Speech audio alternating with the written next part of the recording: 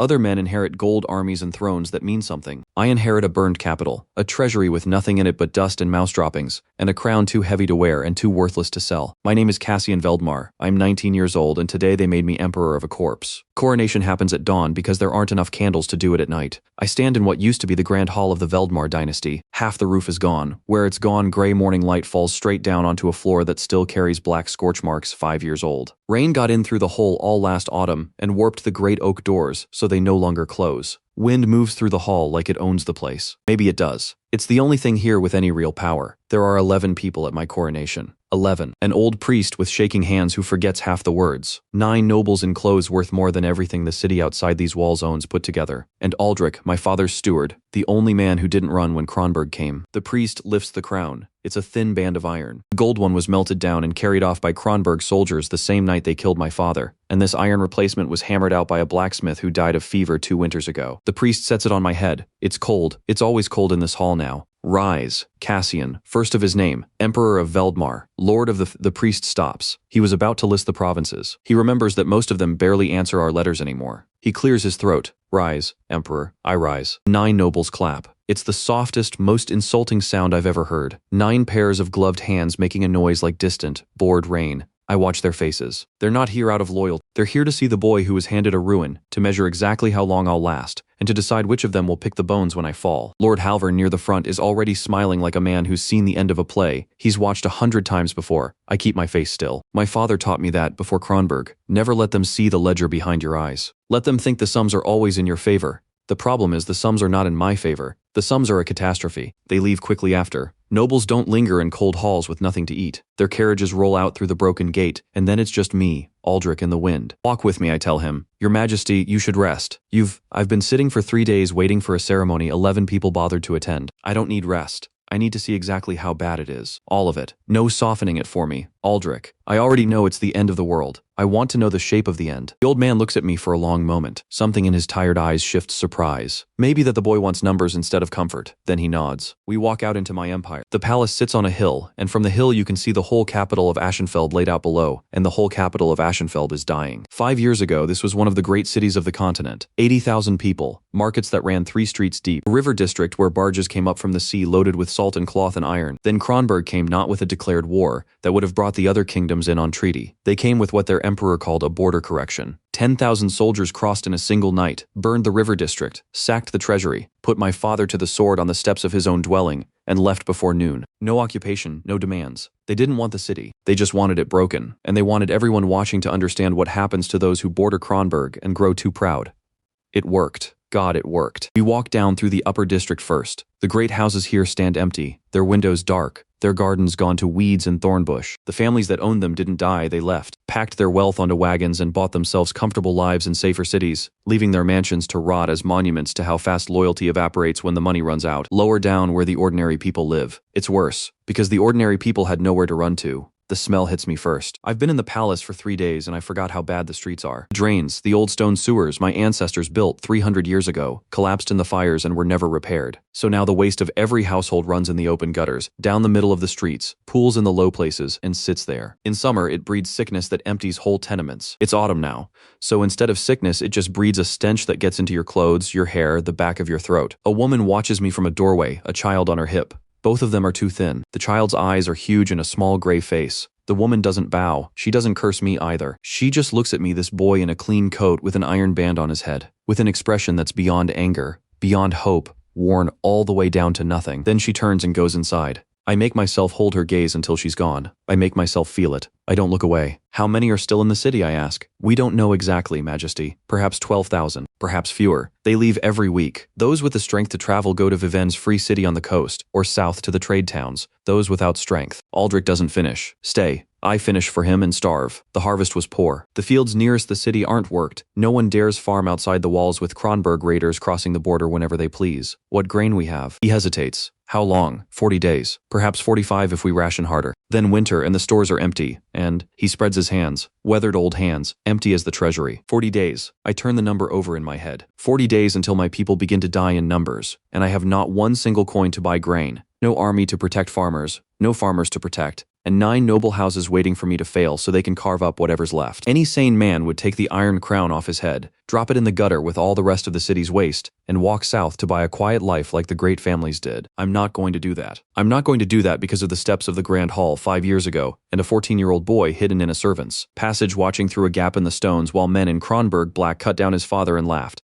I heard it. I have heard it every night for 5 years. That laughter is the one inheritance no one could melt down and carry off, and I have kept it, and I have sharpened it. We reach the bottom of the hill, where the old central square opens up, and I stop. There's a well in the middle of the square. Good one, deep stone-lined, fed by a clean spring, the best water in the district. Or it was. In the sack, a burning roof beam collapsed across it, cracking the stone housing and dropping half a ton of rubble and charred timber down into the shaft. For 5 years it's been fouled and useless. The people here haul their water from the river, now the same river that everything drains into. Half the sickness in this district starts in that water. I look at the well, I look at the rubble choking it, and something in me, some cold, clear part that my father put there, does a very simple sum. Clean water is survival. This well is clean water. The well is choked with rubble. Rubble can be moved, Aldrich. Are there men here? Anyone, any who'll work? Majesty? Strongbacks. Now, today, point me at anyone in this square who can lift a stone. He stares at me like I've lost my mind. Perhaps I have. But he calls out, and slowly, warily, a few men drift over a former mason with a bad leg. 2 brothers who used to load barges before the river district burned. An old soldier missing 2 fingers. 5 of them. They look at me with the same worn-down nothing the woman had. I take off my coat. The good clean coat. I hand it to Aldrich. Underneath, I'm just a thin young man in a plain shirt. That well's the best water in the district. I say to the 5 men, it's been dead 5 years. I want it live again by dark. I don't have coin to pay you today. I won't insult you by pretending I do, but I'll work beside you. And the water belongs to everyone in this square, and it's a start. I look at each of them. It's 1 stone. Then the next stone. That's all anything is ever built from. Will you give me the day? The mason with the bad leg looks at the iron crown, still on my head. I'd forgotten it was there. I reach up, take it off, and set it down on the lip of the well, where everyone can see it. That's worthless, I tell them. Honestly. It won't buy a loaf, but the water underneath it isn't worthless. Let's dig. The mason spits on his hands. Well, he says, I've done stupider things for men who did less. He limps to the rubble and heaves at the first stone, and then we dig. It takes all day. It's brutal work. The timber is waterlogged and heavy, wedged and tangled, and every piece we clear reveals more beneath. My hands blister inside the first hour and bleed by the third. The barge brothers rig a rope and a beam to lever out the big stones. The old soldier, 2 fingers gone, turns out to know knots better than any of us. Mason directs it all. His bad leg forgotten, alive, in a way I suspect he hasn't been in years because for one day his hands mean something again. People gather to watch. The thin woman with the child comes back. Others come. By afternoon there are 40-50 people around the square, silent at first, watching the boy emperor haul rubble with bleeding hands and no crown. Somewhere in the 4th hour, a boy of maybe 10 ducks under the arms of the watchers grabs a broken piece of timber half his size and drags it away from the shaft without a word. Then he comes back for another. No one told him to. I catch his eye and he looks terrified.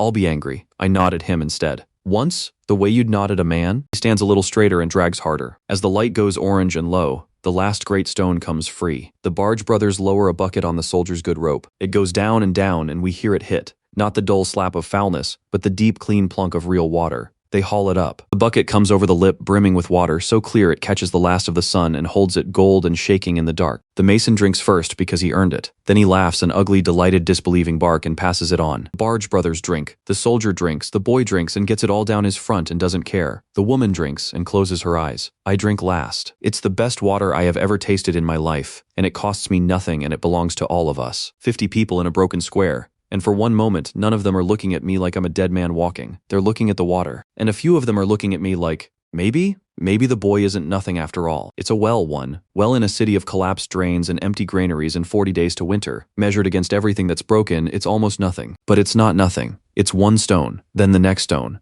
And I've just proven to 50 witnesses that the stones can be moved. I pick the iron crown back up off the well's lip. I don't put it on. I just hold it and look at it and make them a different kind of promise than the one the priest's words made this morning. Kronberg did this. Kronberg cracked this well and burned this district and put my father on his own steps and laughed. And Kronberg is going to pay for every stone. But first I keep these people alive to winter. First I dig. Far to the east, in a warm, bright hall that still has all of its roof, a man is told over supper that the Veldmar boy was crowned that morning in a hall with no ceiling. Emperor Otto von Kronberg does not look up from his plate. He remembers the father, remembers the correction, the clean, quick work of it, the satisfying completeness. He had almost forgotten there was a son. How old is he now? Otto asks. 19, Your Imperial Majesty. 19. And what did the boy do on the day they gave him his ruin? A thin smile. Weep, flee, beg us for terms. The messenger hesitates. They say he cleared a well, Majesty, dug rubble with his own hands all day in the lower district. A pause. Then Otto von Kronberg laughs, a low, comfortable, genuinely amused laugh. The laugh of a man who has crushed proud cities and watched their heirs break. "A well," he says, delighted. He has a dead empire and 40 days of grain, and he dug a well. He returns to his supper. Let him play in the mud. Tell me again when he does something that matters? He never gives the boy another thought that night. It is the first mistake he will make, and it is small, and it will grow that night. I can't sleep.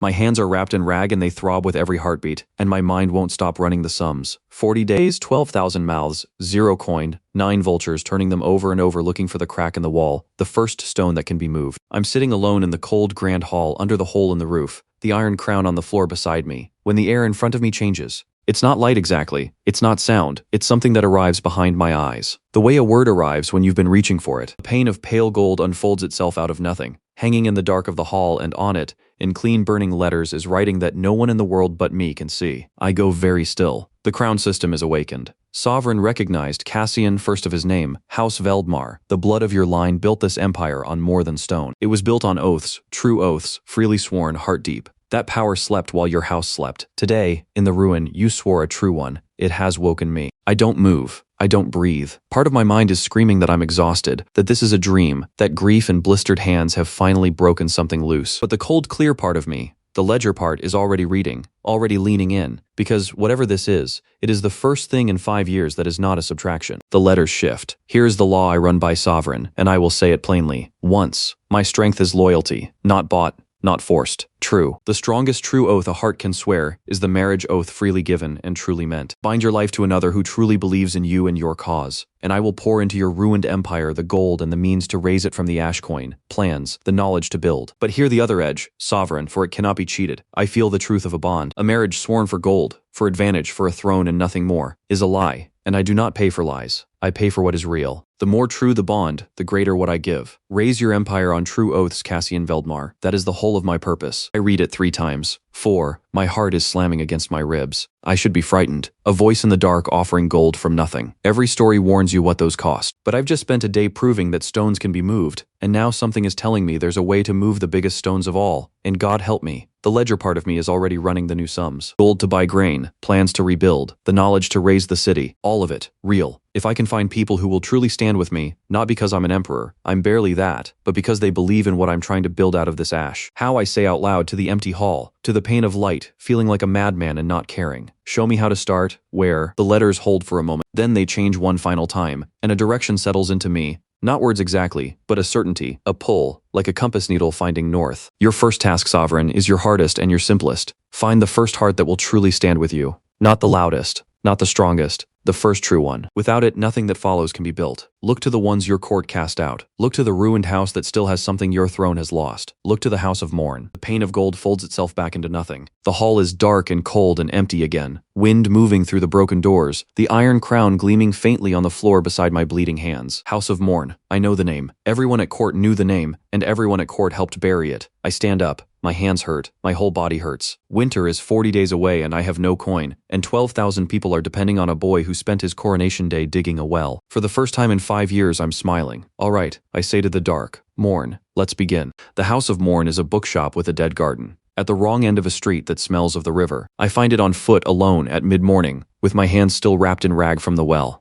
I left Aldrich at the palace. A boy emperor arriving with a steward and an honor guard is a man making an offer from above. A boy emperor arriving alone on blistered feet is just a man. And I have a feeling that whatever lives behind the House of Morn's cracked windows has had enough of men making offers from above. I know the name because everyone at court knew the name. The Morns were scholars, not the useless kind who copy prayers, but the dangerous kind who count things. 3 generations of them served my grandfather and my father as keepers of the ledgers, surveyors of the roads, the people who could look at a harvest and a tax roll and a map and tell you exactly where the empire was bleeding and exactly how to stop it, which is precisely why the old noble houses hated them. A family that can count is a family that can prove the counts are stealing. When my father died and the court became a nest of vultures with no one strong enough to protect the counters, the Morns were the first thing the vultures tore down. Accusations, whispers, a withdrawn charter. They were driven out of the upper district, their charter revoked, their name made a warning. This is what happens to those who count too closely. I always assumed they'd left the city like everyone else with any sense. The bell over the door is broken, so my entrance is silent. Inside, the shop is dim and smells of old paper and cold ash. No fire lit, though the morning bites. Books everywhere, floor to ceiling, but not the decoration of a rich man's library. These are working books, spines cracked, edges soft with handling, slips of paper marking 100 places. On a long table under the window, someone has been working. Sheets of calculation. A half-drawn map of the capital, weighted flat at the corners with stones. And behind the table, not looking up, a young woman says, "We're closed. We've been closed for 5 years. Whatever you're selling, the answer is no. And whatever you're buying, we haven't got it." "I'm not selling anything," I say. "And I'm buying exactly one thing, but we'll get to that." Now she looks up. She's perhaps my age, maybe a year or two older. Dark hair pulled back without care. Ink on her fingers. A plain gray dress that's been mended more than once and mended well. Her face is sharp. Not unkind, but sharp. The face of someone who has spent her whole life seeing 2 steps further than everyone in the room and being punished for saying so. Her eyes go over me once, fast, and I watch her read me the way I'd read a ledger. The rag on the hands, the good coat gone, the plain shirt, the tiredness. Filing it all, adding it up. "You're the boy," she says. Not a question. The one they crowned in the roofless hall 4 days ago. Cassian Veldmar. A pause. "You dug a well." "News travels. News is the only thing in this city that still moves freely." She sets down her pen. She doesn't stand, doesn't bow, doesn't offer me the room. She just watches me with those sharp filing eyes. "Lysandra Morn, and I'll save you the walk back up the hill, your majesty. I know why you're here, more or less, and it won't work. Do you?" I say. "Tell me why I'm here then. Save us both the time." Something flickers at the corner of her mouth. Not a smile. The idea of one. "You're here," she says, "because someone finally told you the truth about your position, and the truth frightened you badly enough that you're doing something no Veldmar emperor has done in 300 years. Walking to the low end of the river street, alone, to beg a disgraced counting house for help. You've realized you have 40 days of grain, an empty treasury, no army, and 9 noble houses circling you like crows.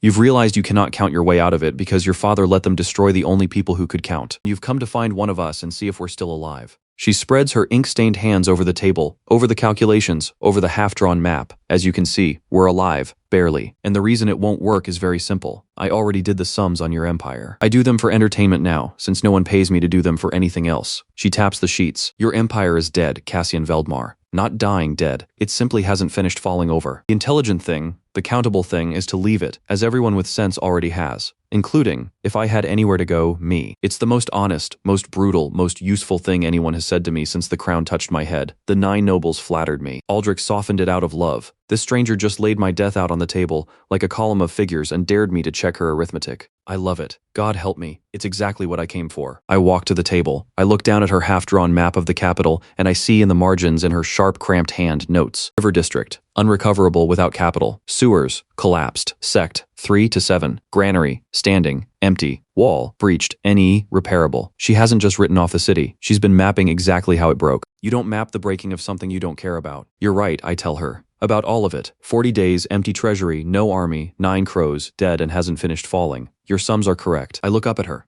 "So let me ask you the only question that matters. If your sums are so correct, why are you still drawing this map?" She goes still. "You could have left," I press. Quiet. "You've got a mind that any of the trade cities on the coast would pay a fortune for. Vivienne Dufour would hand you a house and a salary tomorrow to count her ledgers. You've had 5 years and every reason to go. And instead, you're sitting in a cold shop with no fire, drawing a map of exactly how a dead city broke down to which sections of sewer collapsed. That's not the work of someone who's written the city off, Lysandra Morn. That's the work of someone who can't stop trying to solve it." I let that sit for a breath. "You didn't do these sums for entertainment. You did them because it's your home and they took it from your family, and some part of you still wants to know if it could be fixed." The idea of a smile is gone. Her jaw is tight. "I've hit something and we both know it. Wanting a thing and the thing being possible," she says, low, "are different columns. I don't confuse them. Sentiment is how your father lost the counting houses in the first place. I'm not asking you for sentiment. I'm asking you for the opposite." I put both wrapped hands flat on her table, on her map, and I make her the offer I walked down the hill to make. "I'm not going to lie to you, and I'm not going to try to buy you, because you'd see through both instantly and I'd deserve it. Here's the plain truth. I can't pay you. I have no coin. I have an iron crown and blistered hands, and a promise I made to 50 people in a square that I can't yet keep. That's my whole treasury. Then we have nothing to but." I say, "You just told me the smart thing is to leave a dead city. And I think you're bored of doing the smart thing, because the smart thing is easy, and you are not a person who respects easy. So I'm not offering you the smart thing. I'm offering you the impossible one." I hold her eyes. "Everyone with sense has written this city off. You wrote it off. My court wrote it off. Kronberg wrote it off 5 years ago. They didn't even bother to occupy it. They just broke it and left.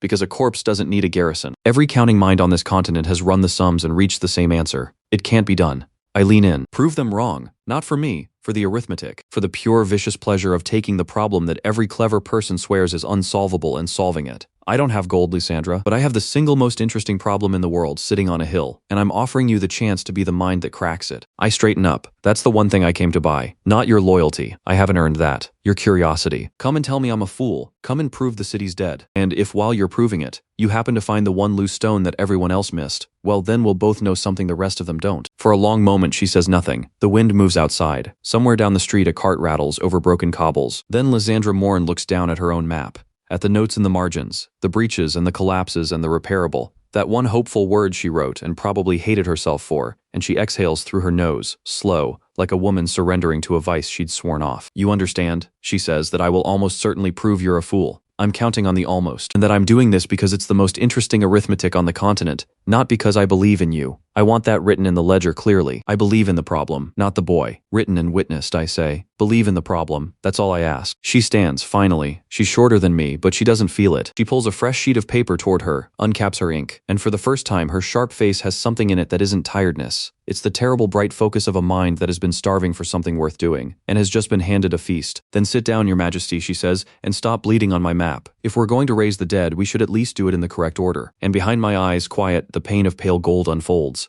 A bond is formed. Lysandra Morn stands with you. Truth of bond, 15%. She believes in the work. She does not yet believe in you. This is a true beginning, though a small one. For it small means a figure settles into my awareness, modest but real. The first entry in 5 years on the correct side of the ledger. Not enough to buy the grain, not nearly, but enough to prove the system doesn't lie. A real bond, however small, and real coin flows. 15% of a heart. And already the Empire has more than it did this morning. I don't tell her about the gold. Not yet. A woman who believes in problems and not in boys will not be won by a boy who suddenly produces coins from the air. She'll be won by results. So I sit down and I bleed somewhere other than her map. And I say, the correct order. Show me. She shows me. It takes the rest of the day, and it is, without question, the most impressive thing I have ever watched a human mind do. She sweeps the half-drawn map aside and pins up a fresh full one, the whole of Ashenfeld, drawn from memory, accurate to the street. And then she begins to build the city back in the correct order, out loud, her pen moving. And for the first time I stop seeing a pile of broken things and start seeing a system,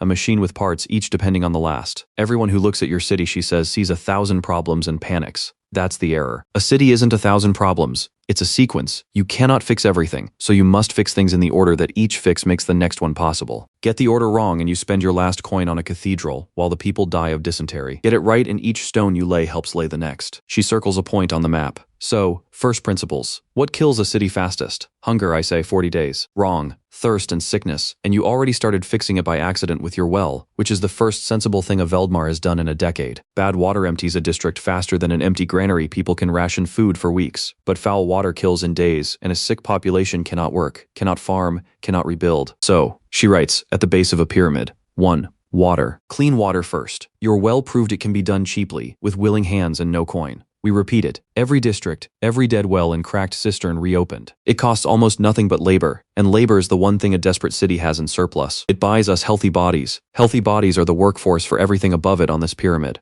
Point 2, food, she writes next. Then hunger your 40 days. But notice, we solve water first because a starving man can still dig a well, but a sick man can't even do that. Water buys us the hands to solve food. 3. The wall. Then the northeast breach in the wall. Not for pride, for the fields. No one farms outside the walls because Kronberg raiders cross the border and burn what grows. Close the breach, put even a token watch on it, and suddenly the near fields are safe enough to work. Safe fields mean next year's harvest. The wall isn't defense. On this pyramid, the wall is food, 1 year out. 4. Production. And only then, only when the people have water and food and safe fields do we rebuild the workshops, the forges, the mills. Because production needs workers who aren't sick, aren't starving, aren't afraid. Try to rebuild your economy before the base of this pyramid is solid, and you're building on corpses. She caps the pen and steps back. Water, food, wall, production. In that order and no other. Everyone else who's looked at your city tried to solve it all at once and drowned. This is how the dead get raised. One layer at a time, each one holding up the next. I look at the pyramid. 4 words. And in 4 words, she's turned a hopeless ruin into a to-do list. Brutal and long, but a list with a first item I can start tomorrow. You realize, I say quietly, you've just done in one afternoon what my entire court couldn't do in 5 years. Your court wasn't trying to save the city, she says, gathering her sheets. Your court was trying to loot it slowly, different arithmetic entirely. Then she pauses, and glances at me sidelong and adds, almost grudging, it's a good problem, I'll give you that. It's a genuinely good problem. 15%, the system said. She believes in the work, not the boy. It's a start. It's 1 stone. But that night, going over her food figures by candlelight, she made me copies, in a hand far neater than mine. The ledger part of me finds the crack. The numbers don't reconcile. The tax rolls from before the sack say the granary district should have held enough seed grain in reserve to carry the poorest through 2 hard winters. Kronberg burned the river district and sacked the treasury, but the granary, Lysandra's own map notes, is standing, empty. Standing, not burned. So, where did 2 winters of reserve grain go?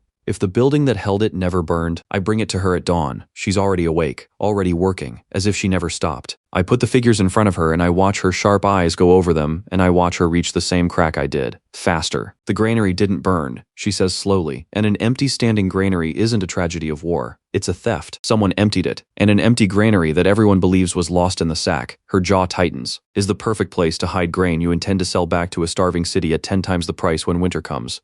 There it is, not gone hidden. Food for our 40 days and more, sitting in the dark somewhere in this city, held by someone patient and cruel who is counting on hunger to make it precious. We find it, I say. Whoever's holding it. We find the grain. We find it, she agrees, already pulling maps, already alive with the hunt, and I realize that this right here is the 15% doing exactly what it should. She doesn't care yet whether I live or die, but put a hidden number in front of her, a lie in the arithmetic, and Lysandra Morn will chase it to the ends of the earth. For now, that's enough. In a counting room on the safe side of the city, a room with a good fire and a full cellar, a merchant named Call receives an unwelcome message. The boy emperor has been seen twice now at the House of Morn. Call is not a brave man and he sweats. He is holding grain that does not belong to him, in a granary the whole city believes was burned, and he has been promised a great deal of gold to hold it until the cold makes the people desperate. He did not choose this scheme himself. He hasn't the nerve for it. He is only the hand that holds it. He dips his pen and writes quickly, to the man whose scheme it truly is, a man far above him, a man who sat at the old emperor's own council table and smiled through the funeral, a man whose name Call has been forbidden ever to write plainly. So he writes, as instructed, only the initial they agreed on.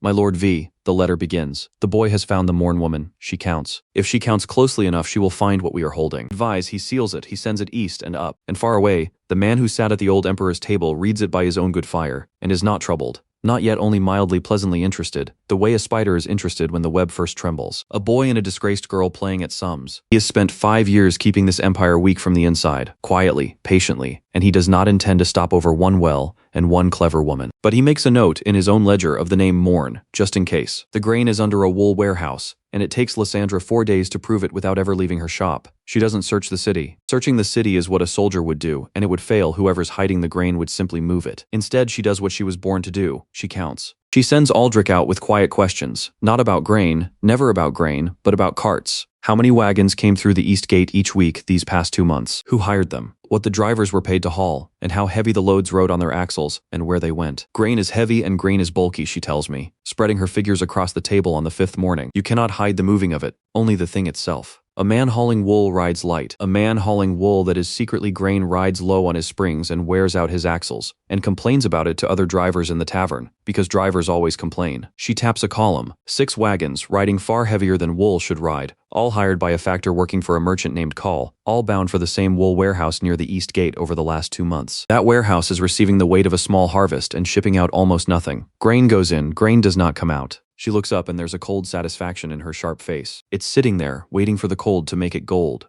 I look at the arithmetic that found a hidden crime through the wear on wagon axles, and I think, whatever it costs me, I'm never letting this mind leave. Then we take it, I say carefully. She corrects. Call is a coward and a hireling. This scheme is too patient and too cruel to be his own idea. Someone above him is paying him to hold it. If we simply seize the grain, the man above stays hidden and comes at us again. If we're clever, we take the grain and learn something about who Call answers to. Her pen hovers. But that's the greedy play, and greedy plays go wrong. The people come first. We take the grain now openly, and let the hidden man keep his secret a while longer. Feeding 12,000 people beats catching 1 spider. She meets my eyes. That's your call though, Majesty. Grain now, or patience for the bigger fish. Grain now, I say without hesitating. Every time, the people don't eat spiders. Something in her expression shifts a small recalibration, a figure adjusted. She expected me to want the bigger prize. I didn't, and I watch her file that away. We do it openly, and we do it with witnesses, because Lysandra understands something I'm only beginning to learn, that how a thing is seen is half of what it is. I don't send soldiers, I have none. I go myself at midday with Aldrich and the 5 men from the well, and behind us, drawn by word that the boy emperor is doing something in the open, a growing crowd of the hungry. We walk to the wool warehouse near the East Gate, and I hammer on the door with my own fist. And when Call's factor opens it and sees the crowd, sees me, sees the iron crown I've worn on purpose today, he goes the color of tallow. By the authority of the crown, I say loud enough for the whole street to hear, this warehouse is open for inspection. Stand aside or be moved aside. Call himself comes waddling out,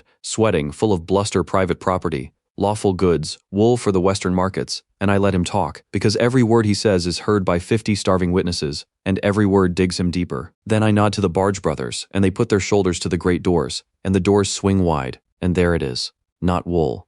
Grain. Sacks of it, floor to rafter. In the cool, dark, more grain than this district has seen in 5 years. Enough to carry the poor clean through winter with reserve to spare. Sitting in the dark, waiting to be sold back to dying people at 10 times its worth. The crowd makes a sound I will never forget. Not a cheer. A kind of low collective gasp, and then a growl, as 12,000 people's worth of hunger looks upon the food that was stolen from them and hidden in the dark. Call starts to babble. I turn to him, and I don't shout, because I've learned that too. The quiet voice carries further than the loud one when a crowd has gone silent to listen. You held food from starving people, I say, to sell it back to them when the cold made them desperate enough to pay anything. You counted on their hunger. You made their suffering your investment. I let that land. The grain is seized in the name of the crown, and it will be distributed at fair price, and to those who cannot pay, at no price, until the harvest. You will not be harmed, Call, because I don't rule by the axe. But you're finished in this city, and everyone here will remember your face. It's a small face slap as these things go. Call is a coward and a hireling, not a great villain. But the crowd watches a boy in an iron crown throw open a door and turn stolen grain into their survival, and something happens in that street that no coin could buy. The worn-down nothing in their faces cracks. For the first time, the whispered name in the low districts isn't the dead boy on the hill, it's the emperor who found the grain. Lysandra watches from the edge of the crowd, and when our eyes meet across it, she gives me the smallest nod. Not 15%'s worth, something more. The nobles answer 4 days later, and they answer the way cornered vultures always do, not at me but at the thing they think I care least about. They come for the House of Morn. I'm at the palace when Aldrich brings the word, breathless, men in the livery of Lord Halvern's house, a dozen of them down at the river street. Not soldiers exactly, bravos, the kind of muscle a great house keeps for ugly errands. They've come with torches in daylight and a withdrawn charter writ that Halvern has clearly bought from some pliable magistrate, declaring the House of Morn's premises forfeit for debts and seditious counting. They mean to burn the shop. They mean to burn 5 generations of ledgers and maps and knowledge and the woman inside it and call it law. And the message is not really for Lysandra, it's for me. You made us look foolish over the grain, boy. So we'll take the counter you've been seen with, and remind you what happens to anyone who stands near you. Here's the moment the ledger part of me does a cold sum, and the cold sum says, don't. Lysandra is 15%. She believes in the problem, not in me. She's the single most valuable mind on the continent, and she is not yet mine, and if I ride down there and put my own body between her and Halvern's bravos, I risk everything. The crown, the fragile momentum, my life for a woman who has told me plainly she doesn't believe in me and stays only for the arithmetic. Cold sum says protect the throne, send a message, negotiate. Don't risk the whole game for one piece. I don't listen to the cold sum. I don't listen because of a thin woman with a child in a doorway, worn down to nothing. I don't listen because of 50 faces in a square around a well. I don't listen because somewhere under all the arithmetic I have decided what kind of emperor I'm going to be. And the kind who lets his people burn to protect his position is the kind Kronberg already made of this city. I will not rule a corpse the way Otto von Kronberg made a corpse. I take Aldrich and the 5 men from the well, and I go down the hill at a dead run. We reach the river street as the first bravo is putting his torch to a heap of ledgers dragged into the road, and Lysandra Morn is standing in the doorway of her burning family's shop, with a fireplace poker in both hands and absolutely no chance, facing down 12 armed men with nothing but fury and a fixed refusal to move. I put myself between her and them, just that. I walk into the gap, iron crown on my head, empty hands raised, and I stand between the poker and the torches, and I say to Halvern's men in the quiet carrying voice, the next man who moves is raising his hand against the crown itself, in front of every witness on this street, and I will see him hang for treason, not by my axe, by his own peers. Law, the same law you forged that writ from. I look at the man with the torch. You're bravos, not fools. Halvern paid you for an easy errand against an unprotected woman. It just stopped being easy. He didn't pay you enough to hang. Put it down. For one terrible held breath. It could go either way. 12 of them. 6 of us. The torch burning. But I've read them right. The way Lysandra reads axles. They're hirelings, like Call. They came for an easy cruelty, and instead, they've got the Emperor's own body in the way, and a street full of witnesses, and the word treason hanging in the air. And the sum they're now running is how much is Halvern paying me, and is it enough to die for? It isn't, it never is for hirelings. The torch drops, someone stamps it out, and Halvern's dozen back away down the street, and it's over, and I'm still standing. And the House of Morn is scorched but not burned, and behind me I hear the poker clatter to the ground. I turn. Lysandra is staring at me. Her sharp face has come completely undone, the tiredness gone, the armor gone. 5 years of no one ever came cracked wide open. Ledgers smoldering at her feet, 5 generations of her family's work half saved by a boy who had every rational reason not to come, and came anyway. You shouldn't have done that, she says, and her voice isn't steady. The arithmetic was against it. I'm one piece. You risked the entire. She stops. She's a woman who lives by the correct column, and she's just watched me throw the correct column away for her, and it's broken something loose that all my words in her shop never could. Why? Why would you do that? It doesn't balance. Because some things aren't in the ledger, I say, because you're not one piece to me. And because I decided the day I dug that well, that I would not be the kind of man who lets people burn to keep his position. If that's a bad sum, then I'm a bad accountant and I'll die one.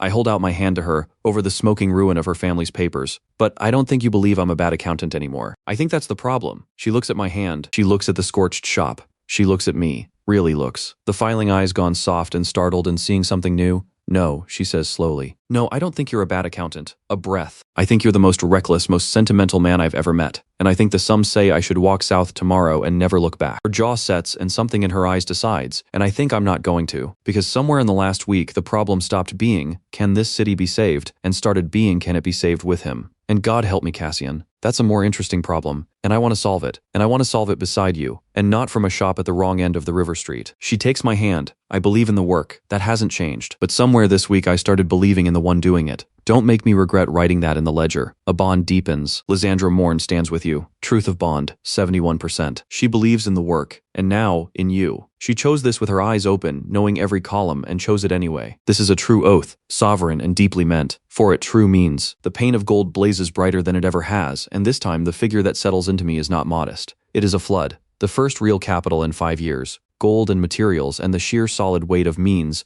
pouring into an empire that this morning had an iron crown and a promise. The empty treasury, empty for 5 years, is empty no longer. The marriage is Lysandra's idea, in the end, and she makes it in the way only she would, not with romance, but with a proposal laid out in clean logic on a fresh sheet of paper. 3 days later, in a shop we're already rebuilding. The system pays for true bonds, she says, having pried the secret of the gold out of me. Because of course she did. The truest is the marriage oath. I've run it every way. I believe in you and the work truly. I've checked the figure against my own honest accounting, and it holds, and the empire needs what a true oath brings. It's the correct arithmetic, and it's what I want, which almost never happens at once, so I'd be a fool to waste it. A pause, and then, quieter, the first unguarded thing she's ever said to me. Also, I find I'd rather solve the rest of this beside you than anywhere else. Put that in the ledger too, if you like. I put it in the ledger. I say yes, and I mean it, and the system feels that I mean it, and the gold that pours in from that oath is greater still, not a trophy. Her choice made with her eyes open, every column checked, the best kind of oath there is. We spend the gold exactly as she planned in the correct order, and I watch her pyramid start to become real stone. Water first, the well repeated across every district, dead cisterns reopened, the labor paid now in real coin, which means willing hands and fast work. Then food calls, seized grain distributed fair and free, and the first coins spent buying more from the southern trade towns before winter closes the roads. And then the wall, the northeast breach where Kronberg's raiders cross to burn the fields. We don't have masons enough, so Lysandra organizes it the way she organizes everything as a system. The old mason from the well, his bad leg and his good eye, becomes foreman. We don't quarry new stone, which would take months we don't have. Instead, we reclaim it, from the gutted mansions of the upper district, the great empty houses, the fled nobles left to rot, their marble and dressed stone, useless as monuments to abandonment, comes down off those dead walls and goes up into the breach where it will keep raiders off next year's harvest. There's a justice in it that even Lysandra allows herself to smile at. The stones of the families who ran, rebuilt into the wall that protects the families who stayed. The work is organized in shifts, fed from the granary, paid in the new coin. Men who were dying of nothing to do 6 weeks ago now have a wage and a purpose and a wall rising under their hands that they can point to. The barge brothers run the stone hauling. The old soldier, 2 fingers gone, minds the ropes and the scaffolding. The 10-year-old boy from the well appears every day and is given real small tasks and paid a real small wage and stands a little straighter each week. And beside the wall, the first workshop, a single forge and a carpenter's shop, the seat of production, because Lysandra's pyramid says workshops come last. But she wants the first one standing early so the people can see the shape of what's coming. From it comes nails, hinges, tools, the small iron bones of a city putting itself back together. 6 weeks ago I had an iron crown in 40 days. Now I have clean water in every district, grain to winter, a wall closing against the raiders, a workshop lit, and a treasury with coin in it. The sum has changed. For the first time in 5 years, the empire is adding instead of only ever subtracting. In a warm hall to the east, the man who sat at the old emperor's table reads a nervous letter from a ruined merchant named Call. The grain found, seized, distributed, the scheme broken, the boy praised in the streets. He does not smile this time. He sets the letter down and looks into his good fire for a long while, a well he could dismiss. But a boy who finds hidden grain through the wear on wagon axles has a mind beside him now, a counting mind, the Morn woman. The very kind he spent 5 years driving out of this empire, precisely because counting minds are dangerous to men who steal in the dark. The boy has found one. Worse, the boy has kept her. He is patient. He is not yet alarmed. He has other threads, deeper ones, and a wall and a well and a sack of grain do not undo 5 years of careful rot. But he takes up his own pen, and beneath the name Morn in his private ledger he adds a second line and underlines it once. Watch what the boy builds. Be ready when the time is right to burn it. That night before the gold and the grain and the letters east, there is a moment I keep. The wall is half built and Lysandra and I climb the scaffold at dusk to look at it. At the fresh stone rising pale against the dark. At the district below where for the first time in 5 years there are lit windows and cook fires and the small ordinary sounds of people who are going to make it to spring. The reclaimed marble catches the last light. Somewhere below someone is singing. Badly, and no one is telling them to stop. Lysandra stands beside me with her arms crossed against the cold, her sharp face turned out over the city she'd written off in a cold shop 3 weeks ago. I ran the sums 100 times, she says quietly. Every one of them said this was impossible. Dead and hasn't finished falling. I was certain. She's quiet a moment. I've never been so glad to be wrong about arithmetic in my life. We're not done, I say. We're barely started. The pyramid's got a long way up. I know. She looks at the wall. At the water, at the lit windows. But look at it, Cassian. 6 weeks ago there was nothing here but ash and 40 days. Now she stops, and for once the counter is at a loss for the number. Now there's this, I agree. We stand on the half-built wall in the cold and the dark, and below us the dead city breathes, and I think we can really do this. We can actually do this. I don't say it out loud, but I feel her thinking it too, standing there beside me, and I know I'll come back to this wall someday, when it's whole, when the city is whole, when Kronberg is paid, and I'll remember the night it was half built, and we first let ourselves believe. The believing lasts until morning, when the wind shifts and brings the smell up from the lower districts, and reminds us both of the thing the pyramid can't skip. The water is clean now, but the streets aren't. The old sewers, the stone drains my ancestors built 300 years ago, collapsed in the fires, sections 3 through 7, Lysandra's map says. And so all the waste of 12,000 people still runs in the open gutters, pools in the low places, seeps back toward the very wells we've just reopened. Clean water poured into a city with no drains is clean water that fouls within the month. The pyramid's base isn't solid until the water has somewhere to go. We can reopen wells all day, Lysandra says grimly over her figures, and it won't matter if the streets stay open sewers. The sickness will come back with the first warm week. We need the drains rebuilt properly, underground, the whole network. And that she sets down her pen, and for the first time since the wall, she looks genuinely stopped. That is beyond me, Cassian. And beyond your mason. Rebuilding a buried sewer network isn't hauling stone into a breach. It's engineering grades, flows, arches that hold under a street, water made to run uphill and down by design. The people who knew how to build these drains have been dead 300 years. Then no one alive can do it. I didn't say that. She's frowning, chasing a memory. There's an order. Older than the counting houses, secretive, half a rumor. Builder mechanics. They kept the engineering knowledge when the rest of the world forgot it. How the ancients moved water, raised arches, made machines of stone. They don't share it. They don't take students from outside. They barely take letters. She looks up at me. But if anyone alive knows how to rebuild what your ancestors buried under these streets, how to make this city clean, and not just for a month, it's them. The order of the builder mechanic. I look out at the fouled streets, at the clean wells we've reopened, that will foul again with the first warm week, at the one thing standing between the base of Lysandra's pyramid and everything we want to build on top of it. Then we find them, I say. They're not found. Lysandra says. That's rather their whole point. But the idea of a smile again, the counter who loves an impossible problem, there are rumors of where they keep themselves. It won't be a pleasant journey. When has it been, I say. And I go to find Aldrich, and the city breathes behind me, clean water and fouled streets and a wall rising in the dark. One layer of the pyramid solid, the next one waiting, and somewhere out there an order of hidden engineers who are the only people alive who can lay it. The order of the builder mechanics lives inside a mountain, and they do not want to be found. It takes 11 days to reach them. Lysandra stays behind the city, cannot be left leaderless, and she is better at holding it together than I am. So I go with Aldrich, 2 of the barge brothers, and a mule train, following rumors up into the gray mountains north of the capital where the roads give out, and the rumors themselves grow thin. Twice we nearly turn back. Then on the 11th day, we come around a shoulder of rock and find not a monastery, not a fortress, but a dam, an ancient, beautiful, impossible thing of dressed stone wedged into a gorge, holding back a green lake, so perfectly made that after who knows how many centuries it still stands without a crack, and carved into the living rock beside it. A door. They knew we were coming, of course. You don't climb 11 days into someone's mountain unnoticed. The door opens before I can knock, and a young woman stands in it, and behind her the mountain is humming, the deep sound of water moving through stone by design, of machinery turning somewhere in the dark. She's perhaps a little younger than me. Slight, quiet, with pale calloused hands, and the kind of stillness that isn't shyness, but focus, the stillness of someone whose mind is always half inside a problem. Stone dust in her plain dark clothes. Her eyes go to me, then past me, to the dam, to the way the road climbs, measuring, always measuring. I know that. Look now, I married it. Though hers measures stone where Lysandra's measures numbers. You're the emperor who dug the well, she says. Her voice is soft and even. Word came up the mountain a month ago. A Veldmar doing his own labor. A pause.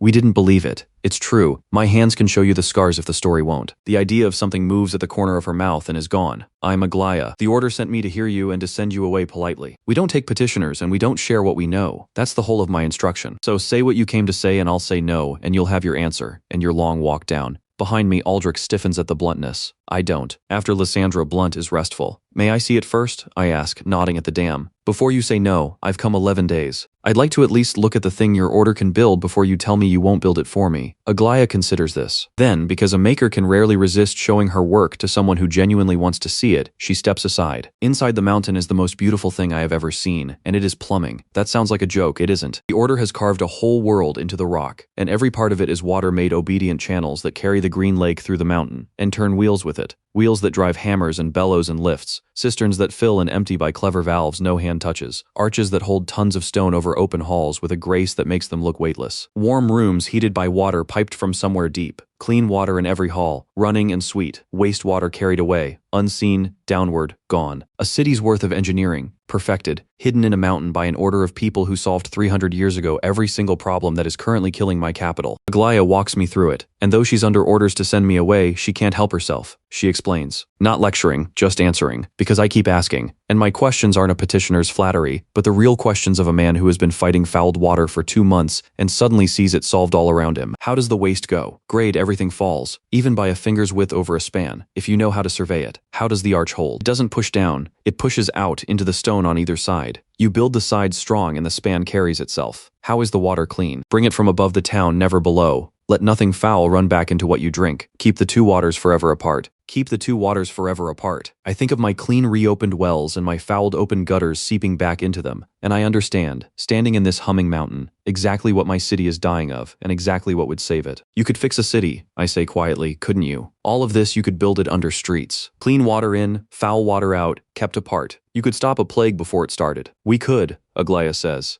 We don't. The order builds for the order. We keep the knowledge alive by keeping it closed. The moment we start selling it to kings, it becomes a weapon, and cities besiege each other's aqueducts, and the knowledge dies in a war within a generation. It's happened before, so we stay in the mountain and we keep it and we don't share. She says it like a catechism, worn smooth by long repetition, but her eyes when she looks at me aren't smooth. They're the eyes of a maker who has just watched a man fall in love with her craft for the right reasons, and who is under orders to send him home. I'm not asking you to sell it to a king, I say. Kings buy weapons. I'm asking you to help me keep 12,000 people from dying in their own filth this spring. That's not a weapon, Aglaia. That's the opposite of a weapon. That's the thing your knowledge was for before the order got so frightened of losing it that you buried it in a mountain and let the world outside die of thirst next to your locked door. It's sharper than I mean it. She goes still, really still, the focused stillness gone rigid. That's not fair, she says quietly. No, I admit, it's not. I'm sorry. You didn't make the world's cruelty, and it's not yours to fix. I look around the humming, perfect, hidden mountain. But I look at all this at what you can do, at what you are. And then I think of a woman I saw in a doorway with a sick child, drinking from a river that everything drains into. Because the drains my ancestors built fell down and no one alive knows how to raise them again except the people locked in this mountain. And I can't make the two pictures sit quietly next to each other. That's all. I'm not angry at you. I'm angry that the knowledge to save her exists, and it's here, and she's there, and the distance between them is a rule. Aglaia doesn't answer, but something in her has cracked open the way. Something in Lysandra cracked open on the burning street. The recognition, maybe, that the thing you were raised to guard might be worth more spent than kept. She doesn't say yes. Not then. What she says is, show me. Not the mountain, my city. She comes down with us, alone, against her order's instruction, but not quite against its rule.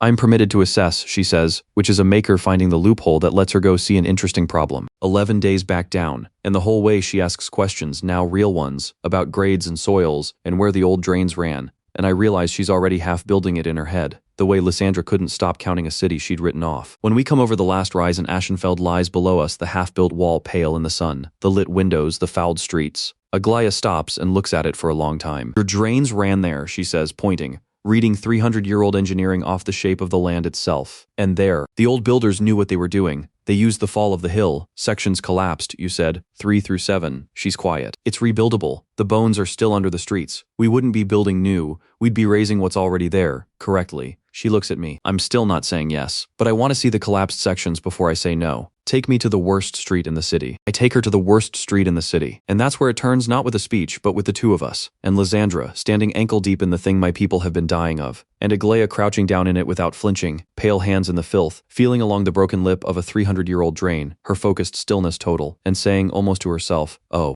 yes, I see how they did it. I see exactly how they did it. And then looking up at me with something lit behind her eyes that no catechism could keep smooth. I can raise this.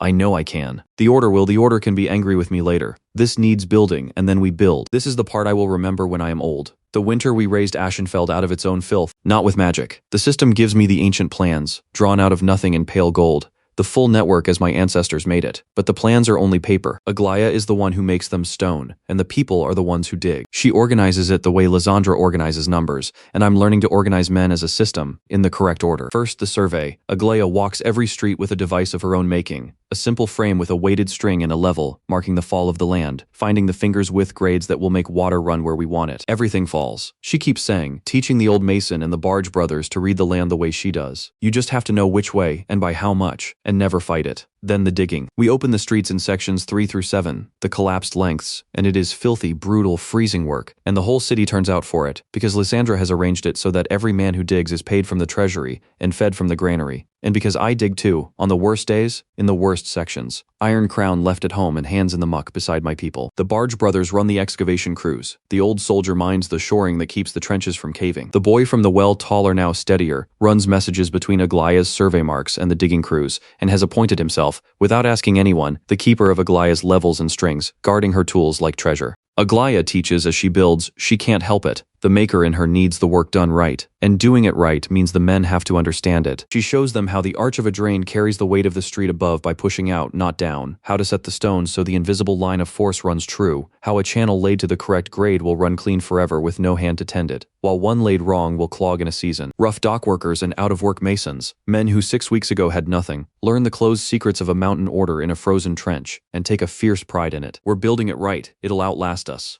We reclaim stone again from the same dead mansions. Their dressed marble come down off abandoned walls to line the drains that will carry a city's filth away underground. And above the drains, once a section is buried and sealed, we lay the first proper roads Ashenfeld has had in 5 years. Paved, crowned in the center so rain sheds to the sides, drained into the very network below. No more mud, no more standing water. Streets a cart can cross in the wet without sinking to the axle, and the water in. This is Aglaya's masterwork, and it takes the whole winter. An aqueduct, a channel of stone marching down from a clean spring in the high ground north of the city above the town. Always above, keep the two waters forever apart. Carried across the low ground on arches she designs and we build, arch by arch, each one holding itself up by pushing into the next. Clean mountain water, brought to the city by nothing but the patient fall of the land and the genius of an arch, to feed fountains in every district that run day and night and never foul, because nothing foul can reach them. The day the aqueduct first runs, the whole city comes to the central square, the same square where I dug the well a lifetime ago in the autumn. Aglaya opens the final sluice herself. She's filthy, exhausted, stone dust and drain muck ground into her clothes and her pale hands after a winter in the trenches. And she doesn't care, and neither do I, because we're all filthy. All of us. The emperor and the counter and the mountain maker and 10,000 diggers, standing in the square in the thin spring light waiting for water. It comes with a sound, far up the aqueduct. A gate lifts and you can hear it, a rushing, growing, rising sound. Clean water running down the stone channel we built with our hands across a whole winter. Arch by arch, closer and closer, until it reaches the great fountain in the square, and bursts up into the air, clean and bright and cold, catching the spring sun and throwing it in 1,000 shaking pieces of light over a city that 4 months ago drank from a sewer. The sound the crowd makes this time is a roar.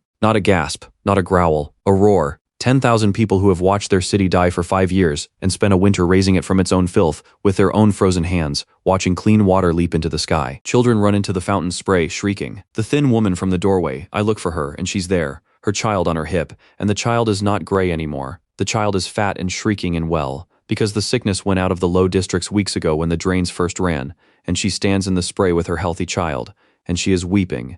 And this time when she looks at me, it is not with worn down nothing. It is with something I don't have a word for and don't deserve and will spend the rest of my life trying to. Beside me, Aglaya watches the water she brought down a mountain leap into the sky over a saved city, and the focused stillness finally breaks, and her filthy, exhausted face opens into a smile of pure, astonished joy, the joy of a maker who has, for the first time in the history of her closed and frightened order, spent the knowledge instead of hoarding it, and seen what it does. That's what it was for, she says quietly, watching the children in the spray. All of it. The mountain, the knowledge, all those centuries of keeping it. It was for this. We forgot. We got so frightened of losing it that we forgot what it was for. She turns to me, water light dancing on her face. Thank you. For being angry at the right thing. For making me remember. The change over that winter is the largest before and after I've yet lived. For a city drinking from its own sewers, sickness emptying whole tenements, streets of standing filth, mud to the axle, a fouled well in a broken square. 12,000 people, dying by degrees, waiting for spring only to learn what fresh horror spring's warmth would breed in the water. After clean water leaping in fountains in every district, Drains carrying the city's filth away unseen, paved roads shedding the rain, the sickness simply gone, not managed, gone, because you cannot have a plague of foul water in a city where the two waters are forever kept apart. Aglaya's arches marching down from the hills, a healthy population growing instead of dying, that spent a winter learning it could build, and now looks at its own hands differently. Lysandra's pyramid, its base at last made solid, water, truly solved this time, permanently, and a healthy workforce standing on top of it ready for everything above.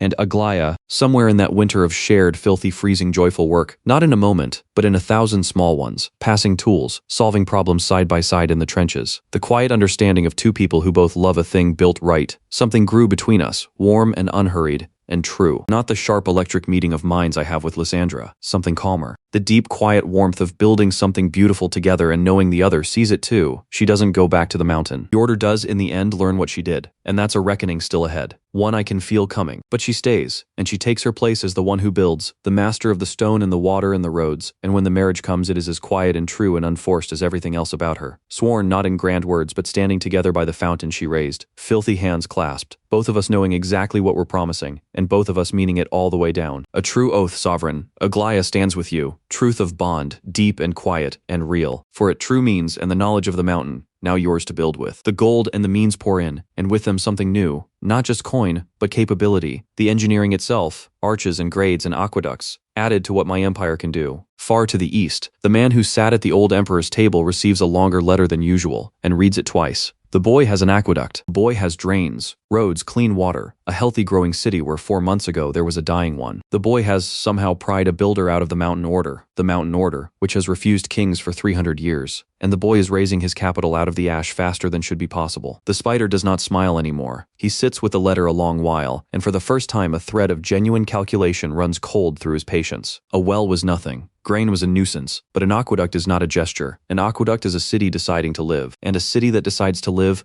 under a boy the people are beginning to love, with a counter and now a builder at his side. That is no longer a corpse that hasn't finished falling. That is something growing. And things that grow he knows must be cut early or not at all. He takes up his pen. He has kept his own counsel for 5 years, spending only nuisances against the boy a merchant here, a bought writ there. It is not yet time to spend the real threads, the deep ones, the ones that reach all the way to a warm, bright hall further east, still, to an emperor named Otto, who once made a clean, quick corpse of this city, and would be interested to learn it is breathing again. Not yet, but soon. He writes a single, careful line to a contact on the coast, and it is not about grain this time. It is about money, about the boy's one remaining weakness, the thing even an aqueduct cannot conjure. Watch his treasury, the spider writes. He builds faster than he can pay. Ambition outruns coin. When the money fails, and it will, that is where he breaks. Be ready there. Spider is right, and Lysandra sees it before I do. We're in the workshop 3 forges now, not 1. The seed of production sprouting exactly as her pyramid foretold, going over the figures on a spring evening. Aglaya sketching her next work on a slate. When Lysandra sets down her pen with the particular quiet, that means the arithmetic has found something I won't like. We've done the impossible, she says.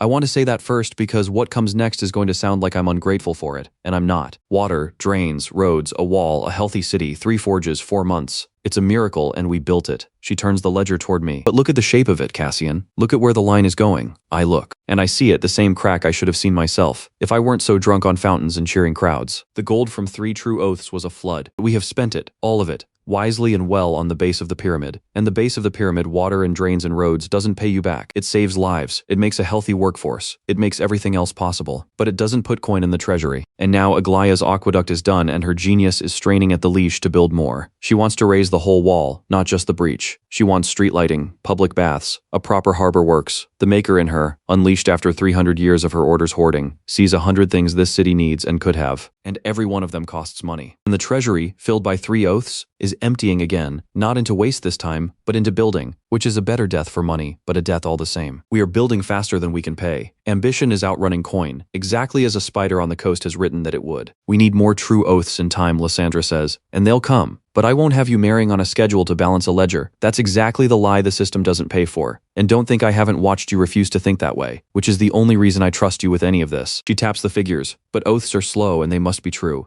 and the building can't stop and wait for your heart to find the next real bond. So we need the other thing. The thing the base of the pyramid was built to make possible. She looks up at me, and the idea of a smile is entirely gone, replaced by the hard focus of a mind that has found the Empire's next great problem. We need an economy, Cassian. Real coin flowing, made and traded and taxed money that comes in faster than we spend it. So the building pays for itself and never has to stop. Water and drains don't do that. Workshops barely begin to. We need trade, a mint, a harbor, markets, the machine that makes money instead of only spending it. And that, I say slowly, seeing where this goes, is not your art, or Aglaya's, no. Lysandra's jaw sets. I can count money. I can't make it flow. Neither can Aglaya. She can build the harbor, but she can't fill it with trade. That's a different genius entirely. And I'll be honest with you, Cassian. It's a genius I don't have and rather resent needing. A pause. There's one mind on this coast that does. The free city. The trade city where half your fled nobles ran with their gold. It runs on money the way the mountain runs on water. And it's run by one woman who is said to be the sharpest merchant on the continent. Vivienne Dufort. If anyone alive can teach this empire to make coin instead of only spending it, to build a harbor and fill it, to strike a coin people trust, to turn a saved city into a rich one,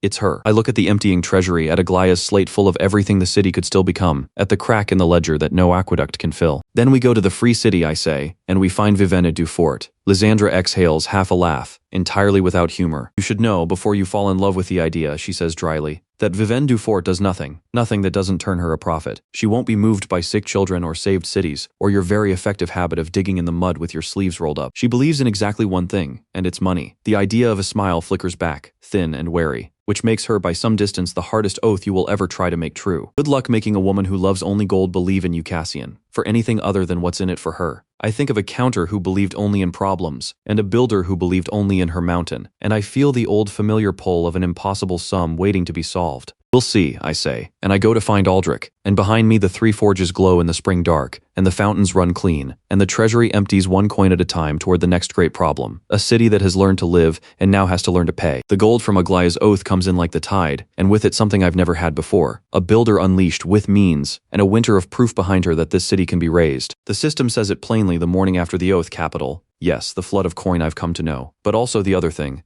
The capability, engineering itself folded into what my empire can do. Aglaya is no longer a guest from a mountain. She's the master of the works, and she has a slate covered edge to edge with everything Ashenfeld could still become, and now, for a little while, the coin to build it. The base is solid, she tells me, and Lysandra, the three of us around the workshop table, that's become the real throne room of this empire. Forget the roofless hall, the work happens here, among the slates and the ledgers and the smell of the forges. Water in, water out, roads that shed the rain, the sickness gone, that's survival. Now I want to build the things that make it a city and not just a place people survive in. She sets down 3 sketches, one after another, and her quiet voice has the particular steadiness it gets when she's already seen the finished thing in her head. Light, walls, and a small pause machines for when Kronberg comes. Because they will come, and I'd rather build the answer now while we have the coin, than scramble for it when they're at the gate. We start with light, and light changes everything. I hadn't understood, until Aglaya explained it, how much of a city's fear lives in its darkness. Ashenfeld at night has been, for 5 years, a black and dangerous place, no lamps, no watch worth a name, streets where honest people bar their doors at dusk and surrender the dark to whoever's willing to take it. Cut purses, desperate men, the small ugly crimes that breed where no one can see. Half the reason the city felt dead was that for 12 hours out of every 24,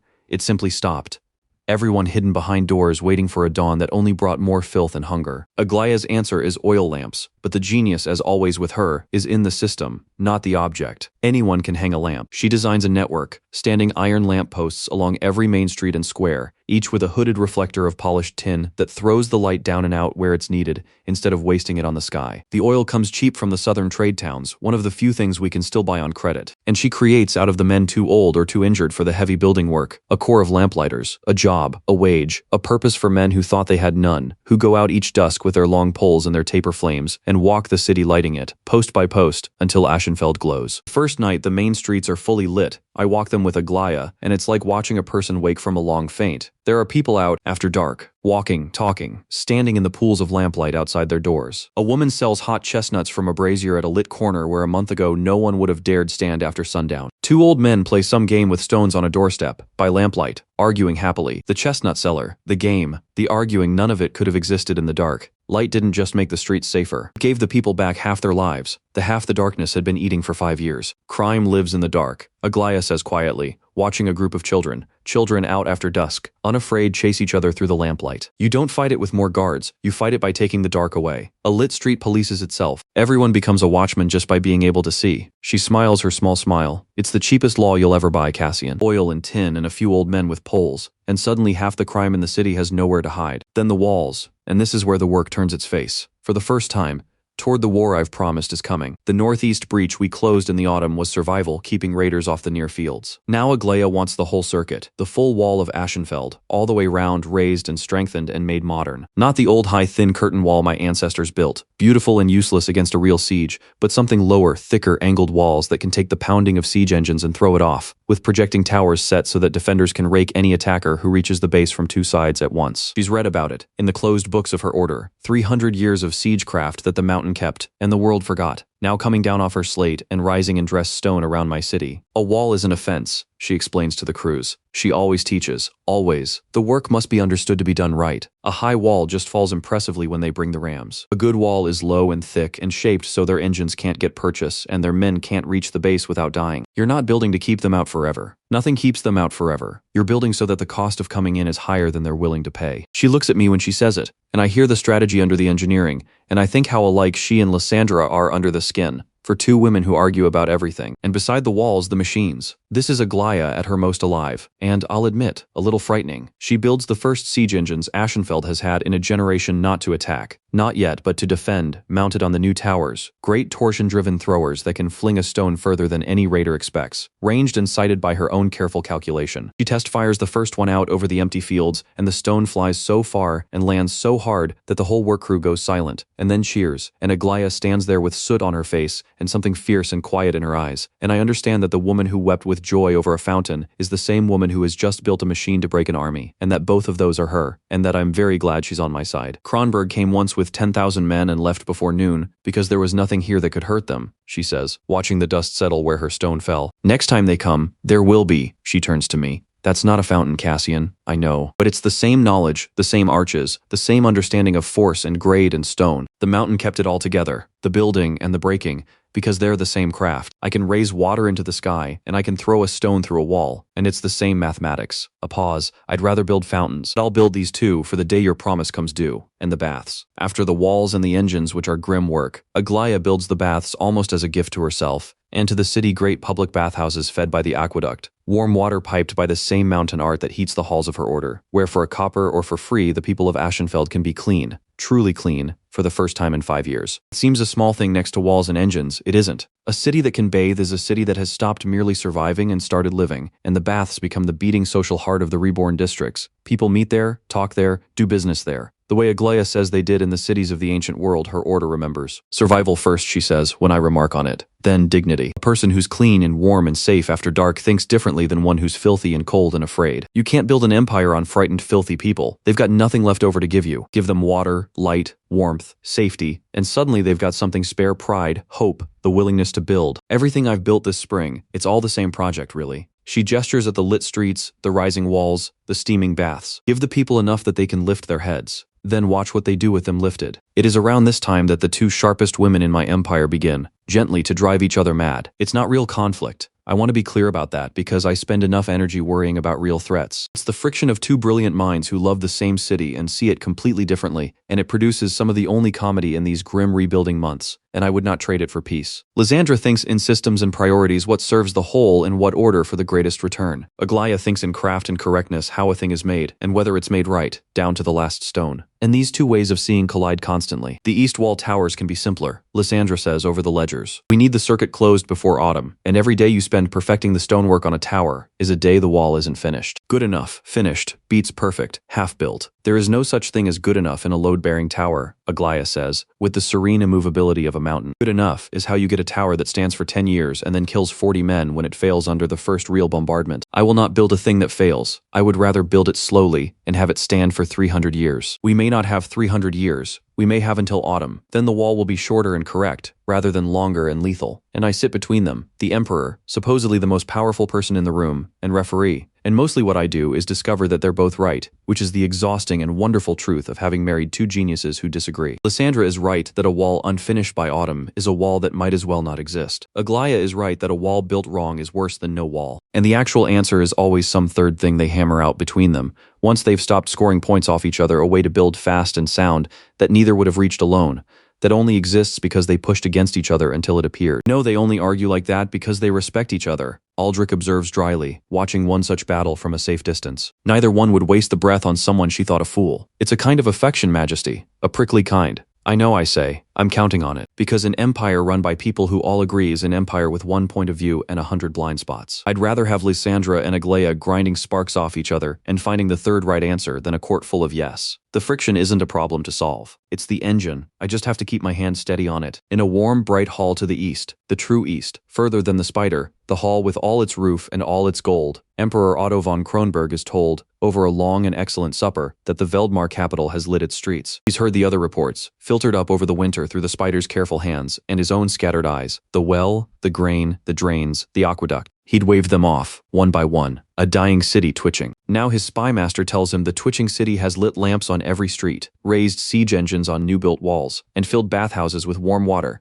and that the boy is spoken of in the low districts, not as a doomed heir but as something dangerously close to beloved. Otto sets down his knife. He is not a stupid man. Stupid men do not sack capitals and go home before noon, and a cold thread of attention moves through him for the first time in 5 years regarding the son he'd forgotten. Lamps, he says, walls, engines, he considers. The boy is building a real city, not a gesture, a city that intends to last. He is quiet a moment, and his spymaster holds his breath, wondering if this is the moment the Emperor decides to correct Aschenfeld a second time, the way he corrected it 5 years ago. But Otto von Kronberg has ruled a long time, and patience is the whole of his cruelty. He picks his knife back up. Let him play, he says, and there is contempt in it. But there is something else too now, buried under the contempt, that was not there before a watchfulness. A boy can light lamps and raise walls, and it means nothing, because a city runs on gold, and the boy has none. He spends 3 oaths worth of borrowed miracles on stone and oil, and when the miracles run dry, as they must, for no treasury is bottomless, his lit and pretty city will starve in the dark, and I will not even have to send an army. Ambition without coin eats itself. He returns to his supper. Watch his money, not his walls. When his money fails, tell me. Until then, a thin, cold smile. Let the boy light his lamps. It only makes it further to fall. It is the same contempt as the night of the well, but it is thinner now, stretched over the first faint shape of concern.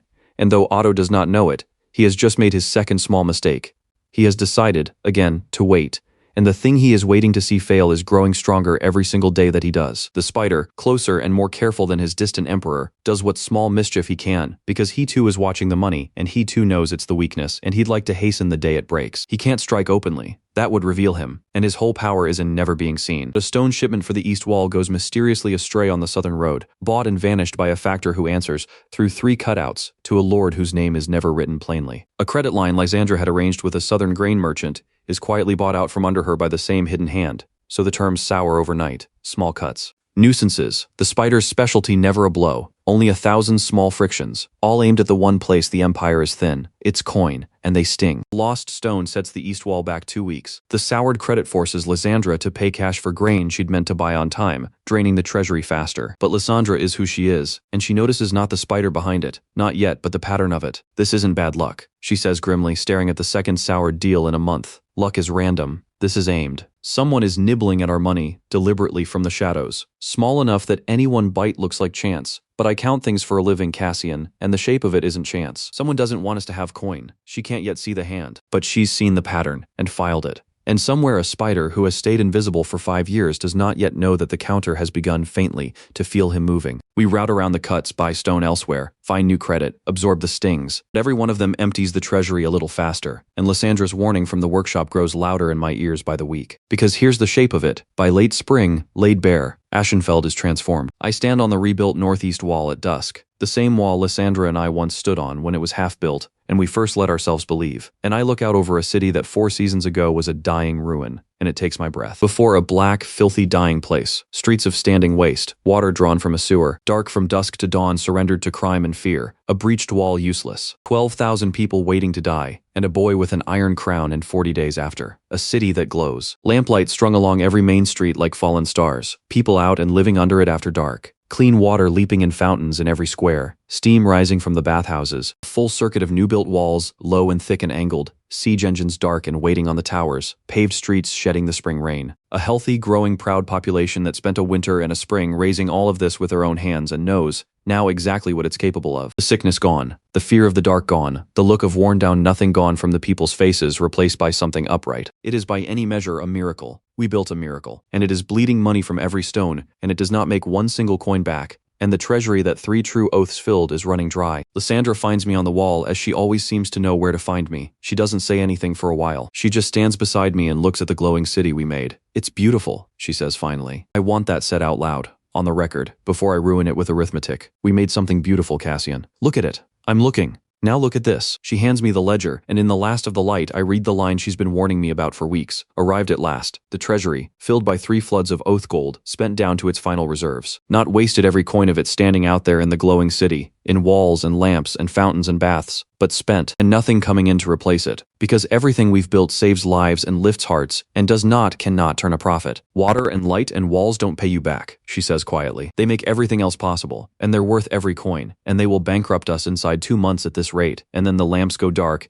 and the building stops, and everything we've promised these people falls down. We've built a body, Cassian. A beautiful, healthy, living body. She looks at me. It has no heart yet. Nothing that pumps. We've been living on transfusions 3 oaths worth of borrowed blood, and the transfusions are running out. And a body without a heart of its own is a corpse that hasn't been told yet. I look at the glowing city, my city, the miracle that is quietly dying of its own beauty. An economy, I say. An economy, she agrees. Real coin, made and traded and taxed, flowing in faster than we spend it. A mint to strike money people trust. A harbor to bring trade up from the sea. Markets, tariffs, the whole machine that makes wealth instead of only spending it. It's the one thing this empire has never had. And the one thing that turns all of this. She sweeps her hand over the glowing streets from a miracle we're borrowing into a city that stands on its own. A pause. And it's the one genius neither Aglaia nor I possess.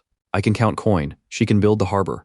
Neither of us can make the coin flow. Vivene du Fort, I say Vivene du Fort, the free city on the coast, the sharpest merchant on the continent, running a city that floats on money the way Aglaia's mountain floats on water. Lysandra's mouth twists. Where half your cowardly nobles fled with their gold, incidentally, so you'll find no love for the Veldmar name there. And where you will meet, I promise you, the single hardest problem of your life so far. Because Vivene du Fort believes in exactly one thing, and it is not sick children, or saved cities, or your very fine habit of getting mud on your sleeves. She believes in profit, full stop. Making a woman like that truly believe in you, she looks at me. Half challenge and half worry is a different kind of impossible than a board counter or a mountain builder. Those two loved a problem and a craft. Vivene loves gold. You can't out-idealism a woman who has no ideals. I think of the emptying treasury, and the glowing city that will go dark without a heart, and the woman on the coast who is the only one alive who can give it one. Then I'll have to find out what she loves besides gold, I say. Everyone loves something besides the obvious. Even a counter who only believed in problems. Even a builder who only believed in her mountain. I fold the ledger closed. Watch the city, Lysandra. Keep the lamps lit as long as the coin lasts. I'm going to the coast. Below us, Ashenfeld glows in the gathering dark, lit, clean, walled, alive, and quietly bankrupt. And somewhere south on the coast, a woman who loves only money holds the one thing my miracle needs to keep from dying, and has, I already know, absolutely no reason on earth to give it to me. Which means it's exactly the kind of sum I've gotten good at solving. I go to find Aldrich and tell him to ready the road south. The free city of Solmir doesn't have walls, and that tells you everything about it before you're through the gate. Ashenfeld hides behind stone because Ashenfeld has enemies. Solmir has no walls because Solmir has something better. It is so useful to so many powers that no one dares break it. Every kingdom on the coast trades through Solmir, banks through Solmir, owes and is owed through Solmir, and so an army that sacked it would find itself at war with everyone at once and bankrupt besides. Money is its wall. It's the richest, busiest, most shameless place I've ever seen.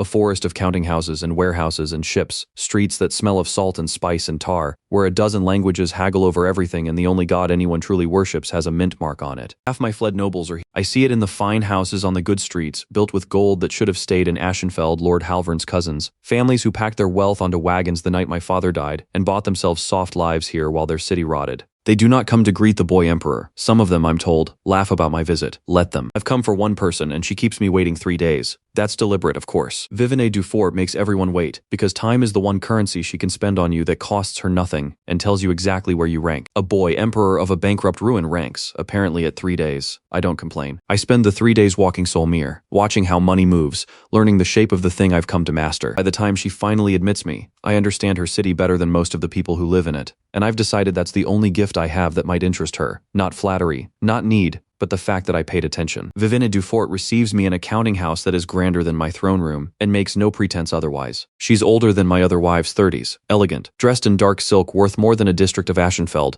with quick amused eyes and a mouth that looks like it's permanently halfway through calculating what you're worth and finding the figure funny. There's a ledger open on the desk in front of her. There's always a ledger open in front of her. I get the feeling she'd keep one open at her own funeral, to audit the cost. The famous boy emperor, she says, not rising, waving me to a chair with 2 fingers, who digs wells with his own hands and lights lamps in a city that can't pay for the oil. You've become quite the story on this coast, your majesty. The nobles who fled your ruin tell it as a comedy. The ship's captains who carry the tale up and down the water tell it. I've noticed rather differently. Her amused eyes go over me, pricing me. I confess I was curious enough to want to look. So, you have my attention for as long as you keep it, which in my experience is not long. What does a bankrupt emperor want from the richest woman on the coast? And do try to be interesting about it. I've heard every beggar's pitch there is. Here is where a lesser man begs or flatters or tells her about the sick children and the saved city. I've watched 3 days of Solmir to learn that all of those would bore her to death. She's heard every appeal to sentiment, and sentiment, to Vivienne Dufort, is just a weakness other people have that can be priced and traded. She'd listen politely and price me as a fool, so I don't beg. I do the one thing I'd bet no petitioner has done in years. I insult her city's arithmetic. Your mint mark is being counterfeited, I say, and you're losing more to it than you think. And I worked out how in about a day and a half, and nobody in your counting houses has caught it, because they're all looking in the wrong place. The amused mouth stops, mid-calculation. It's true, and it's the most interesting thing I learned in 3 days of walking Solmir. The free city's coin, the Sol mark, the trusted currency of the whole coast, is being shaved and counterfeited, not crudely, but cleverly,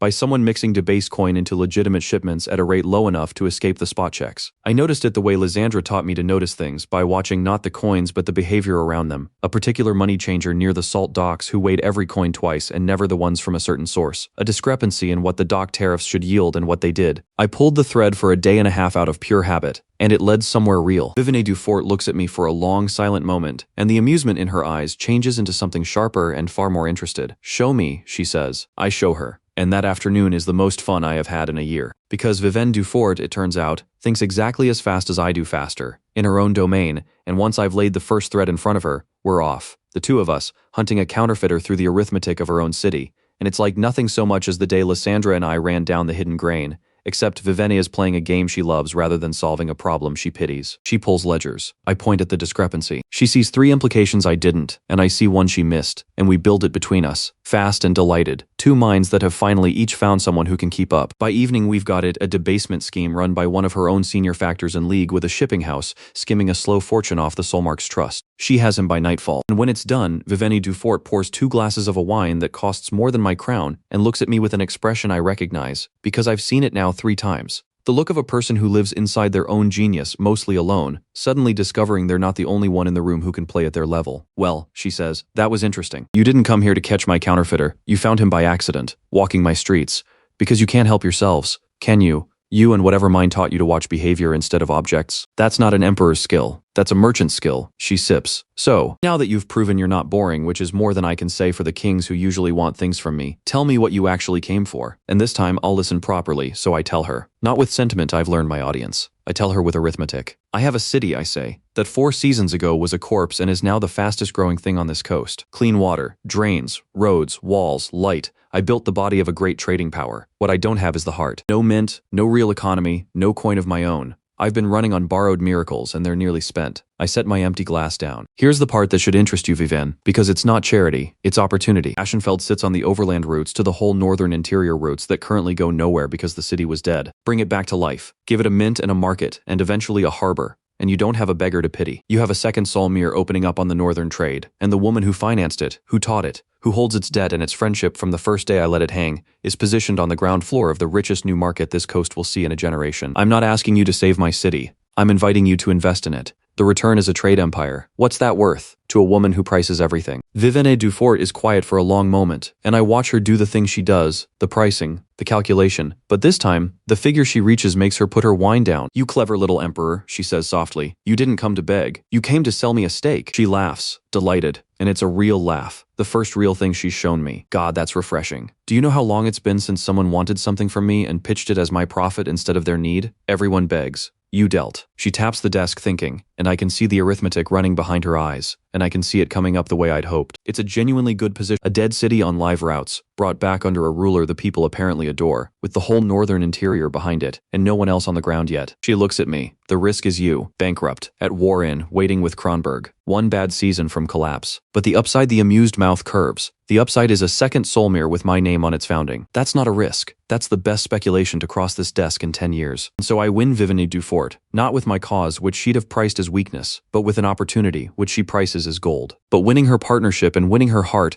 are different columns, as Lysandra would say, and the second happens, the way the first did, through the sheer joy of two fast minds building something together. Because once Vivania commits, she doesn't do it halfway. She comes back to Ashenfeld with me, and she builds. And watching her build an economy is watching a master at the height of her craft, exactly as watching Aglaia raise an aqueduct was. The mint first. This is the foundation of everything, and Vivenna explains it to me the way Aglaia explained arches, because she too can't resist teaching someone who actually wants to learn. Money isn't gold, she says, standing in the half-built mint we're raising near the workshops. That's the amateur's mistake. Money is trust. A coin is worth what it's worth because everyone agrees it is, and the moment they stop agreeing, it's a disc of metal. So the only first thing is you strike a coin no one can doubt. Exact weight, exact purity. Milled edges so shaving shows. A stamp that's hard to fake. She holds up a trial strike, the first coin of Ashenfeld in 5 years, a clean silver piece with my father's profile on it, because Vivenna understood without being told that the people needed to see the dynasty restored, not my untried face. Get that right, and you've built something worth more than any wall. A coin people trust. Trust is the most valuable commodity there is, Cassian. And unlike gold, you can manufacture it carefully once and never ever betray it. Debase your coin to solve a short problem and you murder the trust and it never comes back. I've watched kingdoms do it. Never do it. Then the trade routes. Vivenna knows every road and every merchant on the coast, and she opens Ashenfeld to them like turning a key, sends word up and down the water that the northern city is alive again. Its roads safe, Aglaia's wall made the near country safe. Now that safety pays. Its market open, its new coin sound. And the traders come cautiously at first, then in a rush, because Vivenna Dufort's word that a market is worth trading in is the most trusted signal on the coast. The dead overland routes to the northern interior wake up. Wool and iron and timber come down from the north, through Ashenfeld. Salt and cloth and spice go up through it from the sea. And every cart that passes through pays. Which brings the taxes, and this is where I learn the deepest lesson of the whole endeavor, and where Vivenna and I nearly come to real disagreement before we come to something better. Tax the trade, Vivenna says, not the poor. This is where your ancestors were fools, and every king is a fool, because kings tax what's easy to see: the peasant's grain, the craftsman's stall, and squeeze the people who can least afford it until they've nothing left to give and nothing left to lose, which is how you get the mobs. Don't. She lays it out like a campaign. Tax the flow.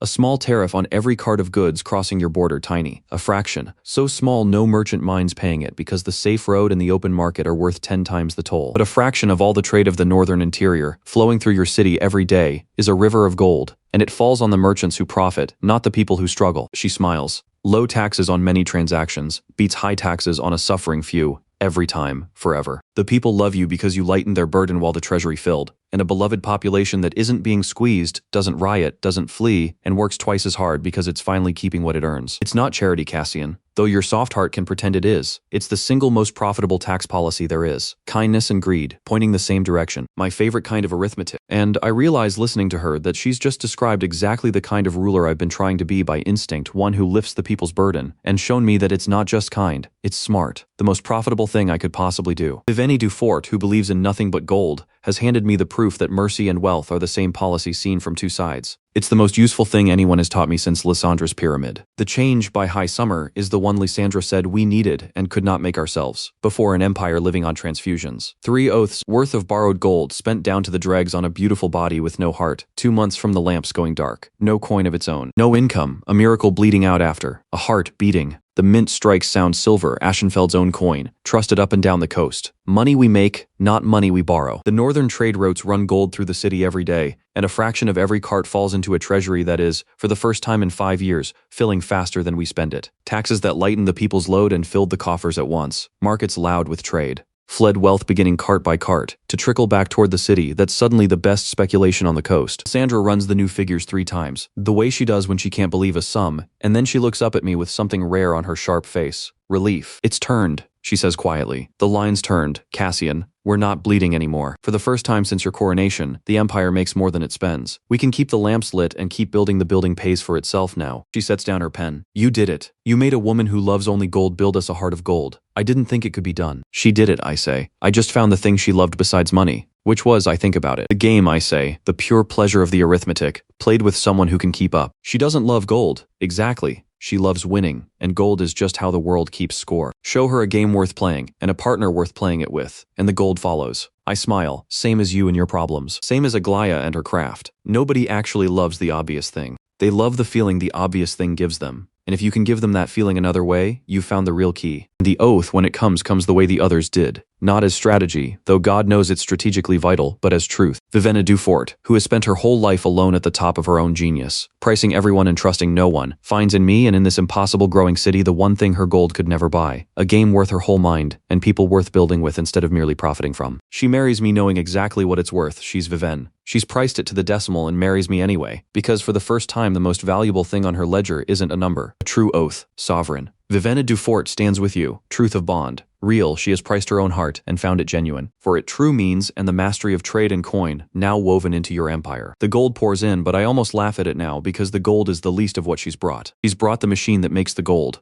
The system's flood is a fortune. Vivenna's economy is a fortune that renews itself every single day. On the coast in Solmir, the Spider's contact reports a development the Spider does not enjoy. The Boy Emperor has taken Vivenna Dufort, not merely her partnership, but Vivenna herself, and with her the trade of the northern interior and a mint-striking coin the whole coast trusts. The Spider reads this in his warm hall and, for the first time, feels something colder than concern. His entire strategy against the boy rested on one certainty, that ambition would outrun coin, that the beautiful city would bankrupt itself, that the money would fail, and he would not even need to strike. He aimed every small cut at the treasury, because the treasury was the wound that would not heal, and the boy has healed it, worse than healed it. The boy has built a treasury that fills itself, that grows, that no longer bleeds from the thousand small cuts the Spider knows how to make. Nibbling at credit lines and stone shipments, so effective against a fixed sum, means nothing against a river. You cannot bleed dry a thing that refills faster than you can cut it. The Spider sits with this a long while. His patient 5-year strategy of keeping the empire weak from the inside has, he understands now, run out of road. The boy has assembled the 3 things a state needs to live a healthy people, the means to build, and now an economy to pay for it all, and assembled them behind walls and engines, with the population's love as his shield. Small cuts will no longer serve, which means it is time at last to reach for the deep threads. The ones that reach east, past his own hall, to a warm, bright room, where an emperor named Otto sits, who once made a corpse of this city in a single morning. The Spider has spent 5 years never needing Kronberg's army, keeping the rot internal, quiet, deniable, but rot has failed. Now he will need a sword, and there is only one sword large enough. He takes up his pen, and for the first time in 5 years he writes not to a factor or a merchant, but toward the emperor himself, through the careful chain of cutouts that hides him, a message whose meaning beneath its merchant's code is simple and grave. The Veldmar boy is no longer dying. The Veldmar boy is becoming strong. If Kronberg wishes the corpse to stay a corpse, Kronberg can no longer afford to wait and watch. The window in which the boy can be cheaply killed is closing. Decide, he seals it and sends it east. The game has changed, and the Spider, who has moved in shadows for 5 years, has just been forced by a boy with an iron crown to reach for something that casts a very large shadow indeed. The economy runs gold through Ashenfeld all that high summer, and the city drinks it in and grows, and for the first time I feel something I haven't let myself feel since the well. Not just that we might survive, but that we might win. I take an evening to myself rare, precious, and walk down to the market district at dusk, alone, no crown, just to see it. And what I see stops me in the street. The market is roaring. Loud, crowded, lamp-lit, alive stalls 3 deep, the new coin ringing on 100 counters, traders from the coast and the north haggling in a dozen tongues, the smell of food and spice and money, children darting through the crowd, the chestnut seller from that first lit night, now running 3 braziers and shouting prices. A year ago this district was silent, dark, dying, the people barred behind their doors drinking from a sewer. Now it's the loudest, richest, most alive place for 100 miles, and every soul in it is fed and clean and safe and keeping what they earn. I stand at the edge of it in the lamplight, and I think of the boy in the roofless hall with 40 days and no coin, and I think of Lysandra's ledger finally turning, the line bending upward at last, and I let myself feel it, just for a moment. We did this. From a corpse. We did this. And then, standing in my roaring golden market, I see the one thing missing, and it's Vivenna who's already named it, weeks ago, in passing. You've built a river of gold on the overland routes, she'd said, watching the northern carts roll in. It's real, and it's rich, and it will make you a strong regional power. But Cassian, she'd nodded south and east, toward the distant sea, toward the water where Solmir sat rich and unwalled. The overland trade is a stream. The sea is the ocean. Every truly great trading power in history sat on deep water, because a single ship carries what 100 carts can't, and the sea reaches everywhere at once. As long as your only door to the world is a road, you're a strong province. The day you have a harbor deep water, docks, a fleet, you stop being a province and start being a power. That's the difference between Ashenfeld and Solmir. Solmir has the sea. I stand in the roaring market and I look south and east, toward water I can't see. and I understand what the next great work has to be. We've raised the body, we've lit it, we've given it a beating heart of gold, but the heart pumps along a road, and a road only reaches so far. To become what I need us to become, strong enough, rich enough to finally make Kronberg pay, we need the sea. We need a harbor, deep water docks, warehouses, and the ships to fill them. The fleet that turns a strong province into a power that reaches the whole world. And building a harbor is Aglaya's art, and Vivenna's trade married together. The greatest work either of them has yet attempted, out where the land meets the water. I turn from the market and start back up toward the palace, toward the workshop where my counter and my builder and my merchant are almost certainly arguing about something, and I already know what I'm going to tell them. The stream has made us strong. Now we go to the sea and become a power. The nearest good deep water is a day's ride south of Aschenfeld, at the mouth of the river where a wide sheltered bay opens onto the sea, and nothing stands but a fishing village of 40 souls, who have watched their sons drown for generations and never once dreamed of what the bay could be. I ride down to look at it with Aglaya and Vivenna both, and watching the two of them see the same empty water is like watching two different languages describe the same god. Aglaya sees structure. She stands on the shore, and her focused stillness goes total, and she starts reading the bay the way she read the fouled streets, the depth of the water, the run of the current, the shelter of the headlands, where the seabed would bear a piling, and where it wouldn't. There, she says, pointing at nothing I can see. And there, the bottom shelves right. You could drive moles out into deep water on that line, and the headland breaks the worst of the weather. It's a good bay. The old builders would have loved it. Deep enough for real ships, sheltered enough to keep them safe. Her pale hands are already sketching in the air, breakwaters first out along those two lines to make the harbor calm. Then the mole's stone piers running out to where the water's deep enough for a laden hull. Then the docks along them, the cranes, the warehouses behind. It's the aqueduct all over again. Really, water you have to master. Only this time you're not bringing it to the city, you're reaching out into it. Vivenna sees money. She stands on the same shore, and her amused eyes go over the same empty water and price it to the horizon. Do you understand what you're looking at? She says softly, and for once there's no irony in it. A deep water harbor, here on the northern coast, feeding the overland routes you've already got. Cassian, this isn't a harbor. This is the second half of the machine. Right now your trade comes in by cart, a stream. Put a harbor here and the sea comes to you one ship and that bay carries what 50 carts can't, and it reaches every port on the coast and beyond in a week. Your northern goods go out to the whole world by water. The whole world's goods come up your roads to the north. You become the hinge, the one place where the sea trade and the land trade meet and change hands and take a cut of both. She turns to me, and her whole face is lit with the arithmetic. Solmir has one sea. You'd have a sea and a continent behind you. Build this and in 10 years. Aschenfeld isn't Solmir's poor northern cousin. It's Solmir's rival, possibly its master. I stand between my builder and my merchant, on an empty shore where 40 fishermen have drowned for centuries, and I see it the thing that isn't there yet, the way I've learned to see things. Not empty water, a harbor, a door to the world. Then build it, I say, both of you. Together, Aglaya raises it, Vivenna fills it, show me the sea. They build it, and it is the greatest work either of them has yet done, because for the first time they have to do it together. And that is where the comedy of my three wives reaches its glorious peak, because now all three of them are working on the same enormous project. Aglaya building the harbor, Vivenna planning the trade that will fill it, Lysandra holding the whole empire's ledger to pay for it, and three geniuses who each see the world completely differently are forced into one room, daily, and the sparks are magnificent. Aglaya wants the harbor built right, every mole sound, every piling true, the whole thing engineered to stand 300 years. Vivenna wants it built fast and first, every month it isn't finished, as a month a rival port might open and steal the trade. Lysandra wants it built affordably, and in sequence the harbor is enormous, and its cost has to be staged so it never bankrupts the rest of the empire. And they argue. God, how they argue. You cannot rush a breakwater. Aglaya says, immovable as her own stone.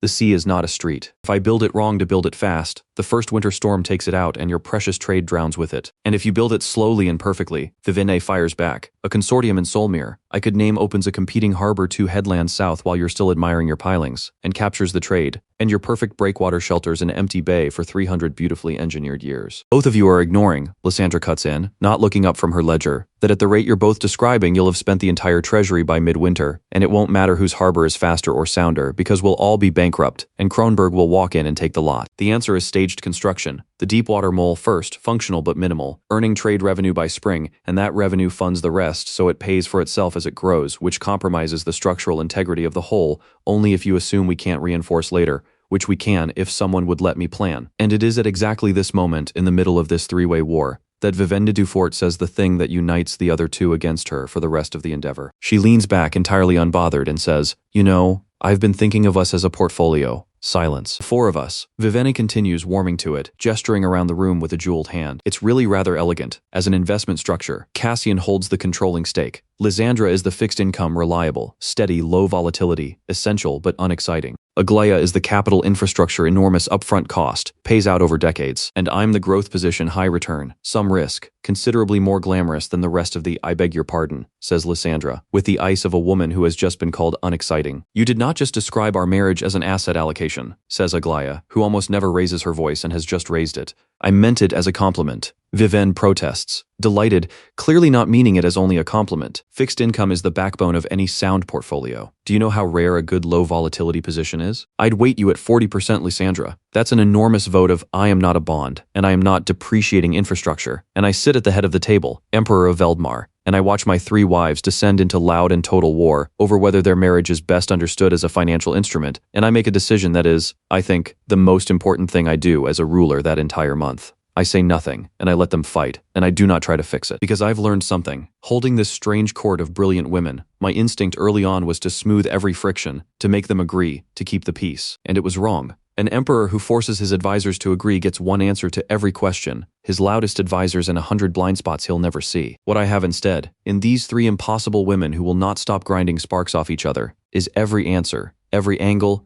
every flaw in every plan exposed by someone whose whole nature is to find it. Aglaia will never let me build something that fails. Vivene will never let me build something that doesn't pay. Lysandra will never let me build something we can't afford. And the harbor that finally rises out of their war is better than anything any one of them would have built alone, staged like Lysandra wants. Sound where Aglaia insists it must be. Fast where Viven proves it has to be. A thing that only exists because 3 geniuses refuse to give each other an inch. You've gotten good at that, Aldrich observes, watching me referee by not refereeing another spectacular collision. A year ago, you'd have jumped in to calm them down. Now you just let it burn and take the diamond that's left when it stops. A year ago, I thought my job was to have the answers, I say. Now I think my job is to keep the right people arguing long enough that the answer appears on its own.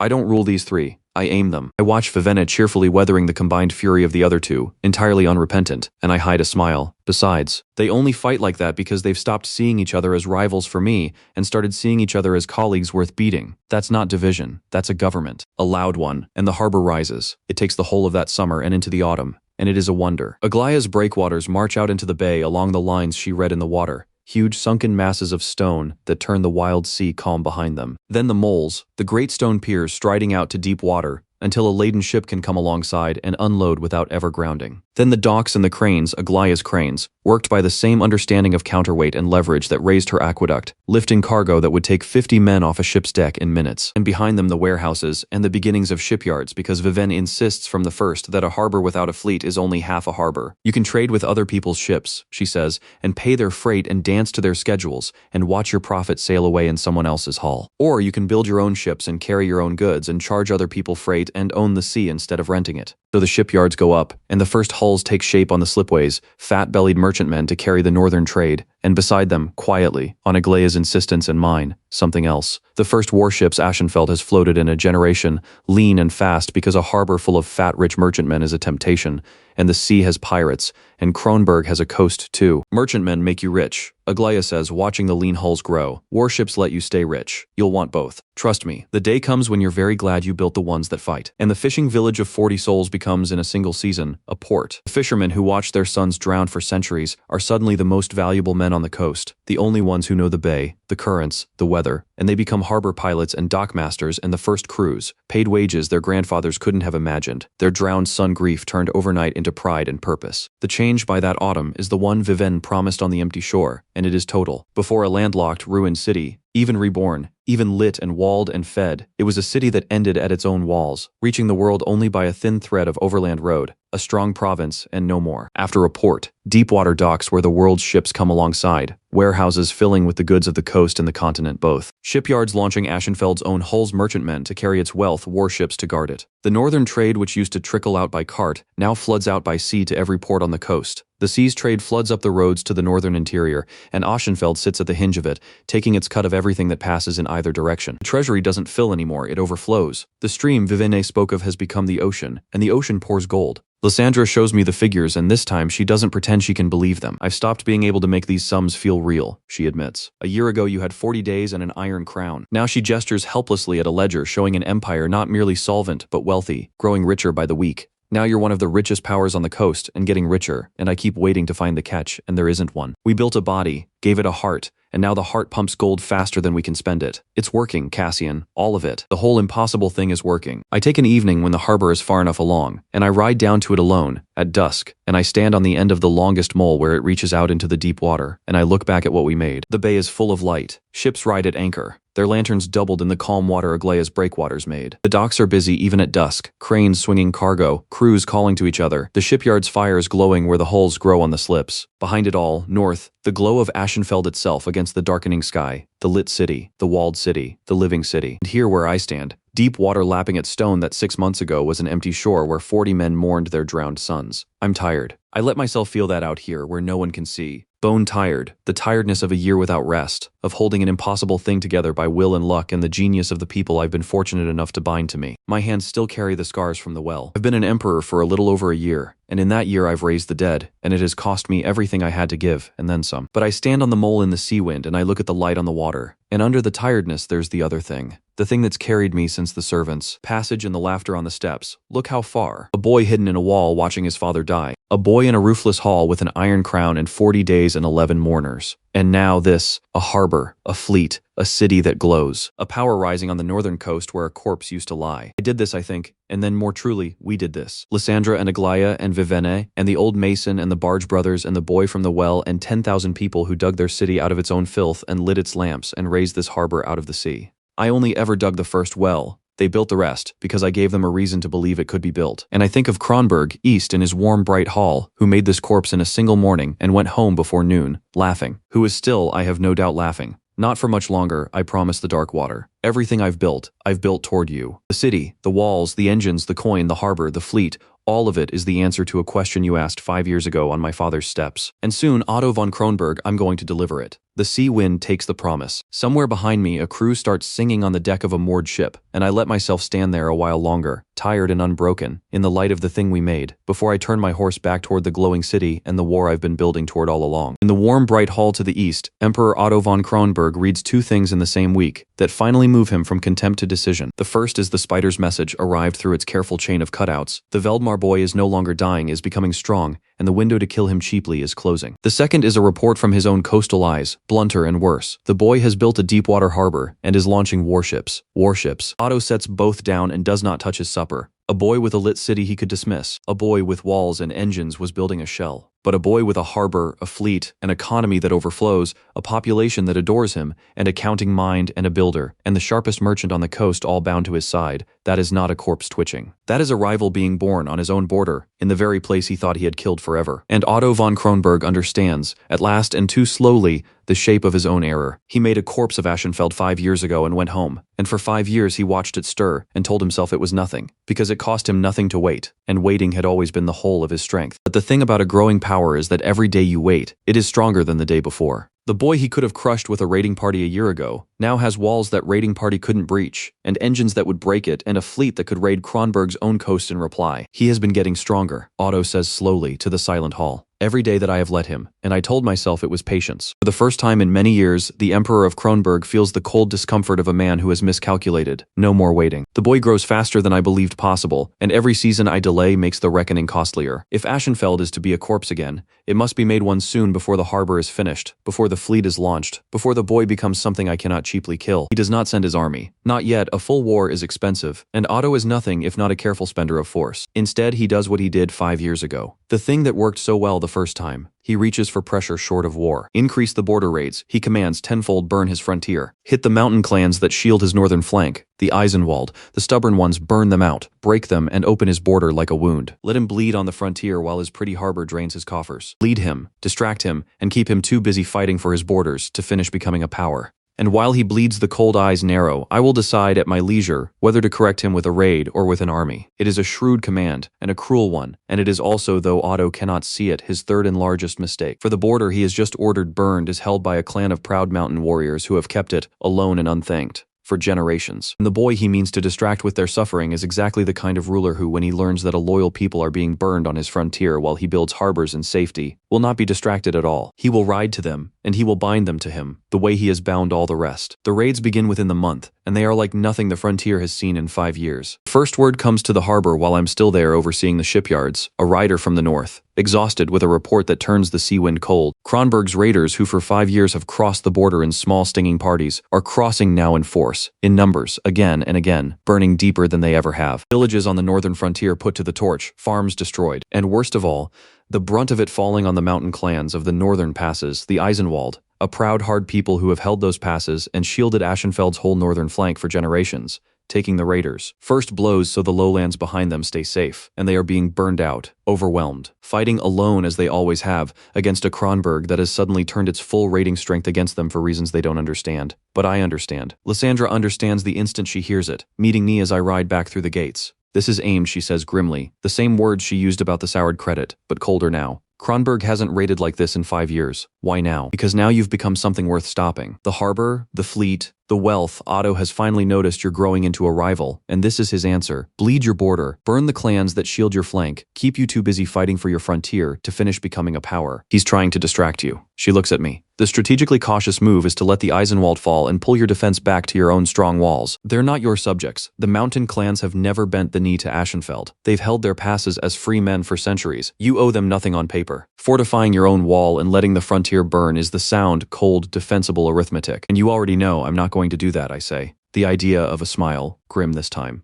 "I already know. You've never once done the cold arithmetic when people were burning, and it's the most maddening and the most correct thing about you." She's already unrolling a map. "So, the Eisenwald. If we're going to save them, and we are, I can see it on your face. Then we need to understand who we're saving. They're the fiercest fighters on this continent, Cassian. Mountain warriors who've held those passes against everything for generations. And they are proud. They don't ask for help. They don't bend the knee, and they will not love a lowland emperor riding up to rescue them like children. They've held their border alone and unthanked for 5 years while you built fountains in safety. They may well spit on your help, and I won't offer them help," I say, thinking of a counter who believed only in problems, a builder who believed only in her mountain, a merchant who believed only in gold, and how none of them, in the end, could resist a man who offered them the one thing they truly wanted. I'll offer them something better. Everything I've built this year, the walls, the engines, the coin, the fleet, I built it to make Kronberg pay for what they did to my father and my city, and the Eisenwald have been bleeding under Kronberg's boots on that frontier for 5 years alone, while the rest of the world looked away. I look at the map, at the northern passes, at the proud, hard people being burned to distract me. I'm not going to offer them rescue. I'm going to offer them what they've wanted for 5 years and never had the strength to take alone. I'm going to offer them Kronberg, their enemy and mine, the same enemy, and an emperor with a fleet and an army in the making who means to make him bleed. I roll up the map, ready the road north, Lysandra, and send for the best fighter we have, because I'm not riding to the mountain clans to talk. I'm riding to fight beside them and earn the right to be heard. Because a city can be built with counters and builders and merchants, but an empire that means to make war on Kronberg needs one more thing. I don't yet have a general, and an army, and steel, and they are waiting for me in the burning passes of the north. In a clan of proud mountain warriors led, I will soon learn, by a woman who will become the fiercest and loudest of all the strange government I'm assembling out of the ashes. North then to the fire on the frontier, and the ones holding the line. I ride north with Lysandra, a train of Aglaya's mountain throwers broken down for transport, a strong box of Viveni's coin, and the best fighter Aschenfeld has, which, I'll be honest, isn't saying much. My city guard is enough to keep order in lit streets. It is not an army. That's precisely why I'm going north, to find the people who are. The frontier gets worse the further we ride. I've read the reports, but reading a report and riding through the smoke are different things. Burned farms, emptied villages, fields black where the raiders fired the standing grain out of pure cruelty. Because Kronberg isn't raiding for plunder now, they're raiding to hurt, to bleed the border, to burn out the clans that shield my flank. And everywhere the mountain people falling back, fighting, dying alone. By the time we climb into the high passes of the Eisenwald, I've stopped feeling like a rescuer and started feeling something closer to shame. These people have held this line for 5 years alone, taking Kronberg's blows so the lowlands behind them, my lowlands, where I built fountains and lit lamps in safety, stayed unburned. And no one thanked them. No one came. I built a harbor while they buried their dead. The Eisenwald hold a fortress town wedged into a mountain pass, all gray stone and iron, and they let me approach because a lone emperor with a small party is no threat, and they're curious what the lowland boy wants. But they do not roll out anything resembling welcome. Their leader meets me in the muddy yard of the fortress, and she is not what the songs would have led you to expect from a war leader, and she is exactly what the reports meant when they said the Eisenwald were the fiercest fighters on the continent. Brunhilde Eisenwald is enormous, taller than me, broad as a door, arms like a smith's, a livid half-heeled sword cut down one forearm that she hasn't bothered to bandage properly. She's perhaps 30. With a face weathered by mountain wind and grief, and she looks at me the way you'd look at something the dog dragged in. Not with hatred, but with a vast, tired contempt for one more useless thing arriving when what she needs is soldiers. So, she says,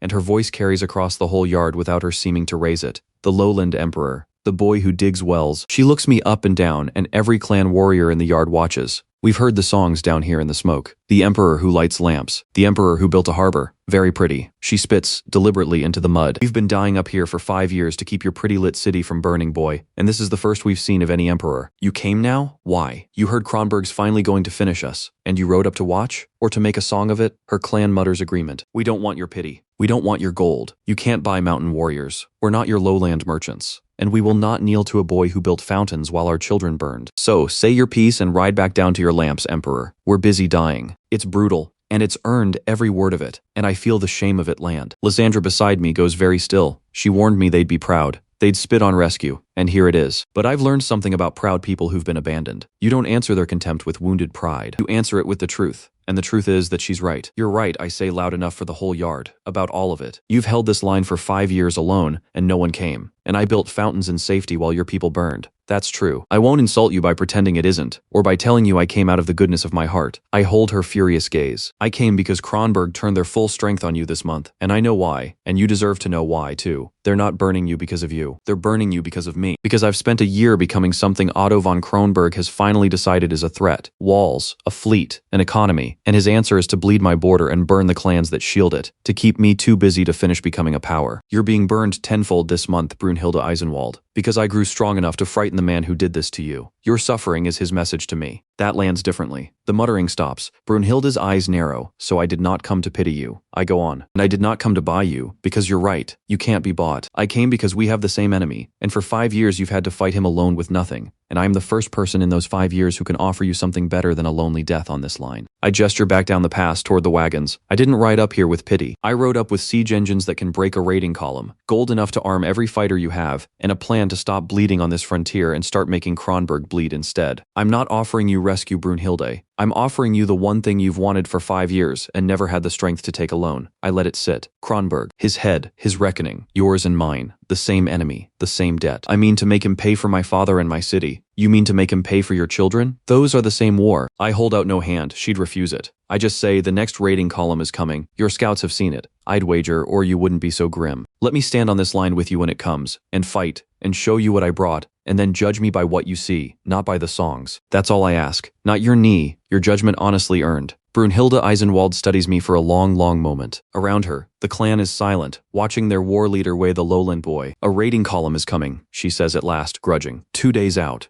Bigger than the usual, 200, maybe more. We were going to meet it in the low pass and lose a third of our people stopping it, because that's what we do. That's all we've ever been able to do. She looks at the wagons, at the broken down engines, at the strongbox. You say you brought something better. Her jaw sets. Then show me, Emperor. Stand on the line in 2 days when Kronberg comes, and show me what your fountains and your harbors are worth when there's steel in the air. If you run and lowland boys run, we'll know what you are, and you can keep your gold. But if you stand, she doesn't finish. She doesn't have to. I'll stand, I say. Show me the low pass. Let's plan how you win. For the first time, something flickers in her contempt. Not respect. Not yet, but surprise. How I win, she repeats. Not how you save us. You've been holding this line for 5 years, I say. I'm not fool enough to think I'm here to save you. I'm here to hand you better tools and a sharper plan, and then get out of the way while you do what you've always done. Win. The difference is that this time you won't lose a third of your people doing it. We have 2 days, and Lysandra and I spend every hour of them turning the low pass into a trap. This is where everything I've built comes together, and where the Eisenwald begin grudgingly to understand what the lowland boy actually brought. Brunhilde's people are magnificent fighters, the best I've ever seen, but they've been fighting the only way they've had the means to, meeting the raiders head-on in the pass and winning by sheer ferocity at a terrible cost in blood. Brute courage against brute force. It's why they lose a third of their number every time. I brought them the thing they never had, leverage. Lysandra reads the ground the way she reads a ledger, and the low pass is a gift, a narrowing throat of rock, where a column has to bunch together. We sight Aglaya's mountain throwers on the heights above it, hidden, ranged, and sighted on the choke point over the 2 days by careful measurement, exactly the way Aglaya taught the crews. Viveni's gold arms the clan properly for the first time, not just their own worn blades, but good steel, and Aglaya's people who came with the engine's rig. Obstacles in the pass, felled timber and stone, funneling the raiders into the killing ground without their knowing they're being funneled. And I sit with Brunhilde over Lysandra's map, and I don't tell her how to fight. She knows that better than any living soul. I tell her what the tools can do, and let her build the battle. Your throwers break their column here. At the choke, she says, slowly, tracing it, a warrior seeing a whole new grammar of war open up. They bunch, they take stones from above, they can't answer. They panic. And then my people hit them not head-on into a solid column and dying for it, but into a broken, panicked mess that's already half shattered. She looks up and there's a fierce light kindling in her weathered face. We'd take them with a fraction of the losses, maybe none. We've never had anything that could break their formation before we closed. We just had ourselves, and our dead. Now you have more, I say. Same courage, same fighters. Just with the ground and the engines and the plan on your side instead of against you. The column comes on the third morning, and the Battle of the Low Pass is the first time I stand in real war, and it is nothing like I imagined, and exactly like Lysandra planned. 200 and more Kronberg raiders push into the pass. Arrogant, expecting what they always get, a bloody head-on brawl with the mountain clans that they'll win by numbers and Kronberg steel. They funnel into the choke, bunching exactly where Aglaya's obstacles guide them, and then the sky falls on them. Aglaya's throwers, hidden on the heights, open up on the choke point, and stones the size of a man's chest come down out of nowhere into the packed column, and the effect is instant and total. Men and horses go down. The formation, packed tight in the narrow throat, has nowhere to go. They can't advance past the obstacles, can't spread out in the narrows, can't reach the engines high above them. A second volley, a third. The arrogant raiding column becomes, in the space of a minute, a screaming, panicked mass of men who came for an easy slaughter and are being crushed from a sky they can't fight back against. And then Brunhilde hits them. I've never seen anything like the Eisenwald in a charge. They come down off the pass walls into the shattered column like an avalanche with blades, Brunhilde at their head,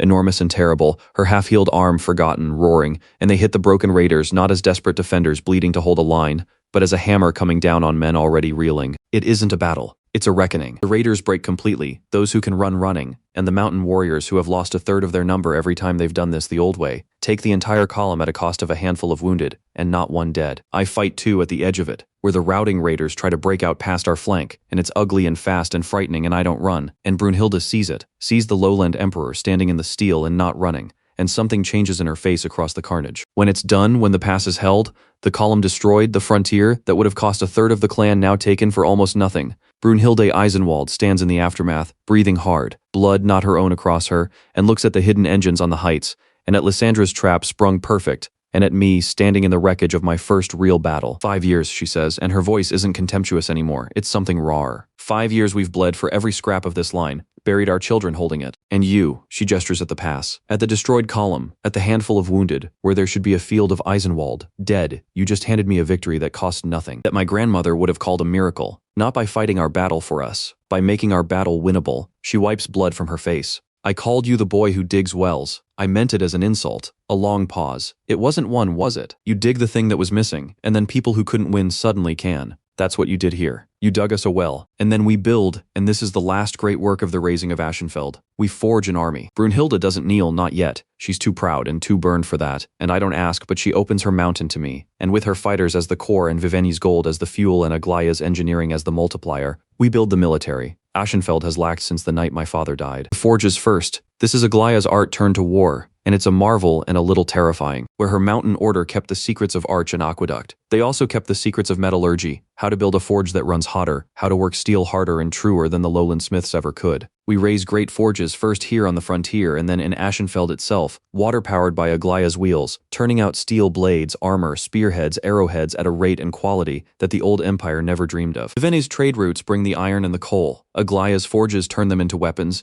and the barge brothers who dug wells and hauled stone and built harbors now learn to run a foundry, because the people of Ashenfeld can build anything now. They proved it to themselves this year. Then the army itself, raised the way Lysandra raises everything, as a system. Not a feudal levy of reluctant peasants, but a paid, trained, professional force, fed from the granaries, armed from the new forges, paid from the overflowing treasury. Brunhilde and her clan warriors become the officers and the trainers, the hard core around which we build. Men from Ashenfeld, the same men who dug the drains and lit the lamps and raised the harbor, healthy now and fed and proud, take the coin and the training and become soldiers, not conscripts dragged from their farms. Citizens of a city they helped raise from the dead who have something worth fighting for and a wage worth taking, and the fierce loyalty of people who remember exactly what it was like when they had nothing. Brunhilde drills them, and watching her is watching a master as surely as watching Aglaya build or Vivene trade. She takes soft lowland recruits and makes soldiers of them, and she does it with a hard fairness that they come to worship. She'll break a man down and build him back harder, and never once ask him to do anything she won't do herself. First and biggest and loudest. An army isn't weapons, she tells me, echoing without knowing it the things Aglaya said about walls and Vivena said about coin. An army is trust. Every soldier has to know the man beside him won't run,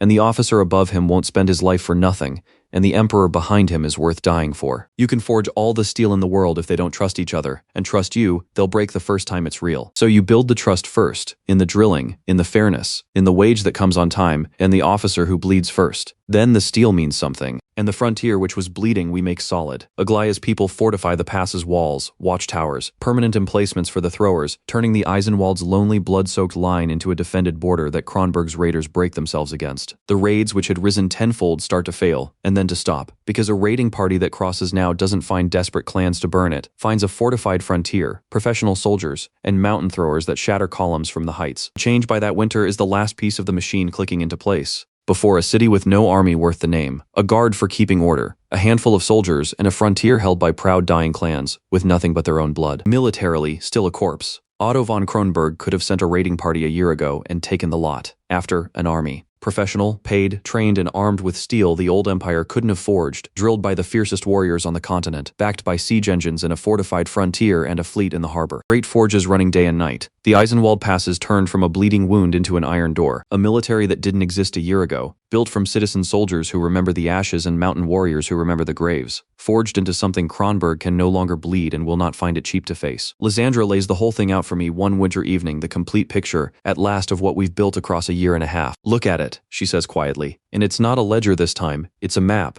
the whole empire on it. A year and a half ago, 40 days, an iron crown, 11 mourners now. She touches the map, piece by piece, a healthy people, clean water, drains, roads, light, baths, a wall, engines, a fortified frontier, an economy that overflows a mint, trade, a harbor, a fleet, and now an army, professional and armed and trained, with the best general on the continent to lead it. She looks up at me. That's everything, Cassian. That's every single thing a power needs. A body, a heart, and now a sword. We've built the whole machine. 18 months from a corpse. She's quiet a moment. You could stop here, consolidate, rule a strong, rich, defended empire, and live a long life and never risk any of it. That would be the safe arithmetic. You know I'm not going to. I know. The idea of a smile, but grim, because she knows what I've been building toward since the very first night. Everything you've made, you made toward one thing. You told me on the burning street the day you saved my family, some sums aren't in the ledger. Kronberg is the sum that was never in the ledger. Your father on his own steps. 5 years of a corpse. You didn't build all this to be safe, Cassian. You built it to pay a debt. I look at the map, at the city, the frontier, the harbor, the army. The whole impossible machine we raised from ash, and at the east where a man in a warm bright hall once made a corpse of all of it in a single morning and laughed. I built it to pay a debt. I agree quietly, and the debt's nearly due. In the warm hall to the east, Emperor Otto von Kronberg receives news he does not want, and can scarcely believe his tenfold raids have failed. The Eisenwald frontier, which should by now be ash and broken clans, has become a fortified iron border that shatters his raiding columns. The mountain clans, which should be burned out,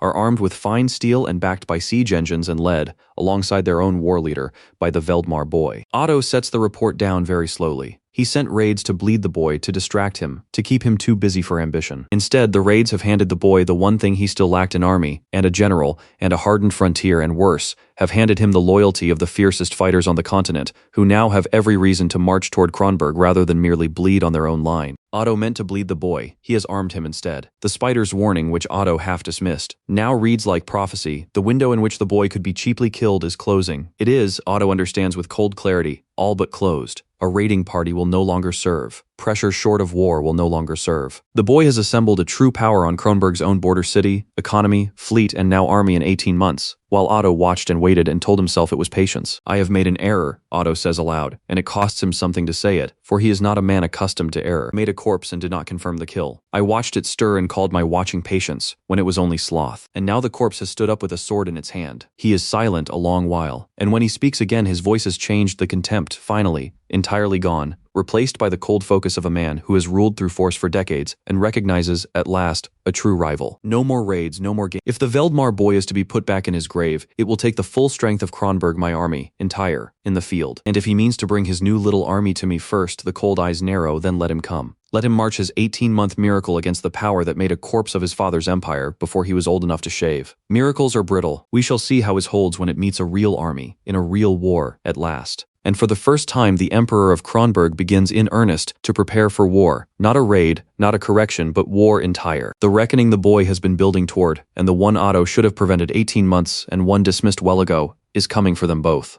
But before the reckoning, on the frontier, there is Brunhilde, and the thing still unsettled between us.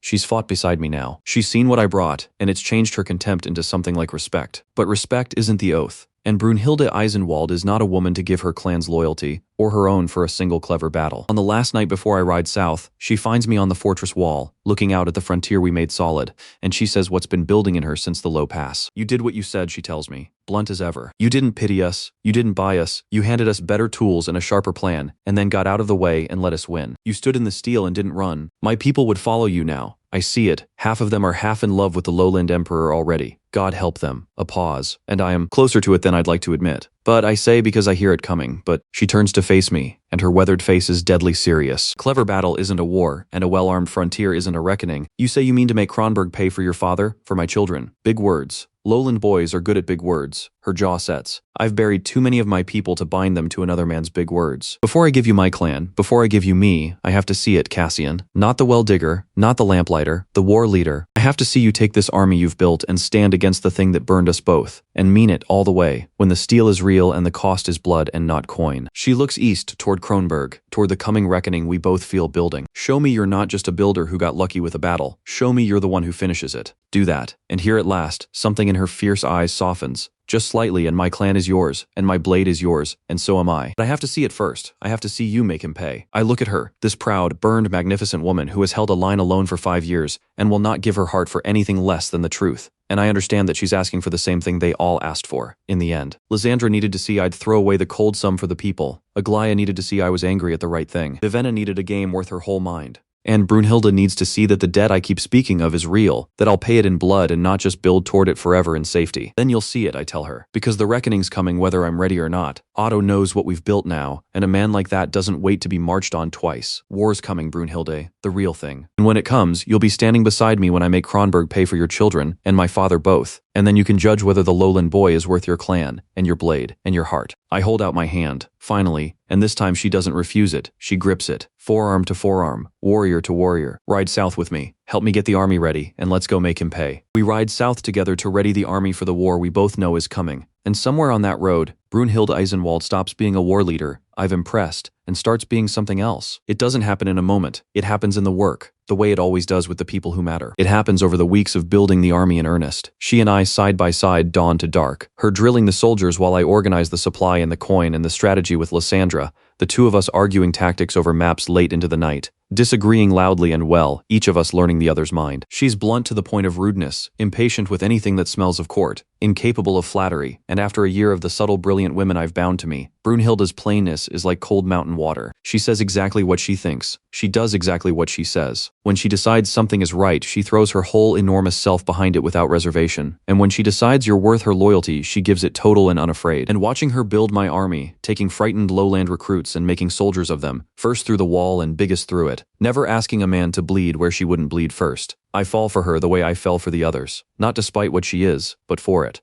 For the honesty, for the total fearless way she commits, for the fierce fairness that makes hard men worship her. Lysandra is the sharp electric meeting of minds. Aglaia is the quiet warmth of building beautiful things together. Vivienne is the delighted game of two fast players. Brunhilde is something simpler and just as true, the deep trust of standing beside someone in the steel and knowing all the way down that they will never ever run. She feels it too. I know because she tells me bluntly, of course. Because she's incapable of anything else. I said I had to see the war leader before I'd give you my clan, she says one night, the two of us on the frontier wall after a long day's drilling. And the war hasn't come yet, so by my own words, I shouldn't be saying this. She turns to me, and her weathered face has none of its usual armor. But I've watched you build this army the way I build my warriors, fair and hard, and bleeding first, and I've watched you refuse to spend a single life you didn't have to, and I've decided I was wrong, to make you wait for a battle to prove what I can already see. A pause, and then gruff, I don't need to see you make him pay to know you will. I know it, I've known it since the low pass. She looks out at the frontier they made solid together. My clan is yours, Cassian. My blade is yours, and so am I, if you'll have a loud, blunt mountain woman who'll argue with you every day of your life, and never once lie to you. That's exactly the woman I want, I tell her. And I mean it all the way down, and the system feels that I mean it. A true oath sovereign. Brunhilde Eisenwald stands with you. Truth of bond, forged in steel and honesty, as true and unbreakable as the woman herself. For it true means in the strength of the mountain clans, their steel and their blades, now yours in war. The gold pours in the greatest yet, and with it the last piece. The military strength of the fiercest fighters on the continent, bound to Ashenfeld not by conquest but by a true oath freely given. For the first time since the night my father died, My empire has everything: a healthy people, an economy that overflows, a fleet, a fortified frontier, and now an army and the general to lead it. Everything a power needs to defend itself. And I begin to realize as I look at the whole of it, everything a power needs to find the rot inside itself, because with Brunhilde's oath, the machine is finally complete enough to turn on the shadow that's been hindering us all along. It's Lysandra who finally catches him, and she catches him the way she catches everything, by refusing to believe in luck. She's been troubled for over a year since the soured credit and the vanished stone shipments back in the spring, the pattern of small aimed cuts she couldn't quite trace. She never let it go. Lysandra Morn does not let go of an arithmetic that doesn't reconcile. Now, with the army built and the Empire's whole apparatus finally strong enough to look, she brings it all to me at once, spread across the workshop table. A year and a half of small nibbles she's been quietly collecting like a woman assembling a case. It's one hand, she says flatly. I'm certain now. Every soured deal, every vanished shipment, every noble who stirred up trouble at exactly the wrong moment, every piece of information that seemed to reach Kronberg faster than it should have, I've been collecting them for 18 months, and they're not chance. They're aimed, all of them, by one patient hand inside our own house, someone who has been trying to keep this empire weak from the very beginning. Someone highly placed enough to sour a credit line I arranged in private, to know which stone shipment mattered, to stir the exact nobles who'd caused the most trouble. She looks up, and someone who's been feeding Kronberg. The timing of Otto's raids, the tenfold raids that turned exactly when you became a threat. Otto knew precisely when to strike. Someone told him, someone inside. The word lands cold. A traitor, on my own council. Not just any traitor. Lysandra's jaw is tight. Look at the reach of it. 5 years of it. Cassian. Because when I go back far enough, the pattern doesn't start with your coronation. It starts before. The small failures that kept your father's recovery from ever taking hold. The information that helped Kronberg strike so cleanly the night your father died. She says it quietly, because she knows what it means. Whoever this is didn't start hindering you when you took the crown. He's been hindering House Veldmar for years. He may well have been part of how your father fell in the first place. I go very still. 5 years of a slow rot I never saw. A patient hand keeping my house weak from the inside, and possibly the hand that helped open the door for Kronberg on the night I watched my father die. Who, I say. I don't have the name yet. Lysandra admits. He's careful. 5 years careful. Never a direct order. Always 3 cutouts deep. Never his own hand on anything. But I have the shape of him. Highly placed. Old he was at your father's council table, trusted enough that no one ever looked. And now she taps the assembled evidence strong enough in his arrogance that he's grown careless, because for 5 years no one on the Veldmar side could count well enough to catch him. He never planned for a morn at your side, the idea of a smile, cold as winter. That was his mistake. And here's where my 3 wives, 4, now, with Brunhilde, stop being brilliant individuals who argue and become for the first time a single machine, each doing the one thing only she can do, aimed at one target. It's Lysandra's plan, and it's beautiful. We don't hunt him directly, she says. He's too careful, and if he sees us hunting, he'll go quiet and we'll never have him. Instead, we make him reveal himself. We set a trap baited with exactly the thing he's been feeding Kronberg information. We let it be known, through channels he's compromised, that the army is marching by a certain route on a certain day, undermanned. Vulnerable. If he's feeding Otto, he'll pass it on. And when Kronberg's raiders show up at that exact place in time to hit an army that isn't actually undermanned and vulnerable, but is in fact a trap, she spreads her hands. Then we know the information came from inside. We know which channel carried it, and we follow that channel back to the hand. And each of them makes it work. Vivenna finds the money. Because a spider who's run cutouts for 5 years has paid a great many people, and people who are paid can be paid more. She goes into the underside of Solmir and Ashenfeld both, into the world of factors and go-betweens and bought men, with a purse that overflows and the sharpest financial mind on the coast. And she starts buying the trader's own network out from under him. Not the spider himself who stays hidden, but the cutouts, the messengers, the bought minor officials, one by one, quietly, until half the hands that carry the spider's messages are secretly Vivenna's. Everyone has a price, she says with grim satisfaction, and I can always pay more than a traitor skimming an empire. His network was never loyal to him. It was loyal to his coin, and I have more coin. Aglaia builds the trap's teeth. The route Lysandra baits is real ground, and Aglaia turns it into a killing box exactly as she did the low-pass throwers sighted. Obstacles placed, the vulnerable army, in fact, the anvil of an ambush. Brunhilde is the hammer. When Kronberg's raiders take the bait and come for the supposedly weak column, it's Brunhilde and her hardened army waiting, and the raiders who came to slaughter are slaughtered. And crucially, some are taken alive, and a captured Kronberg raider who's told exactly where and when to strike is a thread that leads straight back to the informant. And Lysandra follows the thread. With Viven's bought network feeding her which channel carried the bait, and the captured raiders confirming exactly what information reached Otto and when, she traces it back through the cutouts, 3 deep, 4 deep, careful as the spider was. And at the end of the thread, at the center of 5 years of patient rot, she finds the name, Count Varen. I know him. Of course I know him. He sat at my father's council table when I was a boy. He stood at my father's funeral with a grave face and murmured condolences to the frightened 14-year-old I was. He was one of the loyal nobles who stayed when others fled, and I trusted that, took it as loyalty, when all along staying was simply the most useful position from which to keep the corpse a corpse. For 5 years he has smiled at me across council tables and sold my house to Kronberg, one small betrayal at a time. He may have helped open the door the night my father died. Him, I say, and my voice is very quiet. It was him, all of it. Since before I wore the crown. Him, Lysandra confirms. And Cassian, he doesn't know we know. He still thinks he's invisible. He still thinks you're the mud-digging boy he's been quietly strangling for 5 years, too busy with your fountains and your harbors to ever count closely enough to catch him. The cold idea of a smile. He has no idea the whole machine just turned around and found him. Taking Count Varen is the first time I feel the full weight of the thing we've built, and it is nothing like the desperate scrambles of the early days. It is calm and total, and it is over almost before it begins.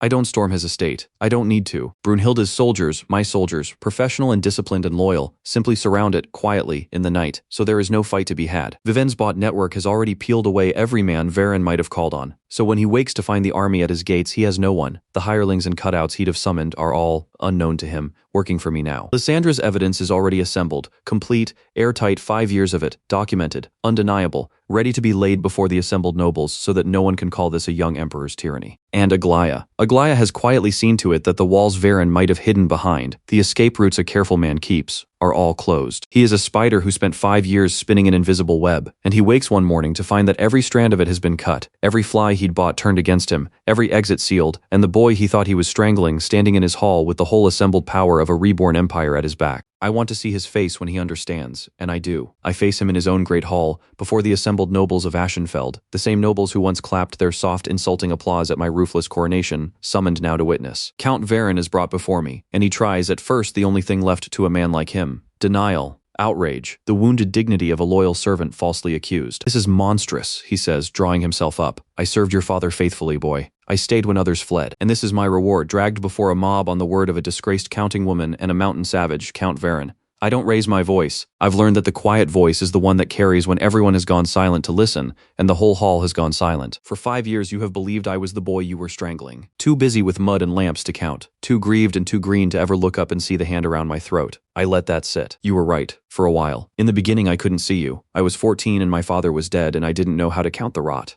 But then I found someone who could. I glance, once at Lysandra, standing composed at the hall's edge with 1.5 years of evidence in her hands. You never once adjusted for her. You went on strangling the boy, one small betrayal at a time, and you never noticed that the boy had built something that was, quietly, turning around to look at you. I gesture, and Lysandra steps forward and lays the evidence before the assembled nobles. The whole of it, the soured deals traced to his hand, the intercepted channels, the captured raiders. Confirmation, the money trail Vivene unwound, 5 years of patient treason documented beyond any denial. The nobles read it. I watch their faces change. I watch Varen's face change as he understands, at last, that this is not a boy's wild accusation to be brazened out, but a case, complete and airtight, built by minds far sharper than his own. You fed Kronberg the timing of the raids that burned the Eisenwald. I go on, and now Brunhilde is standing beside me, vast and terrible and silent, and Varen cannot meet her eyes. You sold the stone that would have built our walls faster. You soured the credit that would have fed the poor. For 5 years you kept my house weak, and my people suffering, and my father's empire a corpse, because a corpse was more profitable to you and your paymasters in Kronberg than a living empire that might notice what you were taking. I lean forward. And here's the part I want you to understand. Count Varen, before the law has you. Every single thing you did to keep me weak, I built past. You soured our credit. We made our own coin. You stole our stone. We reclaimed more. You fed Kronberg our secrets. And when Kronberg came, we were ready, because the very army you tried to prevent is the one standing around your house tonight. You spent 5 years trying to stop me from building this. I gesture at Brunhilde, at Lysandra, at the whole machine of the reborn empire filling his hall. And instead, every obstacle you laid only taught me to build it stronger. You didn't weaken me, you forged me. The empire that just crushed you is, in part, your own doing. Count Varen, who spent 5 years as an invisible spider, certain of his own cleverness, who clapped at my coronation and murmured at my father's grave and strangled my house from the shadows, stares at the boy he thought he'd beaten. Now an emperor with an army, and a general and a counter, and a merchant and a builder arrayed against him, holding the airtight proof of everything he did, and the arrogance finally, completely collapses. He has no move, every thread cut, every exit sealed, every fly turned, the whole machine he never saw coming closed around him at once. He is taken by the law, my father's law, restored, laid before the nobles, so that his fall is justice and not a young tyrant's vengeance. The paymasters in Kronberg lose their eyes and ears inside my house in a single night. The nobles of Ashenfeld, who once applauded a doomed boy in a roofless hall, watch that same boy calmly dismantle a 5-year conspiracy with a machine none of them understood he'd built, and their soft contempt curdles, at last, into something far more useful, fear and respect. And and the dawning understanding that the Empire has a true emperor again. In the warm hall to the east, Emperor Otto von Kronberg learns in the same week that his war preparations must now proceed blind. His patient asset inside Aschenfeld, the spider who fed him 5 years of intelligence and kept the Veldmar house weak from within, has been taken. Rooted out, the eyes and ears he'd relied on for half a decade, gone in a night. Otto receives this with the cold stillness of a man watching his last advantage evaporate. Varen was his masterpiece of patience, an asset placed at the very heart of the enemy, quietly strangling a corpse so it could never rise. And the boy has found him and cut him out, cleanly, with a precision that speaks of an apparatus Otto did not know his enemy possessed. He found my spider, Otto says slowly. 5 years my man sat invisible at their council, and the boy unwound him in a night. He is quiet, and the last of his contempt burns away entirely, leaving only the cold clarity of one power recognizing another. I made 3 errors with this boy. I did not confirm the kill. I called my sloth patience while he grew strong, and I believed a grieving child could never counter a spider I'd spent 5 years placing. 3 errors. He rises, and there is something almost like respect in the grim set of his face. The respect one predator gives another, it has fatally underestimated. No more errors. The boy has a city, an economy, a fleet, an army, a general, and now he has cleaned his own house of my influence. He is not a corpse. He is not a twitching ruin. He is a rival, a true one, the first I have faced in 20 years, and he is coming for me, because I burned his father and his people, and he has spent every day since building the answer. Otto von Kronberg walks to the great map on his wall, the one that shows his empire and the small northern realm he once corrected in a morning, and he looks at it for a long time. Then we end the pretense of raids and corrections, he says. He has forced me to fight him as an equal, which no one has made me do in a generation. So be it. Muster the full army of Kronberg. Every legion, every engine, every man. If the Veldmar boy wants a reckoning, the cold eyes fix on the map, on Aschenfeld, on the miracle risen from the ash he made, then he shall have the full weight of the power that made ash of his house the first time. And this time I will confirm the kill. And across the border, 2 powers that were never meant to be equals prepare, at last, to meet as equals in the field, the old empire that rules by force, and the young one raised from its own ashes, by a boy who turned every wound into a wall. The taking of Varen is the turning point of everything, and I feel it the night after, standing in the workshop with the 4 of them, Lysandra, Aglaya, Vivene, Brunhilde, the strange, loud, brilliant government I've assembled from the ashes, who just moved for the first time as a single machine and crushed a 5-year conspiracy without a wasted motion. We did that together, Aglaya says quietly, a little wonder in her voice. All of us, each doing our own part. I've never, she pauses, I spent my whole life building alone, in a mountain. I didn't know it could feel like this. 4 hands on one thing, and it worked. It's called a government, Lysandra says dryly, but there's warmth under it. A functional one, which is rarer than you'd think. Most rulers have advisors who agree with them and accomplish nothing. Cassian has 4 women who agree about almost nothing, a pointed glance at Vivene, and who just between us did something none of us could have done alone. I still say the portfolio framing was sound. Vivene murmurs, entirely unrepentant, and Brunhilde snorts, and even Lysandra's mouth twitches, and I stand among them, my counter, my builder, my merchant, my general, arguing and warm and complete, and I feel the full weight of what we've built. Not just a city, not just an army, a government, a team, a strange bound family of brilliant women who fight each other constantly, and would, I have no doubt, die for each other now, and for me, and for the impossible thing we've raised together. Lysandra lays out the whole of it once more, the complete picture. A year and a half ago, she says, you were a boy in a roofless hall, 40 days of grain, 11 mourners, 9 noble houses waiting for you to die so they could pick the bones, a corpse of an empire with a spider at its heart. She touches the map,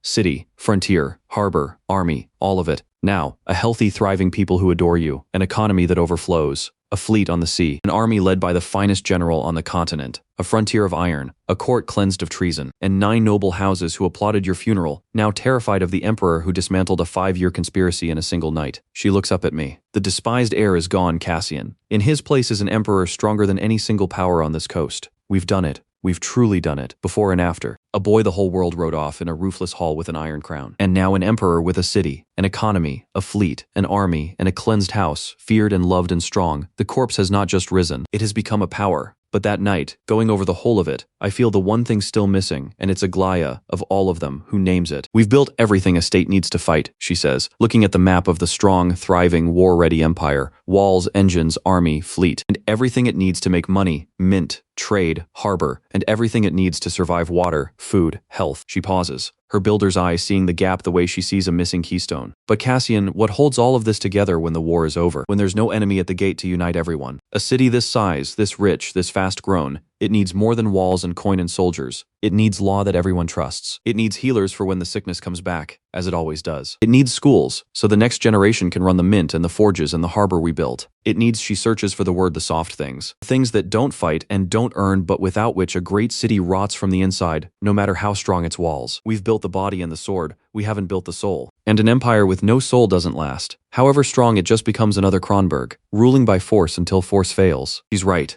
And I feel it land the last gap in the machine, the thing that turns a war state into a civilization that endures. Law, learning, healing, order the mortar. Between all the stones we've laid, there's an order. Aglaia goes on. The way there was for engineering, the way there was for coin, not builders or merchants, healers and teachers and keepers of law. The Sisters of the Vigil, they're called, out past the eastern hills. They run the hospitals, the schools, the courts of the old faith. If anyone can give this empire its soul, its law, its learning, its healing, it's them, and the woman who leads them, Mother Theodora. But the idea of a smile, gentle, they're not builders you can win with anger or merchants you can win with a deal. They give their trust only to those who truly care for people, not just for power. Which means of all of them, they may see through you fastest, Cassian, or trust you deepest, if what you care about is real. I look at the map at the strong, rich, war-ready empire that has everything except the soul to hold it together past the coming war, and I feel the pull of the next work, and the last piece before the reckoning. Then we find the Sisters of the Vigil, I say, and Mother Theodora. But even as I say it, a rider is coming hard from the frontier. I'll learn it within the hour, because Otto von Kronberg, his spider cut out, his patience spent, has finally made his move, and it is not another raid. The full army of Kronberg is mustering. The reckoning I've built toward for a year and a half is no longer coming someday. It's coming now, and I have a soul still to build,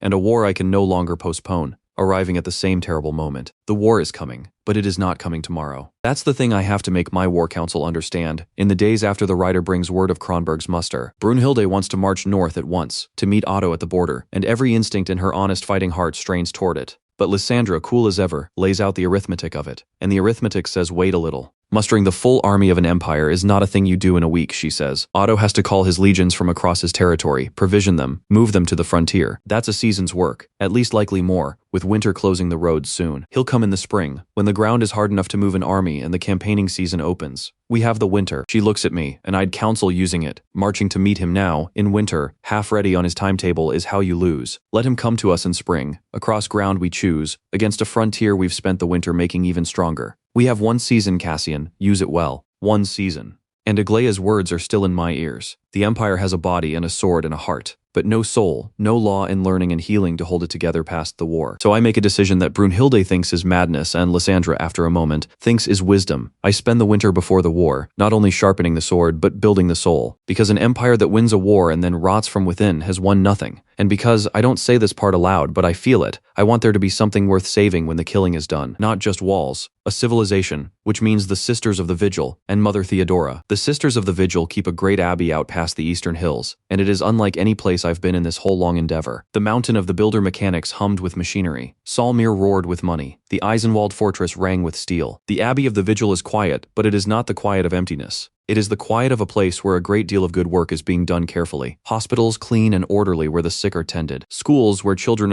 of no rank, foundlings and the poor, bend over slates and learn their letters. Courts where the sisters have kept alive through 5 years of chaos. Some thread of honest law when the nobles' justice became nothing but the whim of whoever held the most bravos. Mother Theodora receives me herself, and she is the oldest of all the remarkable women I've met on this road, and in some ways the most formidable, though she never raises her voice or makes a single demand. She's perhaps 60, straight-backed, with a lined, kind face and eyes that are gentle and completely without illusion, the eyes of a woman who has spent a long life tending the sick and teaching the poor and burying both, and who sees people exactly as they are. She does not flatter me and she does not fear me, and she does not, I realize quickly, want anything from me, which makes her the hardest of all to win, because I have nothing she needs. The emperor who raised Aschenfeld, she says, pouring me a plain cup of tea with her own hands. We've heard even out here. The wells, the drains, the harbor, the army. You've been busy, Your Majesty. Her gentle eyes rest on me, and now you've come to us, which means you want something from the Sisters of the Vigil. So tell me plainly, child, and I'll call you child, because I'm old enough to be your grandmother and I've tended emperors and beggars and found them much the same on the inside. What does a young man with a city and a fleet and an army want from a house of healers and teachers? I've learned by now that the way to win each of these women is to understand what they truly value and speak to it honestly. Lysandra valued the problem. Aglaia valued the craft done right. Vivenna valued the game. Brunhilde valued the truth proven in blood, and Mother Theodora, I understand looking at her clear, kind eyes, values one thing above all, whether you actually care about people or only about power dressed up as caring. She'll see through any pitch that's really about power, so I don't make one. I want your help building the part of my empire I don't know how to build. I say simply, I can raise walls and forge steel and strike coin. I've learned all of that this year from people wiser than me in each. But I've realized something standing on top of everything we've made. I set down the tea. I've built a body that can fight and a heart that makes wealth. But a city isn't walls and coin. It's people, and people need more than to be defended and fed. They need to be healed when they're sick. They need their children taught so the next generation can run what we've built and build more. They need law they can trust, real law. The same for a beggar and a lord, not the whim of whoever has the most swords. And I don't know how to build those things. Nobody at my court does. We know how to make a city survive and fight and prosper. We don't know how to give it a soul. I meet her eyes. You do. You've kept healing and learning and honest law alive out here through 5 years when the rest of the empire forgot them. I'm not here to ask you to serve my power, Mother. I'm here to ask you to help me build the things that have nothing to do with power, the things that just make life better for ordinary people, because I've built everything else, and I can feel the hole where those things should be, and I think a city without them isn't really worth defending. Mother Theodora is quiet for a long time, studying me over her plain tea. And then she asks the question that is, I understand, the real test, the one everything hinges on. And when the war comes, she says softly, as it's coming because a young emperor who's built an army and speaks of a debt owed to Kronberg is a young emperor riding toward a war. Don't think an old woman can't see it. When the war comes and the coin runs short, and you must choose between the schools and the soldiers, between the hospitals and the war engines. Her gentle eyes hold mine, utterly without illusion. Which will you cut, child? Because every ruler I've ever known has said fine words about caring for the people, right up until the moment caring for the people cost him something he wanted more. The schools are always the first thing burned for the war. So tell me honestly, and I'll know if you're lying. Because I've heard every lie a powerful man can tell. When it costs you, what do you protect? It's the sharpest question anyone has asked me on this whole long road, sharper than Vivenna's pricing or Lysandra's arithmetic, because it goes straight to the center of what kind of ruler I actually am. And I answer it with the truth, because she'll know anything else. I don't know for certain, I say. I'd like to tell you I'd never cut the schools, but you'd know that for the easy lie it is, of course a war might force terrible choices, and I won't insult you by pretending I'm certain I'd always choose perfectly. But here's what I can tell you, and it's true. I lean forward. I started this whole thing by digging a well with my own hands, for people who could do nothing for me, because they were thirsty. Not because it was strategic, it wasn't. Because a woman stood in a doorway with a sick child, drinking from a sewer, and I couldn't bear it. Every single thing I've built since started from that, from not being able to bear the suffering of ordinary people. The walls, the harbor, the army, all of it, I built so that the people could live. If I ever start cutting the schools and the hospitals to feed the war, if I ever forget that the war is for the people, and start sacrificing the people for the war, then I've become Otto von Kronberg, who rules by force and burns whatever he must, and the whole thing was pointless. I hold her gaze, so I can't promise you I'll never make a hard choice. But I can promise you this, I'll build the schools and the hospitals first, this winter before the war, when it's hardest to justify, precisely so that they're real and standing and rooted before the pressure comes, so that cutting them would mean tearing down something that already exists, and that the people already love, which is much harder than simply never building them. I'll bind my own hands, Mother. I'll make the soul of this empire real now, so that even I can't easily unmake it later. I sit back. That's the most honest answer I have, not a promise to be perfect. A promise to make it hard for myself to be a coward. Mother Theodora looks at me for a very long moment, and then slowly something in her lined face eases, and she smiles, a warm, tired, real smile. Well, she says, in 60 years I have never once heard a powerful man answer that question, by promising to bind his own hands against his own future weakness. She pours me more tea. Most of them promise me they're already perfect. You're the first to admit you might not be, and to want to build the walls against your own worst self before you're tested. Her gentle eyes are warm now. That, child, is the only answer I've ever trusted. Anyone can promise virtue when it's cheap. Only an honest man plans for his own future cowardice and builds to prevent it. She sets down the pot. The sisters of the vigil will help you. Not your power, your people. Let us build your empire, its soul. And so, through that last winter before the war, while Brunhilde sharpens the sword and Aglaia strengthens the frontier, Mother Theodora and I build the soul of Aschenfeld, and it is the quietest and in some ways the most moving work of the whole long raising. The schools first, because Theodora insists on it, and I agree with my whole heart. A city's future is its children, she says, and a city that doesn't teach its children is a city eating its own future to feed its present. We open schools in every district free, for every child, foundling and craftsman's son and merchant's daughter alike. The sisters teach, and I recruit more teachers, and Vivenne grumbling that it's the first thing I've built that shows no return, until Theodora quietly points out that educated children become the clerks and engineers and traders who'll run her mint and her harbor in 20 years, at which point Vivenne stops grumbling and starts funding it enthusiastically. Vivenne finds the coin. Children who would have grown up illiterate in the ashes, as I nearly did, bend over slates and learn their letters, and I walk into a schoolroom one afternoon and watch a class of ragged district children reading aloud. haltingly, proudly, and something in my chest aches with it. The hospital's next. Aglaya's aqueducts already made the city clean. Now Theodora's sisters make it healed. Proper hospitals in every district, clean and orderly, where the sick are tended by trained hands instead of dying at home for want of care. The sisters teach their healing arts to new students, multiplying the knowledge the way Aglaya multiplied her engineering. When the sickness comes, as it always does, even to a clean city, there are now places to treat it, and people who know how, and the plagues that once emptied whole tenements become illnesses that are survived. And the law, this is the deepest of all, and the one that changes the empire most. For 5 years, justice in the lands around Aschenfeld had been whatever the nobles said it was. A beggar and a lord did not stand equal before anything, and the lord's bravos were the only law that mattered. Mother Theodora and I build something else. Real courts, with the sisters as honest judges alongside those I appoint. Applying my father's law restored the same law for every soul, high or low. A lord who wrongs a craftsman now answers for it. A beggar wronged by a lord now has a court that will hear him. It's revolutionary and the nobles hate it, and the people can hardly believe it. For the first time in living memory, the ordinary folk of Aschenfeld live under a law that protects them instead of preying on them, and their loyalty to the emperor who gave them that law becomes something deeper than gratitude. It becomes trust. You've done something most emperors never understand, Theodora tells me, watching a court in session, a common woman winning a just claim against a man who would once have had her whipped for daring to bring it. Walls keep enemies out, but law is what makes a people yours from the inside. A man will flee a city he's merely defended in. He'll die for a city that gives him justice. You've just made every ordinary soul in Aschenfeld into someone with a reason to stand and fight for it, not because you command them, but because you've given them something worth protecting. She smiles her tired, warm smile. That's worth more than a legion, child. A defended people is a garrison. A people who trust their emperor's justice is a nation. The change by the end of that winter is the last and subtlest transformation of them all. Before even reborn, even lit and walled and fed and armed, Aschenfeld was still in its heart a city that had merely survived, a place kept alive and defended, but without the deeper things that make survival worth it. A body and a heart and a sword and a hollow where the soul should be. After, a civilization, schools in every district teaching the next generation, hospitals healing the sick, courts giving honest law to high and low alike, a people who are not merely fed and defended but taught, healed, and justly governed, and who because of it love their emperor, not as a protector they depend on, but as the man who gave them a life worth living and a future worth building, the hollow where the soul should be filled. Aschenfeld is no longer a city that survives. It is a city that lives, and teaches, and heals, and judges fairly, and means to go on doing so for generations. Lysandra puts it in her ledger-plain way, but even she is moved. Every other thing we built I could measure, she says. Coin, walls, soldiers, ships. I could put a number on all of it. This she gestures at a schoolroom, a hospital, a court in session I can't measure, and I think it might be the most valuable thing we've made. A people who love their emperor because he gave them justice and taught their children will fight for you in a way no paid army ever could, and stay loyal in a way no wall ever could enforce. You didn't just build a soul, Cassian.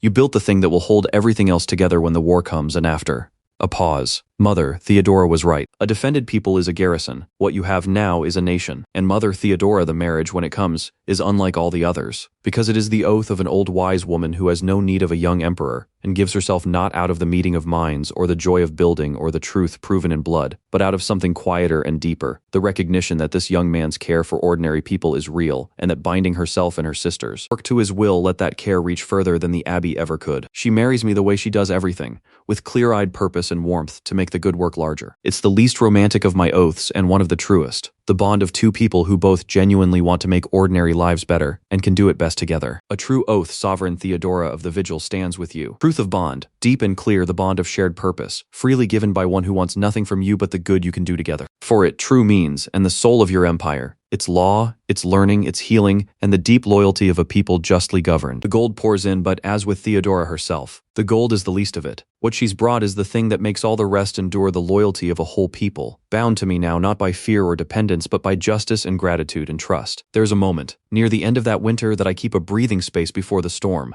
I walk down alone, no crown, into the district where I dug the well a lifetime ago, and I go to the new school there, a plain building, warm, full of the sound of children. I stand in the doorway unnoticed, and I watch. A class of district children, the sons and daughters of the dock workers and masons who dug this city out of its own filth, bent over their slates, reading. One little girl, she can't be more than 7, stumbles through a sentence aloud, gets it right, and looks up with a smile of such pure, astonished pride at having read, at having done a thing her illiterate parents never could, that it stops my breath. And I think of the boy I was 14, hidden in a servant's passage, watching his father die. 19. In a roofless hall with an iron crown and 40 days and 11 mourners, digging a well with bleeding hands because a woman in a doorway had a sick child and he couldn't bear it. And I think of everything since the counter and the builder and the merchant and the general and the healer, the walls and the harbor and the army, and now the schools, all of it, every stone, grown from that first refusal to bear the suffering of ordinary people. And here in a warm schoolroom is what it was all for. Not the walls, not the army, not even the reckoning with Kronberg that's coming in the spring.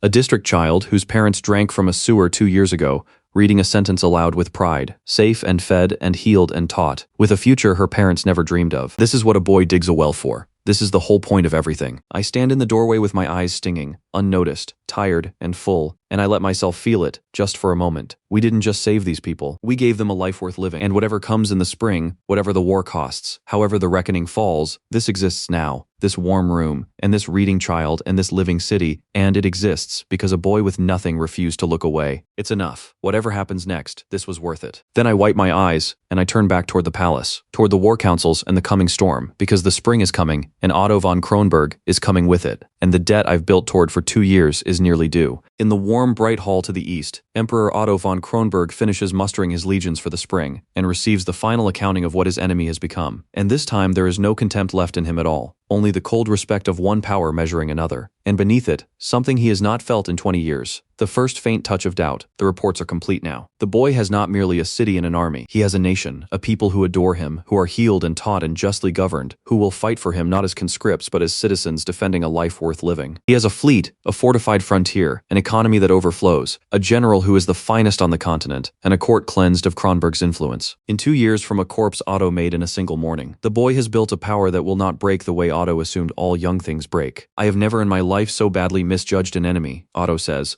alone before his great map. I made ash of his house and I was certain the ash would stay ash. And, instead he studies the northern realm whole and strong and defiant. Instead, I have spent 2 years watching a boy build the one thing I cannot simply crush. A people who love him. Armies I can defeat, but a nation that will not stop fighting because it is fighting for its own life and its own children. He is silent, a long moment, and the doubt he has not felt in decades sits cold in his chest. But Otto von Kronberg has ruled through force for 20 years, and force has never yet failed him, and he is not a man to be turned aside by doubt. If the boy cannot be crushed cheaply, he will be crushed dearly. The full weight of Kronberg's legions will still, Otto believes, break even a beloved nation, if the blow is hard enough. And yet, being a careful man, and facing for the first time an enemy he respects, Otto does not rely on force alone. He reaches before the spring, for one more move, a subtler one, a probe, a test of the boy's strength and his heart both. Before the legions march, he tells his council, "We will send the boy a gift, a gesture of peace hollow of course, but he cannot easily refuse it without looking like the aggressor to his beloved people, and I am curious what he will do with it." A thin, cold, calculating smile. "We will send him my daughter, the Princess Iris, offered in marriage, as a token of peace between our houses." The council stirs, and Otto's smile does not warm. "It costs me nothing. The girl has always been more useful as a piece than a daughter, and it will tell me a great deal. If he refuses her, he looks like the warmonger, and his people's love may cool. If he accepts her, the cold eyes glint, then I have placed my own blood inside his house, on the eve of war to watch and to learn, and perhaps, when the moment is ripe, to be of use. Either way, I win something. Send her.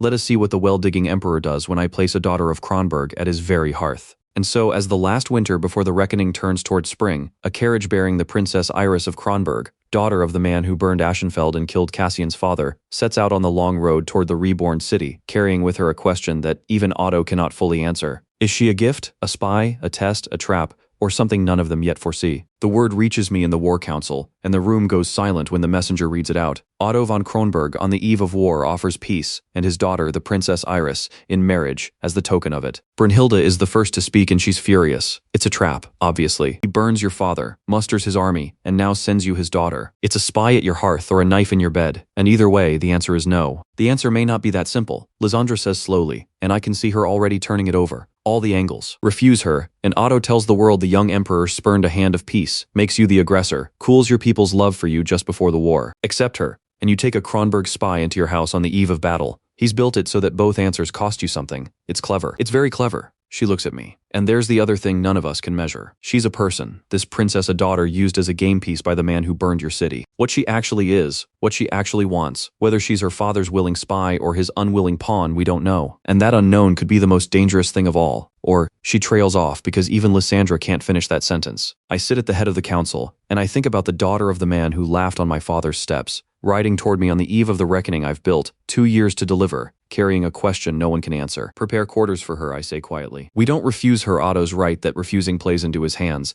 And besides, I think of Mother Theodora, of the man I've decided to be. I won't treat a woman as a weapon before I know whether she is one. She may be her father's spy, she may be his victim, she may be something neither of us expects, but she's a person, and she'll be a guest in my house, and I'll find out which she is, by treating her as one. I look around at my council, my strange-bound family, my counter and builder and merchant and general and healer, everything I've built arrayed around me on the eve of war. Otto sent her to test me, so let's see what the test reveals about her, and about me. I fold the message closed. Let the Princess of Kronberg come. And somewhere on the eastern road, in a carriage rolling toward a city her father burned, the last and most dangerous piece of the whole long story is coming to Ashenfeld. And neither Otto who sent her, nor I who have agreed to receive her, has any idea what she will truly become. 2 women come to Ashenfeld that final spring before the war, and between them they hand me the last 2 things I need to make Kronberg pay: the enemy's secrets and the proof of what my own heart is worth. The first arrives the way she does everything, uninvited, unannounced, and already 3 steps ahead. I find her sitting in my private study, in my own chair, one boot up on my desk, going through my correspondence,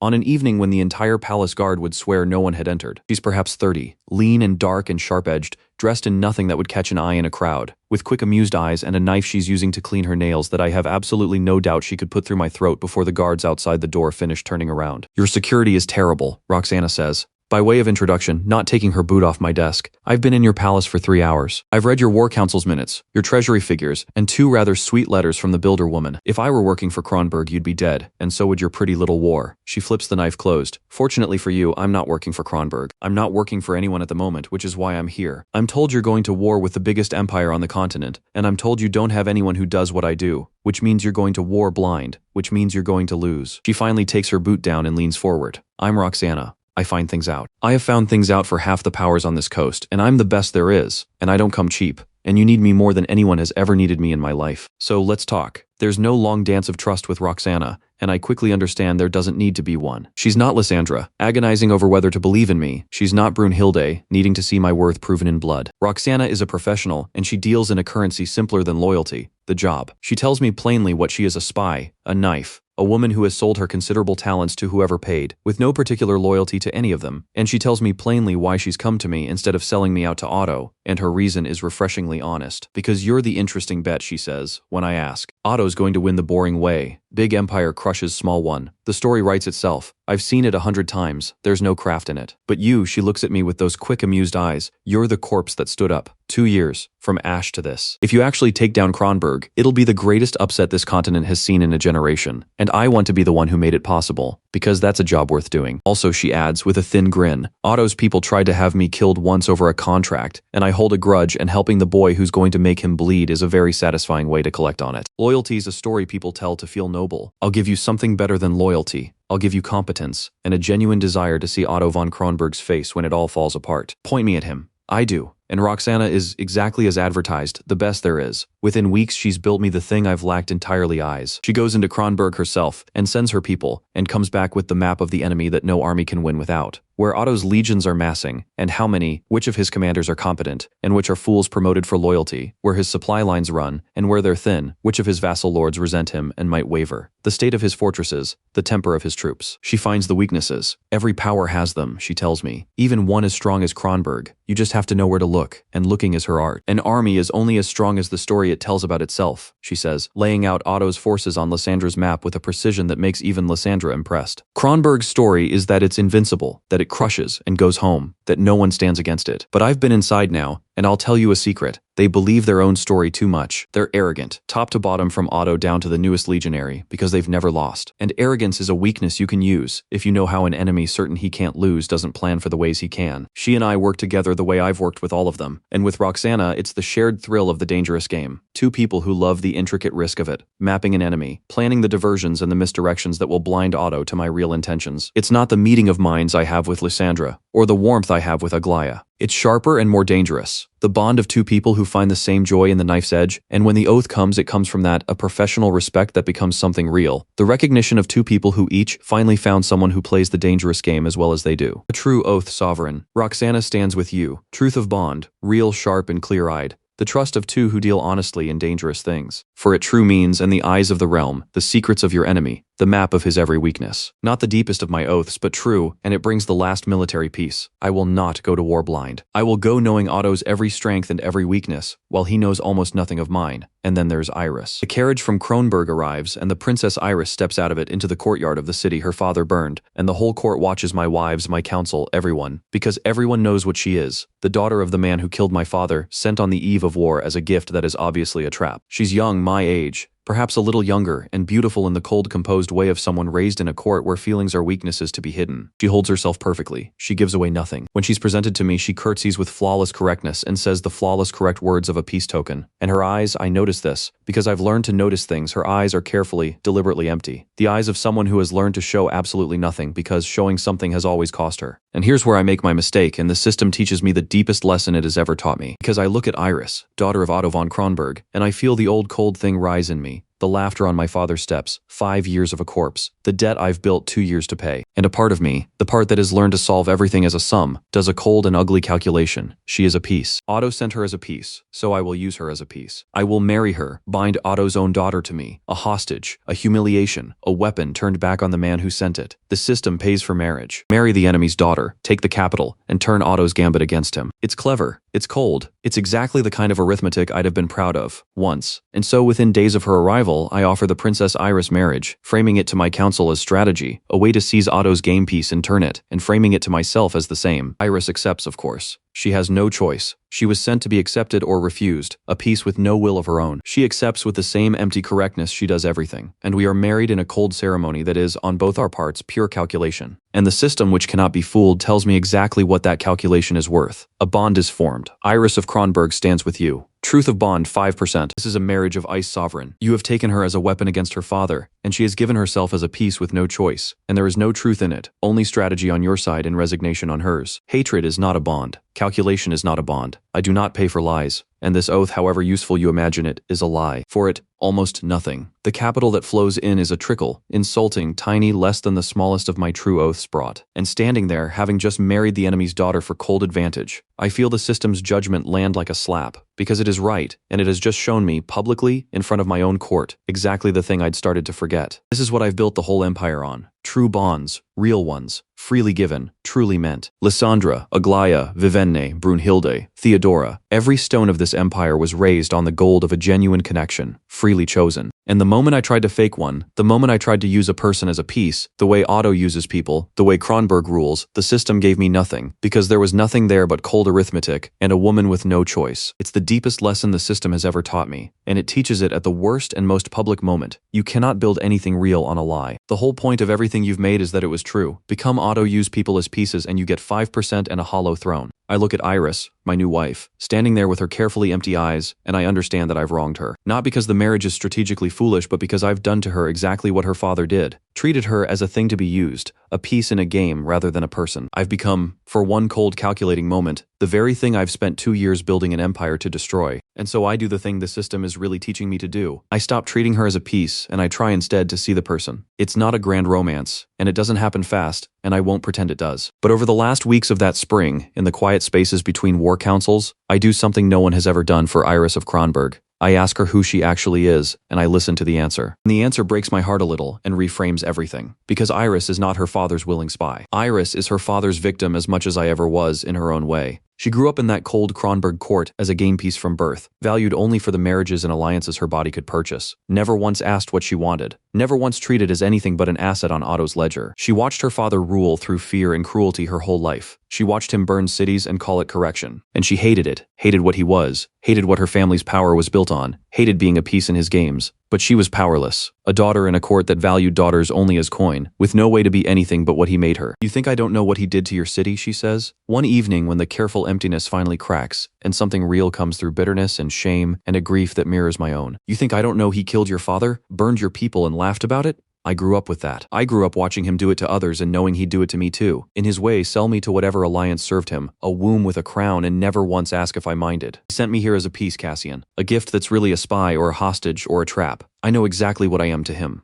I've always known exactly what I am to him. Her voice is raw now, the court mask gone. So don't imagine you humiliated me by marrying me for cold advantage. You just treated me exactly the way my own father always has. The only difference, and here her eyes find mine, and there's something almost like wonder in them, is that you stopped. You're the first person in my entire life who looked at me being used as a piece and stopped, and asked me who I actually am. Do you have any idea what that's like? To be a game piece your whole life and have someone, the enemy, of all people, be the first to treat you as a person? And I understand, listening to her, that Otto has made the same mistake with his daughter that he made with me. He treated her as a thing, a weapon, a piece with no will, and in doing so he created exactly the person most likely to turn against him. Because a woman who has spent her whole life being used by Kronberg, who hates what Kronberg is, who has just been shown by Kronberg's enemy, the first genuine human decency of her life, that woman is not Otto's spy, she's Otto's undoing. He sent you here to be a weapon against me, I say quietly. And instead you're the first person who ever treated me as more than a weapon. Iris finishes, which means I'm the last person who'll help him use me as one. Her jaw sets, and for the first time the empty court mask is gone completely, replaced by something fierce and alive, and decided. You want to make my father pay for what he did to your city and your father? Cassian, she leans forward. So do I. I have wanted it my whole life and never had the power. I know things.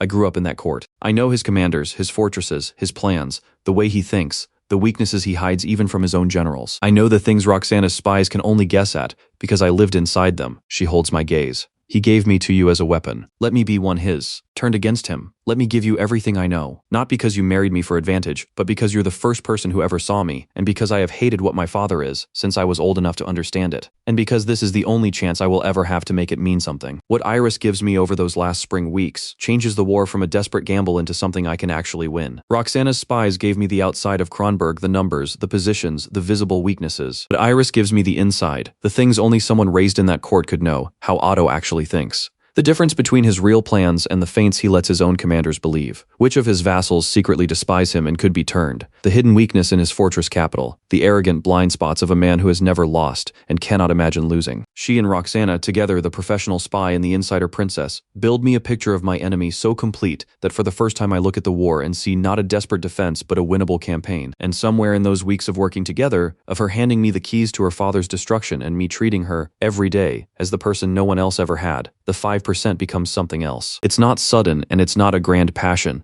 It's the slow, real thing of two people who both grew up used by the powerful, who both hate the same cruelty, who both found in each other the first person who truly saw them. It's genuine, and it's chosen, and it's true, and the system feels it. The bond has changed, sovereign. Iris of Kronberg stands with you truly, now. Truth of bond. I have never measured higher. This is the deepest oath you have sworn. She was given to you as a weapon of ice, and you thawed her, not with strategy but by seeing her, and she has chosen you, and your cause, with the whole of a heart that no one ever valued until now. This is truth built from a lie transformed, and there is nothing stronger. For it, the greatest means I have ever given. And more, the enemy's own blood turned wholly to your side. The capital that pours in dwarfs everything before it. The emotional and the mechanical peak of the whole long story. The deepest bond producing the greatest flood of means. But it's not the gold that matters. It's the face slap. The perfect turning of Otto's own gambit. He sent his daughter as a weapon against me. Certain that a piece is only ever a piece. And by treating her as a person when her own father never would, I've turned Otto's weapon entirely against him. The daughter he gave me to spy on my war is now the insider handing me the keys to his destruction. Otto reached out to place a knife at my hearth, and I've turned the knife around, and it's pointing at him now, held in the hand of his own child who hates him for exactly the cruelty that made him think he could use her in the first place. It is the cruelest and most fitting reckoning I could have devised. And I didn't devise it. Otto devised it himself, the moment he decided his daughter was a piece and not a person. His own contempt for human beings, the very thing that let him burn my city and laugh, is the thing that just handed his enemy the weapon to destroy him. In the warm, bright hall to the east, Emperor Otto von Kronberg waits for word from the daughter he planted in his enemy's house. The spy, the hostage, the weapon of ice. And the word that finally comes is not the word he expects. His daughter has not sent him the boy's secrets. His daughter has sent him nothing at all. And his agents on the coast bring him a report he refuses, at first, to believe. The Princess Iris has been married to the Veldmar boy, not as a cold hostage but as something the reports call, impossibly, a true wife. And worse, that she has been seen at his war councils. That Kronberg's own plans and weaknesses seem suddenly catastrophically to be known to the enemy in detail no outside spy could have gathered. Otto sets the report down, and for the first time in the whole long story, the cold composure cracks, and something like disbelief shows through. She has turned, he says slowly. My own daughter has turned against me. He cannot at first comprehend it, because in Otto's world people are pieces, and pieces do not have hearts, and a daughter is an asset, and assets do not betray. I gave her everything. Rank, a crown, a place in my house. But even as he says it, some cold, honest part of the old predator's mind supplies the truth, and it is a truth he has no way to face. because facing it would mean unmaking the whole philosophy his power is built on. He gave her rank and a crown and a place, and never once gave her the one thing the boy gave her in a matter of weeks: to be seen as a person. He used her whole life as he uses everyone, as he burned Aschenfeld, and laughed because to Otto von Kronberg, human beings have always been only pieces on a board, and the boy who builds everything on true bonds freely given simply treated Otto's discarded piece as a human being, and in doing so turned her completely. I made her into a weapon, Otto says very quietly to the silent hall, by treating her as one, and he made her his by treating her as a person. The same girl. And for one moment, the Emperor of Kronberg stands at the edge of understanding the thing that has doomed him, that his entire way of ruling, the contempt for human hearts that made him strong, is precisely the weakness the boy has been exploiting from the very first well, that people, treated as people, will move mountains for you, and people treated as pieces will eventually turn the board over. Otto stands at the very edge of seeing it. And then he steps back from the edge because he is who he is, and a man cannot unmake himself at 60. No matter, he says. And the coldness closes over the crack like ice over dark water. Let her betray me. Let the boy have his little army and his stolen secrets and my traitor daughter. Secrets do not stop legions. Love does not stop steel. I have crushed nations that were sure they would win, and I will crush this one. And when I take his city, I will deal with Iris as one deals with a broken piece. But the doubt is there now, under the ice colder than before. Because for the first time, Otto von Kronberg is going to war against an enemy who understands something about human beings that Otto has spent his whole life refusing to learn, and some part of the old predator knows, beneath all his certainty, that this is an enemy unlike any he has faced. The last piece is in place, and I feel it. The moment the whole 2-year climb has been building toward, I gather them all in the great hall, the true throne room now, restored, its roof rebuilt, its scorch marks long gone. My council, my generals, my wives Lysandra, Aglaia, Vivienne, Brunhilde, Theodora, Roxana, and Iris. The strange and brilliant government I've raised from the ashes, each of whom gave me one piece of the impossible thing we've built. The nobles who once applauded my funeral, now standing in respect. Commanders of an army that didn't exist 2 years ago. The whole of the reborn empire, assembled and waiting. Lysandra lays it out one final time, because it needs to be spoken aloud. The completed sum of everything. 2 years ago, she says, her voice carrying through the silent hall, our emperor sat in this room when it had no roof, with an iron crown, 40 days of grain, 11 mourners, and an empire that every power on this continent had written off as a corpse. She looks around the hall at the walls, the wealth, the army, all of it made flesh in the people standing there. Today, a healthy, thriving, educated people who love him, an economy that overflows, a fleet on the sea, an army led by the finest general alive, armed with the best steel ever forged, its enemy's every weakness mapped by the finest spy in the enemy's own blood, a frontier of iron, a court cleansed of treason, a nation, whole and strong and ready. She turns to me. For the first time, Cassian, I've run the sums, every way there is. For the first time, we are not the smaller power praying to survive. Piece for piece, we are stronger than Kronberg. His legions are larger, but our army is better armed, better led, and fighting for something his conscripts don't have. We know his every weakness, he knows almost none of ours. And we have the one thing no empire ruled by fear can ever have, a people and a court who chose this freely and will not break. She sets down the last ledger she will ever need to convince me of anything. The corpse you were handed is gone. In its place is a power that can win. The only question left is the one you've been building toward since the night you dug the well. And I stand in the great hall, before everyone and everything I've built, and I give the answer I've been carrying since a boy watched his father die on a set of stone steps and heard men laugh. For 2 years, I say, and the hall goes utterly silent. Everyone has asked why. Why I dug the well with my own hands. Why I raised this city from its own filth when the sane thing was to walk away. Why I built walls and a harbor and an army and schools out of ash in 40 days. Some of you thought it was to survive. Some thought it was to build something beautiful. And it was those things. I look around at them, all my wives, my people, my whole impossible reborn empire. But underneath all of it, from the very first stone, there was one reason. 5 years ago, Otto von Kronberg crossed our border in a single night, burned this city, sacked its treasury, and killed my father on the steps of this very hall. And then he went home before noon, and he laughed. I heard him laugh. I was 14, hidden in the walls, and I have heard that laughter every night for 7 years. My voice doesn't rise. It doesn't need to. The silence is total. Everything I have built, I built toward this. Not to defend, not to survive, to make him pay. For my father, for this city, for the Eisenwald children who burned, for every soul this empire lost to his cruelty. And for the simple truth that a man who burns a city and laughs cannot be allowed to keep laughing. I look at Brunhilde, who needed to see me mean it. I look at Iris, who gave me her father's undoing. I look at all of them. We are done building the answer, I say. It is time to deliver it.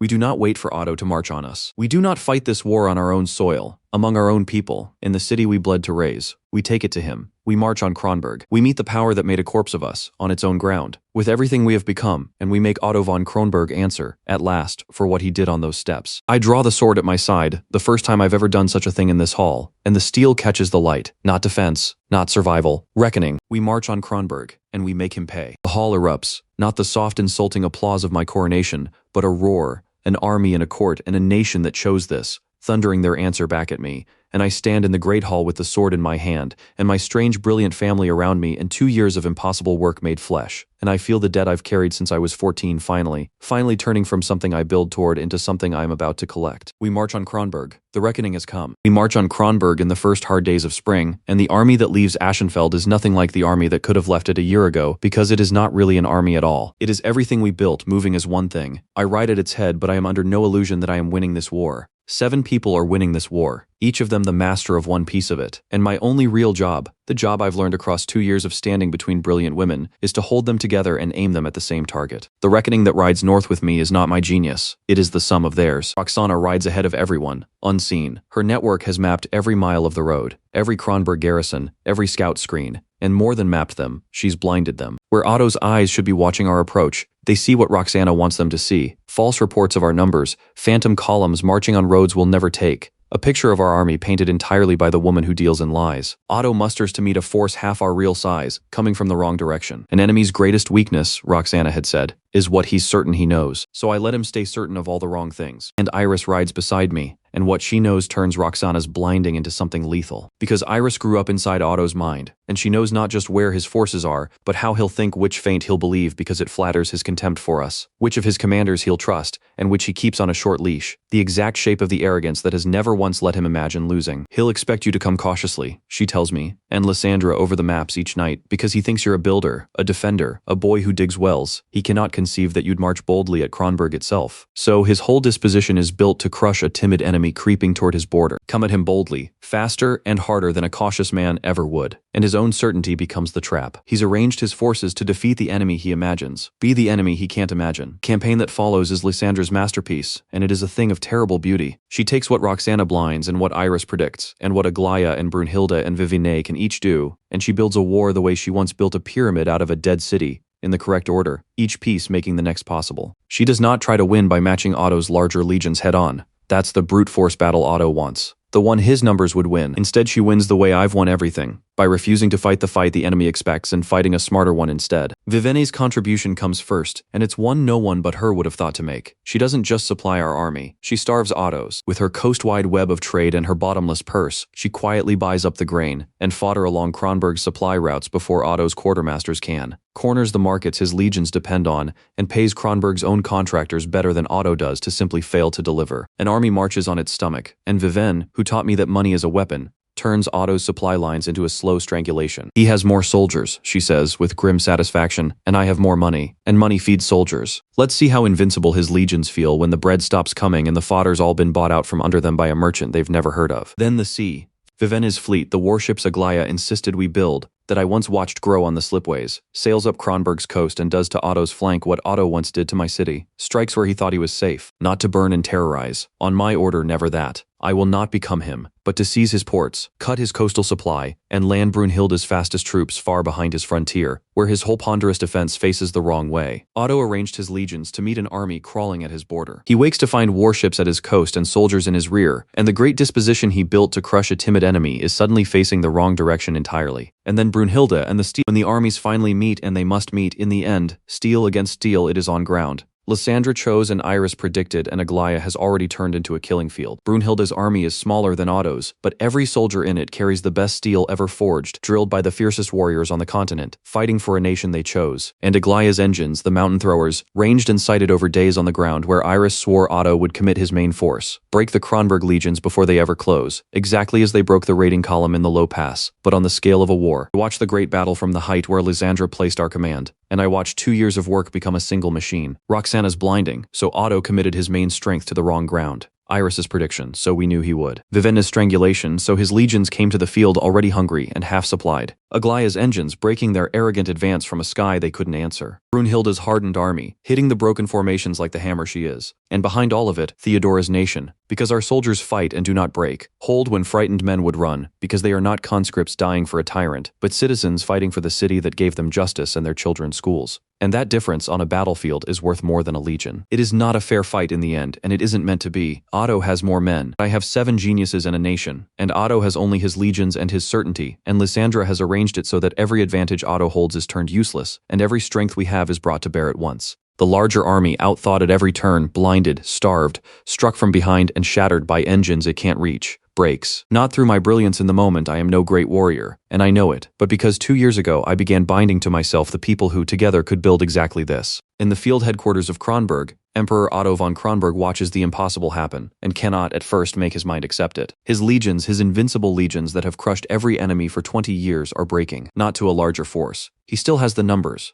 They are breaking because everything he planned is wrong. The enemy he arranged to crush is not the enemy on the field. His supply has failed for reasons his quartermasters cannot explain. His coast is under attack. His main strength committed to ground that has become a slaughter pen of falling stone. And his own daughter, he now understands with sick certainty, told the boy exactly how he would think. How Otto says to no one watching 2 decades of invincibility come apart. How does a boy with half my army, but the honest cold part of his mind, the part that made him a great conqueror before it made him a monster, supplies the answer he has spent the whole war refusing. The boy does not have half his army. The boy has 7 minds and a nation, each piece doing what Otto could never do. Because Otto has spent 20 years ensuring no one around him was ever more than a tool. Otto's commanders are men promoted for loyalty and fear, who cannot think for themselves because Otto never let them. Otto's soldiers are conscripts who fight because they must. Otto's own daughter was a piece on his board, and the boy took people, real people, and gave them reasons to give him the whole of their genius freely, and bound them into something Otto, ruling through fear, could never assemble. A thing greater than any one mind, greater than any legion. He built what I could not, Otto says, and there is, at the very end, something almost like understanding in the cold voice.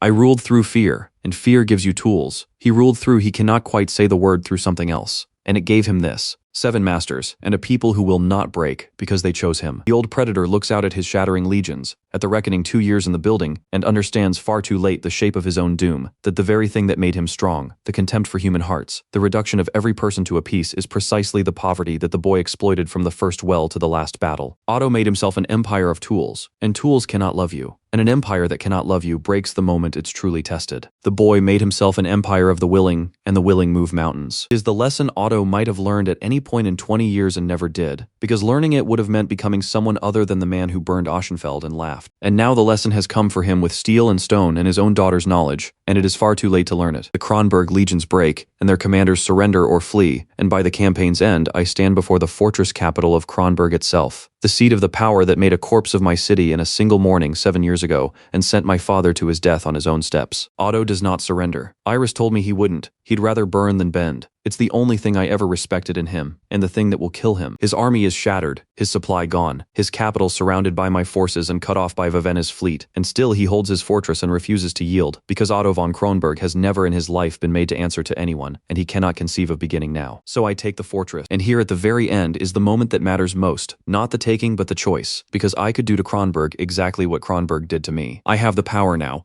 I could burn this city as Otto burned mine, sack it, put its people to the sword, leave it a corpse and go home before noon and laugh. And there would be a terrible symmetry in it. Ash for ash, the perfect mirror of that night 7 years ago. Part of me, the 14-year-old in the servant's passage, who has heard that laughter every night for 7 years, wants it badly, and I do not do it. I do not do it because of a well I dug with my own hands for people who could do nothing for me, because of a woman in a doorway with a sick child, because of a district girl reading a sentence aloud with pride, because everything I built on being unable to bear the suffering of ordinary people, and the ordinary people of Kronberg, the craftsmen and mothers and children behind these walls, did not burn my city. Otto did. And if I burn them to punish him, then Otto has won the only victory that would matter. He'd have made me into himself. We do not burn it, I tell my commanders, and I tell it loud, so the whole army hears, so it becomes law. We are not Kronberg. We came for the man who burned our city, not for the mothers and children of this one. Any soldier who loots, who burns, who harms a civilian of Kronberg, answers to me by the same law that protects our own people. We came to end a tyrant. We do not become one. And Theodora's law, the justice I built into the soul of my empire, holds even here, even now, even with the enemy's capital at my mercy, because that law was never only for Aschenfeld. It was for the kind of ruler I decided to be. Digging a well 2 years ago, the kind who does not burn cities and laugh. We take the fortress with discipline, not fire. And I go to find Otto von Kronberg,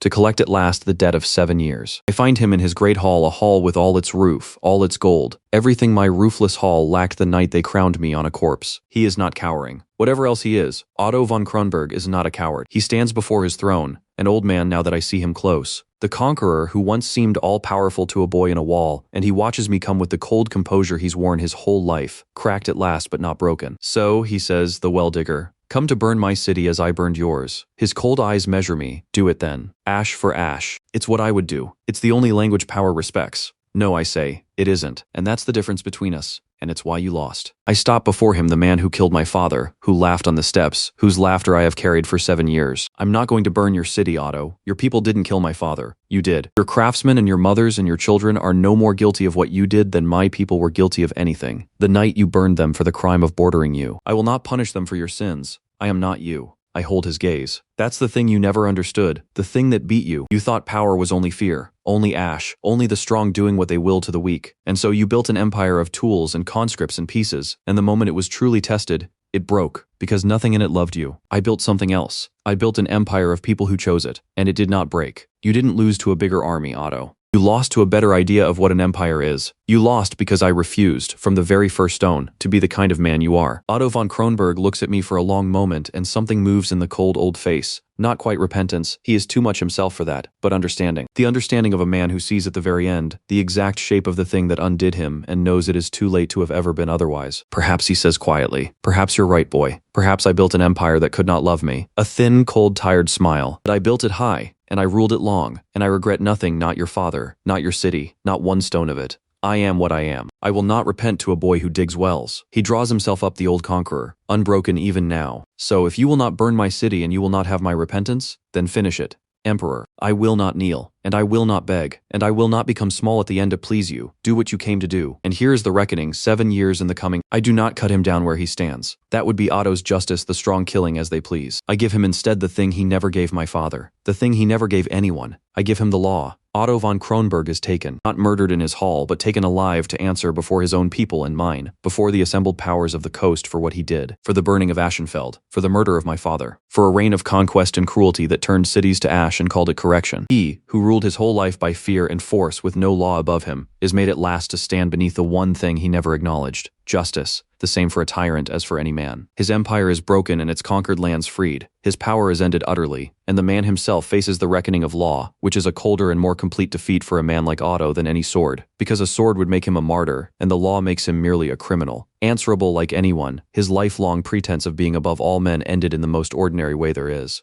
The tyrant is fallen. The power that burned my city and killed my father is broken forever. The debt of 7 years is at last collected, not in ash, not in a mirror of his cruelty, but in the total ending of everything he was, delivered by the better thing I built to answer him. Iris of Kronberg stands in her father's broken hall and watches the man who made her a game piece fall, and what she feels is not what the songs would say she should feel. It is not triumph. He is a monster, and he burned Cassian's city, and he used her whole life as a thing to be spent. And still, he is her father, the only one she had, and watching him fall is not simple, because nothing about a father ever is. She feels grief, though he never earned it. She feels a terrible relief, and shame at the relief. She feels the strange hollowness of watching the towering figure of her whole childhood revealed at last as a small, cold, unrepentant old man, brought down not by a greater monster, but by something he could never understand. But under all of it, she feels something clean, and it is this. He made her a weapon, and she chose what to destroy with the life he gave her, and she chose to destroy the cruelty he stood for. Her whole life she was a piece on his board, and in the end, she was the piece that took the king. Not because she was used, but because for the first time she chose. She is not at the last her father's victim. She is the one who ended what her father was. And that, she thinks, watching the cold old man taken away to face a law he never bowed to, is the only inheritance of his she will ever be glad to have claimed. She finds Cassian's eyes across the hall, and neither of them says anything, because there is nothing that needs saying. He treated her as a person when her own father never would, and she turned her father's weapon into her own choice. And between them they ended a monster without either of them becoming one. It is enough. It is in fact everything. The tyrant is fallen, and the war is won, and I should feel nothing but triumph. I don't. I stand in Otto's broken hall, the debt of 7 years finally collected, and what I feel under the grim satisfaction is the cost. Because a war is not the clean thing the songs make it. We won, and won as cheaply as Lysandra's genius and Roxana's blinding and Iris's knowledge could make it, but cheaply is a word that only means something next to the alternative. Men died. My men. The citizen soldiers who dug the drains and lit the lamps and chose to follow me north. Some of them are not going home to the city they helped raise. Brunhilde's mountain warriors who held a lonely line for 5 years and then followed me to end the enemy that burned their children. Some of them fell in the ending. The nation I built, that fought and did not break in part because good people stood their ground and paid for it with their lives. I walked the field after, as I made myself walk the ruined streets of my city 2 years ago, because a ruler who will not look at the cost of his choices has no business making them. I look at the dead,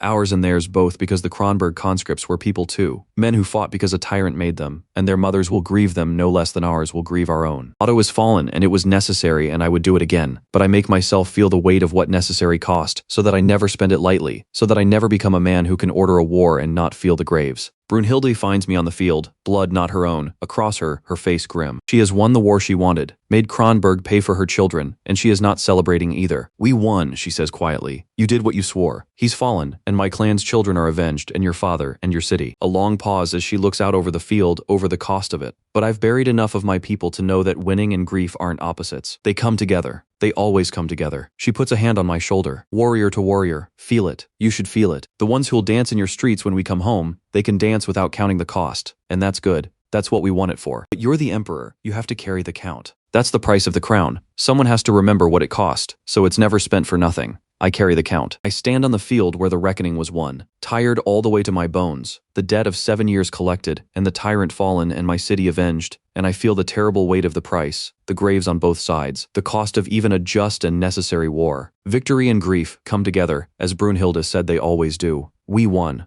Otto is fallen. Everything I built toward for 2 years is done, and it cost what such things always cost, and I make myself feel every ounce of it, standing on the field in the fading light, before I turn at last toward home, toward the living city we raised from ash, and the strange, brilliant family who raised it with me, and the long work now of building a peace worth all the blood it took to win. We come home in the full green of summer, and the city that meets us is not the city I left. I mean that in every way there is. The army that marches back through the gates of Aschenfeld is smaller than the one that left. We carry our dead with us, and we will bury them with honor, and the count of them is the weight I chose to carry as emperor, and will carry the rest of my life. But the city we march into is a thing so far beyond the ruin I inherited, that I have to stop my horse at the gate, just for a moment, and look, because the boy I was would not have believed it. 2 years ago I rode out of a roofless hall to survey a corpse. Today I ride into a living city, and I let myself see all of it, every stone we laid, because this is what it was all for, and a man should look at what his life built. The gate itself, part of Aglaya's full circuit of walls, low and thick and strong, the walls that held our people safe while we made them a nation, that no raider troubles anymore, because the frontier of iron turns them back long before they reach here. Through the gate, the streets paved, crowned, shedding the summer rain into the drains that run clean and unseen beneath, the drains we dug through a freezing winter with our own hands, so that the sickness that once emptied whole tenements is simply a thing of the past. The fountains, running bright in every square, fed by Aglaya's aqueduct marching down from the hills, clean water leaping into the summer light,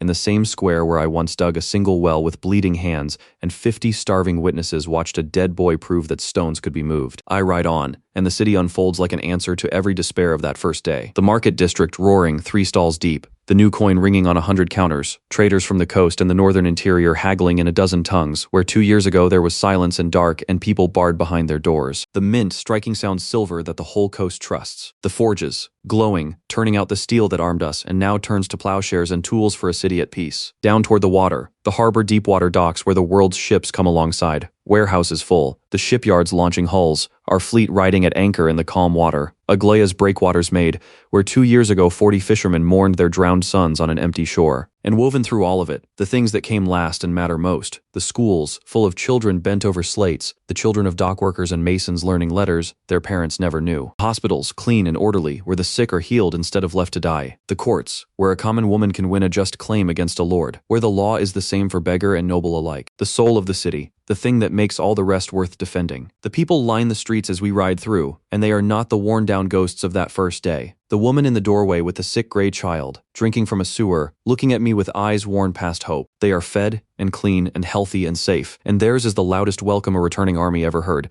because they are not cheering a conqueror. They are cheering the emperor who dug a well for them when he had nothing and never stopped, and went and ended the tyrant who had burned them, and came home without becoming a tyrant himself. Somewhere in that crowd is a woman with a child who is not gray anymore. Somewhere is a mason with a bad leg who once spat on his hands and said, "I've done stupider things for men who did less," and dug the first well beside me. Somewhere is a boy, a young man now, who once dragged timber from a well shaft without being asked, and became the keeper of a builder's tools and grew up in a city that gave him a future. I don't see them all in the crowd, but I know they're there, and I know what we gave them. And it is enough. It is everything. There's a great deal to do in the days that follow. An empire does not settle itself, and a peace is as much work to build as a war was to win. The conquered lands Otto held are freed, set loose to govern themselves. or to join us freely, because I will not build my peace on the conquest I destroyed a tyrant for committing. Otto faces the law and answers for his crimes before his own people and mine, and the seat of the power that burned my city is broken forever, its cruelty ended, its people free of the fear he ruled them by. The debt of 7 years is fully paid, and paid in the coin I chose, not ash but justice, and the total ending of everything Otto was. And I watch, in those settling days, the strange brilliant government I raised from the ashes take its final shape, each of them in the place she made for herself, the whole of it working as one thing. The thing Aglaia once marveled we had become. Not a ruler and his tools, but a true government, a family, a machine of the willing. Lysandra stands at the head of it all with me, my chief counsel, the sharp mind that turns everything I want into everything we can actually do, still believing first in the problem and now entirely in the man beside her. The empire runs in the correct order because she orders it, the way she once turned a dead city into a pyramid of water, food, wall, production on a fresh sheet of paper in a cold shop. She still argues with me every day. I would not have it any other way. Aglaia builds on the war is over, and her genius turns from walls and engines back to the things she loves best, the fountains and the schools and the roads, and the beautiful useful bones of a city at peace. Her mountain order, which once hid its knowledge and fear of the world, has followed her example and opened its doors, and now its ancient engineering serves the living instead of hiding from them. She is, at last, exactly what she was meant to be. Not a keeper of secrets in the dark, but a builder in the light. Evine runs the wealth of an empire and grumbles happily that half of it goes to schools and hospitals that show no return, while quietly knowing, because Theodora made her see it, that the educated children she funds today are the clerks and engineers and traders who will run her harbor in 20 years. She has the game worth her whole mind at last, and partners worth building with, and she has stopped, somewhere along the way, merely pricing everyone and started to her own ongoing surprise, to love them. Brunhilde commands an army that keeps a peace instead of bleeding on a lonely line. The frontier of iron she and I built turns back trouble before it starts, and her mountain clans, who held that line alone and unthanked for 5 years, are honored now as the heart of an empire's strength. She still says exactly what she thinks, still argues with me loudly and without a shred of court softness, and I still trust her all the way down, the way you trust someone who stood beside you in the steel and would never, ever run. Theodora tends the soul of it, the schools multiplying, the hospitals healing, the law holding firm and fair, a whole generation growing up taught and healthy and justly governed, who will never know the ashes their parents crawled out of. She is old, and she will not always be with us, but the thing she built into the empire, its conscience, its care for ordinary people, the law that binds even the emperor, that will outlast us all. She gave the empire the thing that lets it endure. Roxana keeps the eyes of the realm, and keeps us from ever again being caught blind, though in peacetime her sharp talents turn more to catching the ordinary corruptions that creep into any government than to blinding enemy armies. She deals honestly in dangerous things, and she found in this strange family the one thing she'd claimed not to believe in, people worth being loyal to, freely, not for pay. And Iris, who came as a weapon of ice and became the truest oath I swore, takes the place that perhaps matters most for the peace. She is the bridge between what Kronberg was and what its freed people might become. The daughter who turned against her father's cruelty and now helps heal the lands he ruled by fear. She was a game piece her whole life, valued by no one, and she is valued now, seen at last for the whole of who she is, and using the freedom she was never given to make certain no other child grows up a piece on a cruel man's board. Of all the befores and afters in this story, hers is the one that moves me most. From a woman with carefully empty eyes, showing nothing because showing something always cost her, to a woman fully herself, fully seen, fully free. They argue still, all of them, over everything, constantly, the way they have since the first time Lysandra and Aglaia clashed over a wall. Vivenne still occasionally refers to the whole arrangement as a portfolio, purely to watch the others react. But the friction that once looked like division long ago revealed itself as the engine's 7 brilliant minds who see the world 7 different ways, grinding against each other until the right answer appears. An answer none of them would have reached alone. It is not a court of yes, it never was. It is a government and a family, and it is the thing I am proudest of building more than the walls,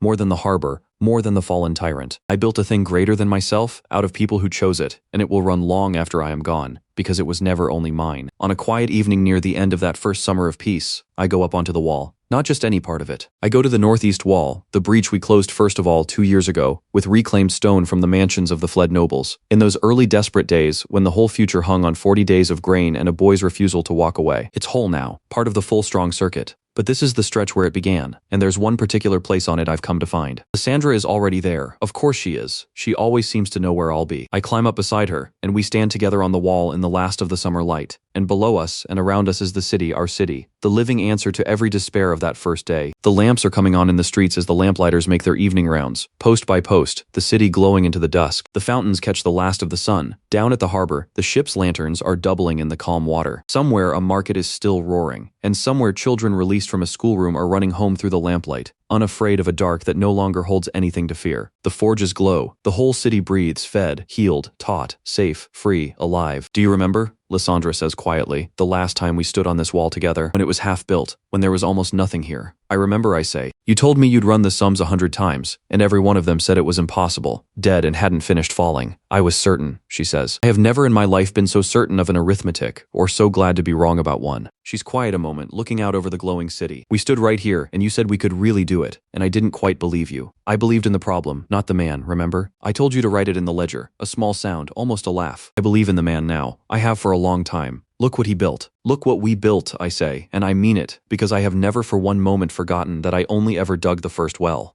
Everything else, every stone of it was them, and the 10,000 ordinary people who chose to raise their city from the dead because a boy gave them a reason to believe it could be raised. I look out over the city in the gathering dusk, and I let myself do the thing I've earned the right to do. The full accounting, the whole before and after, from the very first day to this one. Before a boy of 14 hidden in a servant's passage, watching his father die on stone steps, hearing men laugh. A boy of 19 in a roofless hall, an iron crown too worthless to sell and too heavy to wear. 40 days of grain, 11 mourners, 9 noble houses waiting for him to fall so they could pick the bones. A city drinking from its own sewers, dark from dusk to dawn, dying by degrees. An empire that every power on the continent had written off as a corpse that simply hadn't finished falling. Nothing. Ashes and 40 days after. This. A living city glowing into the dusk. Clean water and paved streets and lamplit squares. A harbor and a fleet and an economy that overflows. Walls that keep the people safe in a frontier of iron. Schools and hospitals and honest law. A healthy, thriving, educated people who chose this and would not break. A tyrant fallen and a father avenged and a debt of 7 years fully paid, not in ash, but in justice, by a man who refused to become the thing he destroyed. And a strange, brilliant, bickering family of the finest minds on the continent, bound to him not by fear or conquest, but by true oaths freely given, who took a dead boy's refusal to walk away, and built it into an empire. From ashes and 40 days to this.